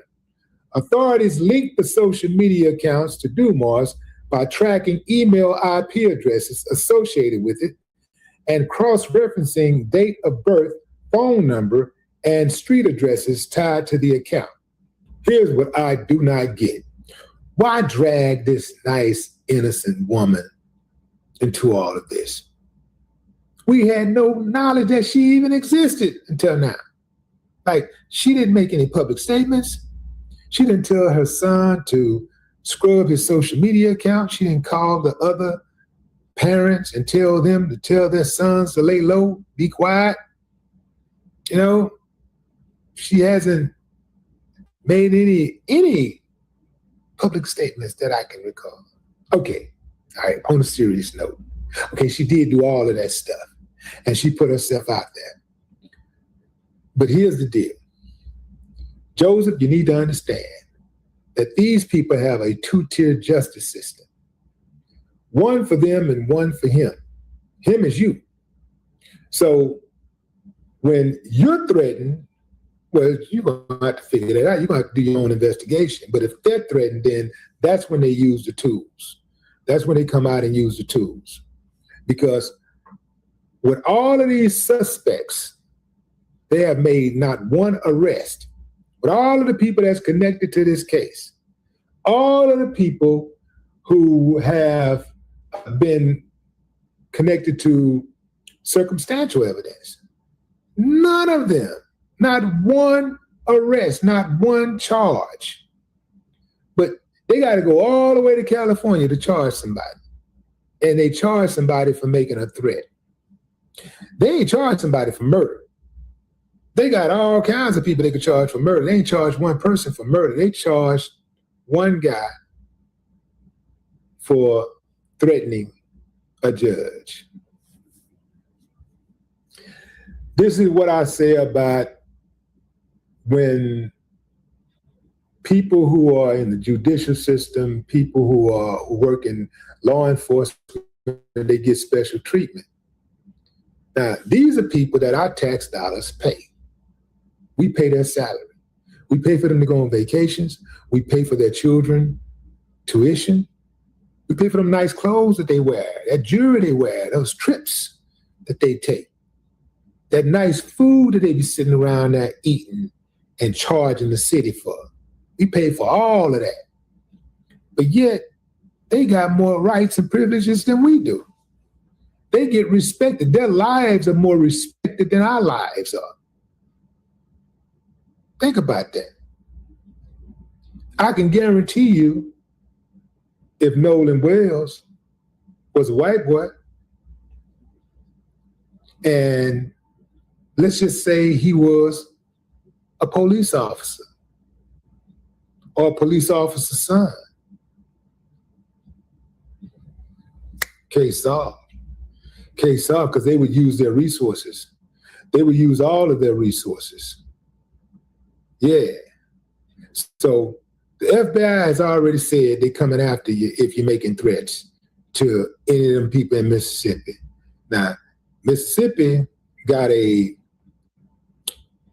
have an interesting relationship with the FBI, because no matter who gets killed in Mississippi under suspicious circumstances, they just can't seem to find a suspect, can't seem to charge anybody and put anybody in jail. And, even when you call the FBI come through and they like, everything checks out. We don't see anything. No, we ain't find nothing. Couldn't find anything.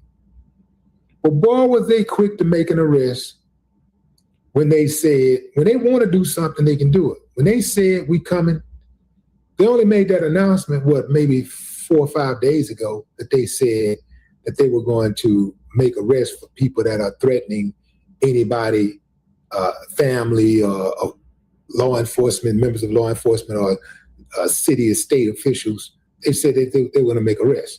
And they made good on it because they have the resources. So when they want to do it, they can do it. It's simple. It's not difficult at all. When they want to do the job, they can do it. So, Joseph, I don't know if you was playing or what. I don't know if you just thought it was sweet or what. But at the same time, to make a threat against a sitting judge and that sitting judge is not liberal, if that sitting judge is part of that MAGA type thing, if that's her constituency, you're going to jail. No questions asked. Now, if she was a Democratic judge or something like that, I don't know if she is. Maybe she is. I don't know. But typically, if she's a Democratic judge, ain't nothing going to happen. Not in Mississippi. Not in Mississippi. Mississippi played by total different rules, man. I know Joseph probably thought since he was in California, he was safe. But if you're in America, you ain't safe. If you go up against the system, she's part of the system. She's part of the system. And every other person who works in the system, from law enforcement, that's the sheriff, the coroner, medical examiner, the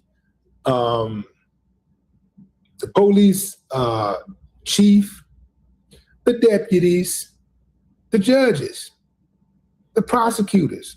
They're all part of the system, and they're all on the side opposite of Nolan Wells. Believe that. None of them want those dudes to go to jail. None of them. They run the system. So how is justice going to be forthcoming? That's the question. What say you? Drop a comment. I'd love to hear your thoughts.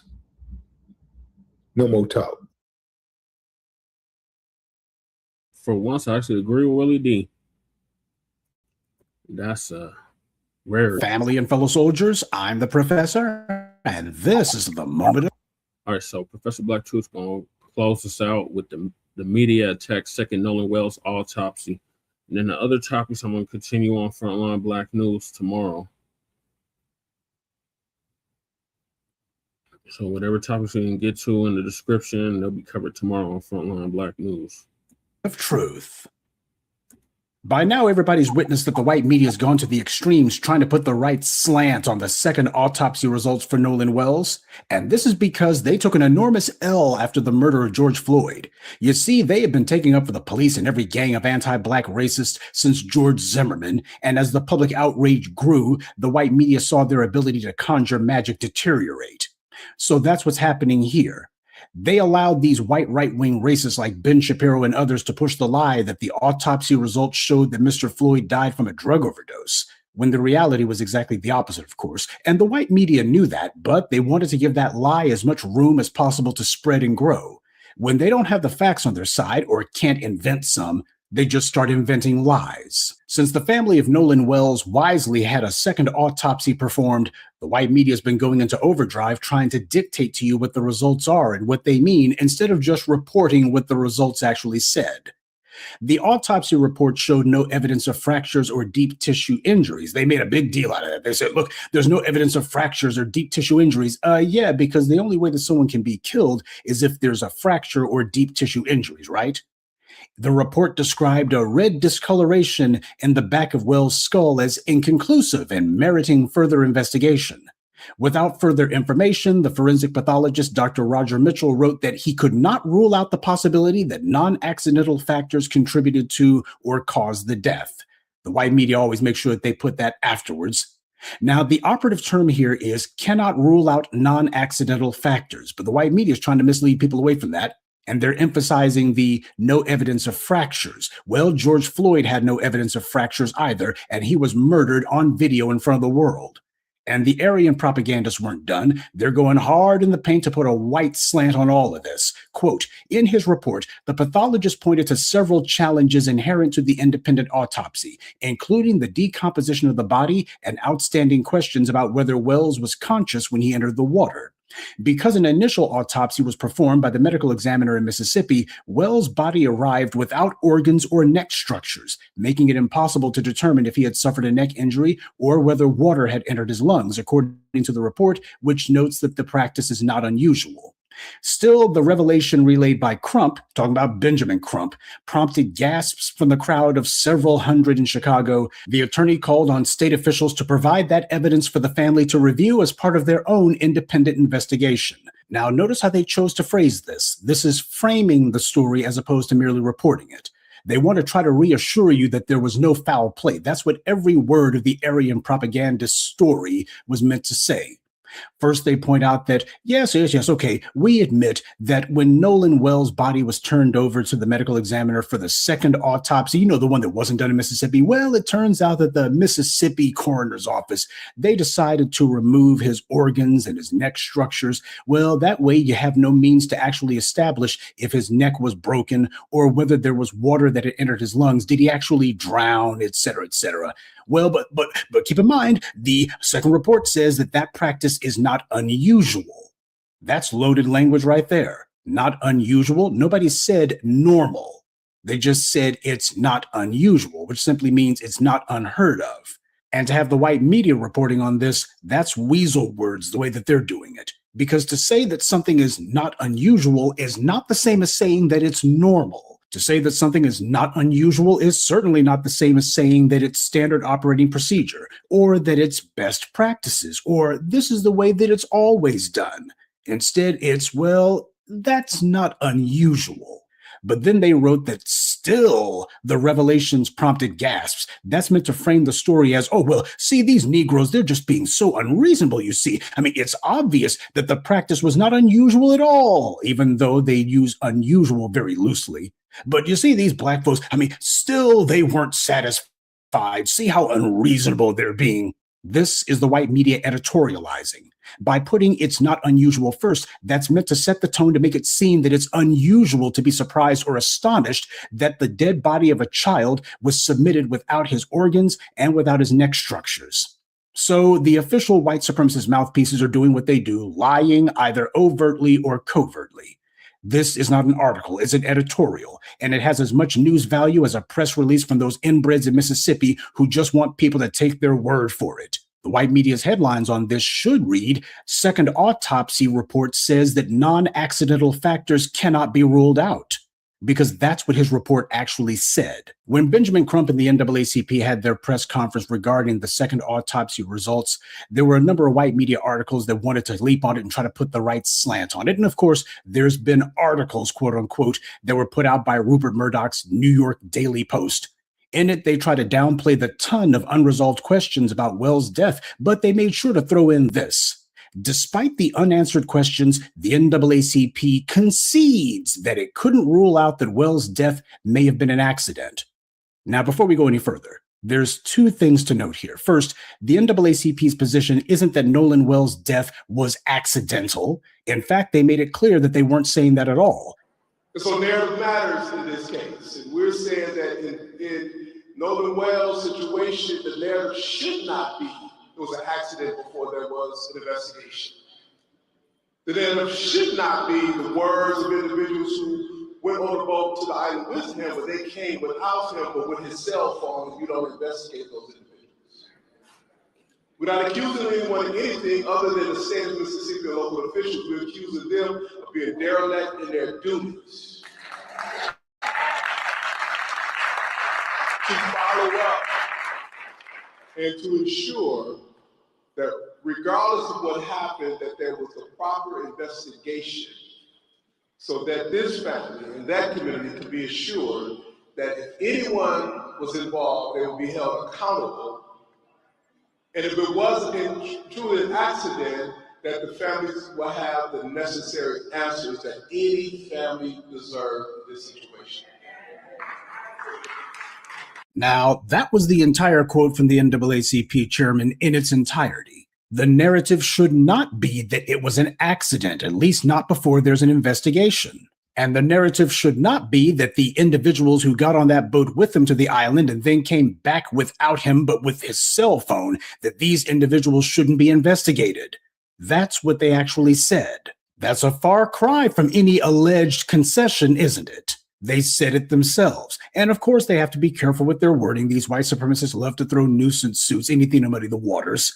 So they're careful with their wording not to accuse anyone of anything, except for the state and local officials who are clearly derelict in their duties, to say the least. The NAACP clearly called for the individuals who had Nolan Wells' cell phone to be investigated. At no point did they dignify or give any sort of credence to a natural death claim. They talked about it purely as a hypothetical. The evidence leading to foul play, however, that's what they were taking seriously, and that's what they were pointing to as what needs to be investigated. So mark your calendars. I actually agree with the NAACP on this one. Obviously, the white media is concerned. They're looking at this second autopsy and going, oh my God, the narrative's getting away from us again. We're losing control of the narrative. It's slipping away. And now they're trying to double and triple down on pushing a conclusion without evidence. They want the investigation stopped. And their goal is to bombard the public with talking points and all sorts of propaganda that, well, there's no evidence that supports a non-accidental death. And they're deliberately misrepresenting what the second autopsy report says and ignoring the ton of inconsistencies in the first autopsy report, as well as twisting what the supporters of Nolan Wells have been saying in order to do that. They said it as a hypothetical. Their main point was that the family hasn't gotten satisfactory answers to this young man's death, whatever the cause is. Nowhere did anyone say, well, it was probably an accident, or it most likely was. They didn't even say, we believe it may have been accidental. They were saying no matter what the cause of death, the family should get answers. The problem is that the NAACP's wording helped the white media to frame their little narrative, to skip right to their pre-canned, pre-planned talking points, which is that when a young black man dies under mysterious and highly suspicious circumstances, well, a black man being found mysteriously hanging from a tree, for example, well, the authorities call it suicide before there's an investigation, and you can't really question that. I mean, they know what they're doing, right? We've seen this too many times before, and the NAACP should be smart enough to know this. But they're not an organization based on competence. They're a social club. And getting in front of the cameras at times like this is meant to help raise their profile and, they hope, boost donations to their social club too. These people hobnob and associate with the exact kind of trash who are trying to bury this investigation. The associations and connections between the NAACP and these white supremacists in government far outweigh any alleged objective differences. But you can tell these white supremacist mouthpieces are trying to get on code because there was another publication who couldn't wait to jump on the NAACP's words, and the white media is so lazy with their propaganda, they just copied and pasted the New York Post's exact same words. NAACP concedes death of Nolan Wells may have been an accident. Again, for them to deliberately misuse the word concede as if anyone is backing away from their position or as if they're giving any ground on it when they actually didn't. When they're saying it as a hypothetical, it shows how desperate they are to try to push a particular talking point. But what else would you expect? The Daily Mail is a foreign rag. They're not a US-based anything, but you can smell the stench on the other side of the Atlantic. But one simply has to wonder, why is a publication in Britain so eager to absolve the local white authorities all the way over in Mississippi? Why the world would anyone in Britain care about this? Well, probably for the exact same reason that a Brit, Douglas Murray, was all butthurt and angry at the idea of FBAs getting reparations, even though as a Brit, he has absolutely nothing to do with that. And Douglas Murray's little editorial was published in the exact same New York Post that deliberately misrepresented the NAACP's words on Nolan Wells' death. So there's not even 1 degree of separation among these liars. They all draw from the exact same well. White supremacy is global, and if one of them gets punished in one place, that opens the possibility to all of them finally being made subject to consequences. Common sense says that the enemy lies, deceives, and would be desperately trying to twist people's words regardless. That's a given. But the real problem here is that these civil rights retreads are only too willing to accommodate the white powers that be. They're so used to giving fork-tongued answers where they have to be willing to take both sides of every issue so as not to offend white society. It makes it where they can't stand firm when white power tries to bowl them over. White power says something that is either demonstrably false or at the very least cannot be taken at face value, and the NAACP decides that they're going to keep some wiggle room there, keep the door open instead of slamming it shut. It is not the responsibility of Nolan Wells' family to prove that he was murdered. They're not the ones who are conducting the investigation. And the family of Nolan Wells are also not the ones who have all kinds of direct and indirect ties with the individuals who saw young Nolan last. You know full well that these people all have some sibling or idiot cousin who they've got in common.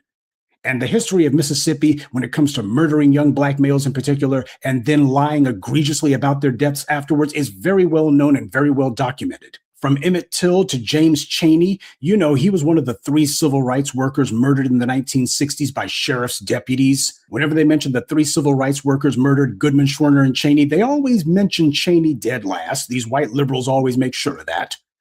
That alone, however, in the history of Mississippi is an indelible stain on all so-called law enforcement in that toilet, which should never be allowed to live that down, not today, not tomorrow, not in a million years. So when these racist authorities say to take their word for it, you tell them hell no. And if some moron asks why, you tell them because we know these people too well. So what the headline should be is that white media outlets concede that Nolan Wells' death may have been non-accidental. They cite the evidence of trauma to his body, but they don't say that he wasn't killed. They don't say he wasn't murdered. They concede that he may well have been killed. Then, well, we can't say for sure. There's not enough evidence to say for sure. Well, using their own talking point, this merits further investigation, and you can't call it accidental. Whenever you get the missing white woman of the week, nobody, I mean absolutely nobody in the white media has ever said, well, she probably committed suicide or she probably just drowned. We can't question the authorities. We certainly can't be jumping to conclusions. If the authorities say this is what happened, well, we need to accept that that's what happened. Natalie Holloway went missing, and her body has never been found. People who were with her before her disappearance, they all say that she had been drinking the night before she vanished. In fact, she'd been drinking a lot during her trip to Aruba, and yet neither the white media, certainly not Nancy Grace, nor the white society at large has ever said that Natalie Holloway's drinking alcohol had anything to do with her disappearance. And keep in mind, her body has never been found. Yet the white media never once questioned the family's demand for answers, and they never accepted what the authorities in Aruba said. In fact, the white media made a crusade out of defying what the authorities said. They weren't going to take no for an answer. When has any black person ever gone missing and the white media joined with the family to demand answers? And the white media didn't try to impugn the family's integrity when it came to Natalie Holloway. They weren't impugning all of the doubters and the critics and the skeptics. You didn't see any white media reports saying that Natalie Holloway's supporters gasped at the claims of the Aruba authorities. After all, why would they be surprised? It's not unusual for people to go missing on vacation. When a white person is special. Okay, twin, drive safely. Keep your head on the swivel. And definitely check out that Rolodex. So you know what areas are safe where you can go or not. The link is all in the description to the threat database and to the B1 Rolodex. Safe travels, my friend.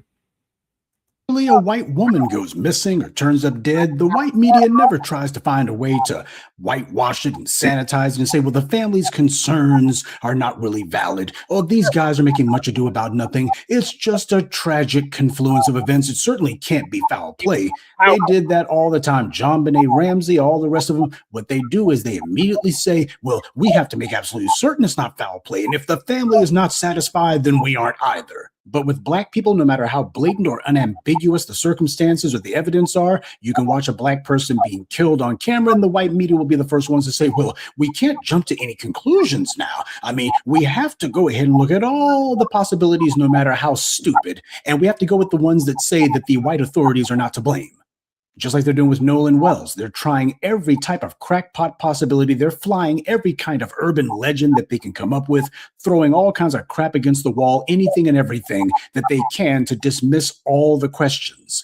The white media isn't doing news coverage. They're doing a cover-up, which, by the way, is exactly what happened when Cheney, Goodman, and Schwerner were murdered. Their bodies have been buried by their murderers, and the local rednecks down there were all saying, well, nobody here would do anything like that. This is all a ruse to make us look bad. It's all a hoax. Don't you guys know it's a fraud by people who don't like us? They're just trying to make us look bad. And the white media echoed that sentiment. That is, until the bodies were found. And then all these creeps suddenly went into hiding. The white media had nothing to say. They've been trying to find a way to hide from their words ever since. That happened in Mississippi. The family of Nolan Wells has every right to be suspicious, not just of the white males who he had been in the company of last and who had his keys, by the way, but also of the local authorities. If he voluntarily separated from the group, why would he give them his keys? Even his so-called friends can't answer that. And the family of Nolan Wells would be fools to believe anything from the racist in Mississippi law enforcement. Half of the police down there have either murdered a black person or they've helped to cover up the murder of a black person. And with Nolan Wells, it looks like they're up to their old tricks again. So, of course, everyone's going to be keeping an eye on how this story develops. But what they're not going to be doing is taking the word of Mississippi law enforcement or the white media for anything. Because while neither the police nor the white media necessarily had anything directly to do with the death of Nolan Wells, the reality is you can't ask for credibility when you never had any to begin with. Good day and be one. I'd like to take a moment to mention some of our contributors: Rod Spade, Immigrant B1, Nathaniel Taylor, Chris Baker, and Chandler Glover. Salute to them and thank you to everyone for listening, liking, and sharing this message. Black empowerment only exists because of you. All right, y'all. So that's all I have for y'all for Grand Rising with Shabaka and the Chase. Appreciate y'all tapping in with us, staying later than usual. Appreciate Fresh for coming through. Shout out to Michael for coming through. Shout out to Shabaka for coming through. Shout out to Breeze for coming through. Make sure to check him out later. He should be going live later. Shout out to Fresh for the donation. Appreciate you, Fresh. Shout out to Twin. You be safe on them highways and byways. And anybody that was peeking and not speaking. So peace, love, light, reparations, and separations, and delineations of Black empowerment. Chan Krumah signing out from the Mile High Income and Illegal Migrant Flooded City. We'll catch y'all tomorrow for Frontline Black News. Oh, Leonard's in the building. Salute, Leonard. I didn't even see you in here. Okay, Leonard. B1. Peace, love, light, reparations, separations, and delineations of Black empowerment.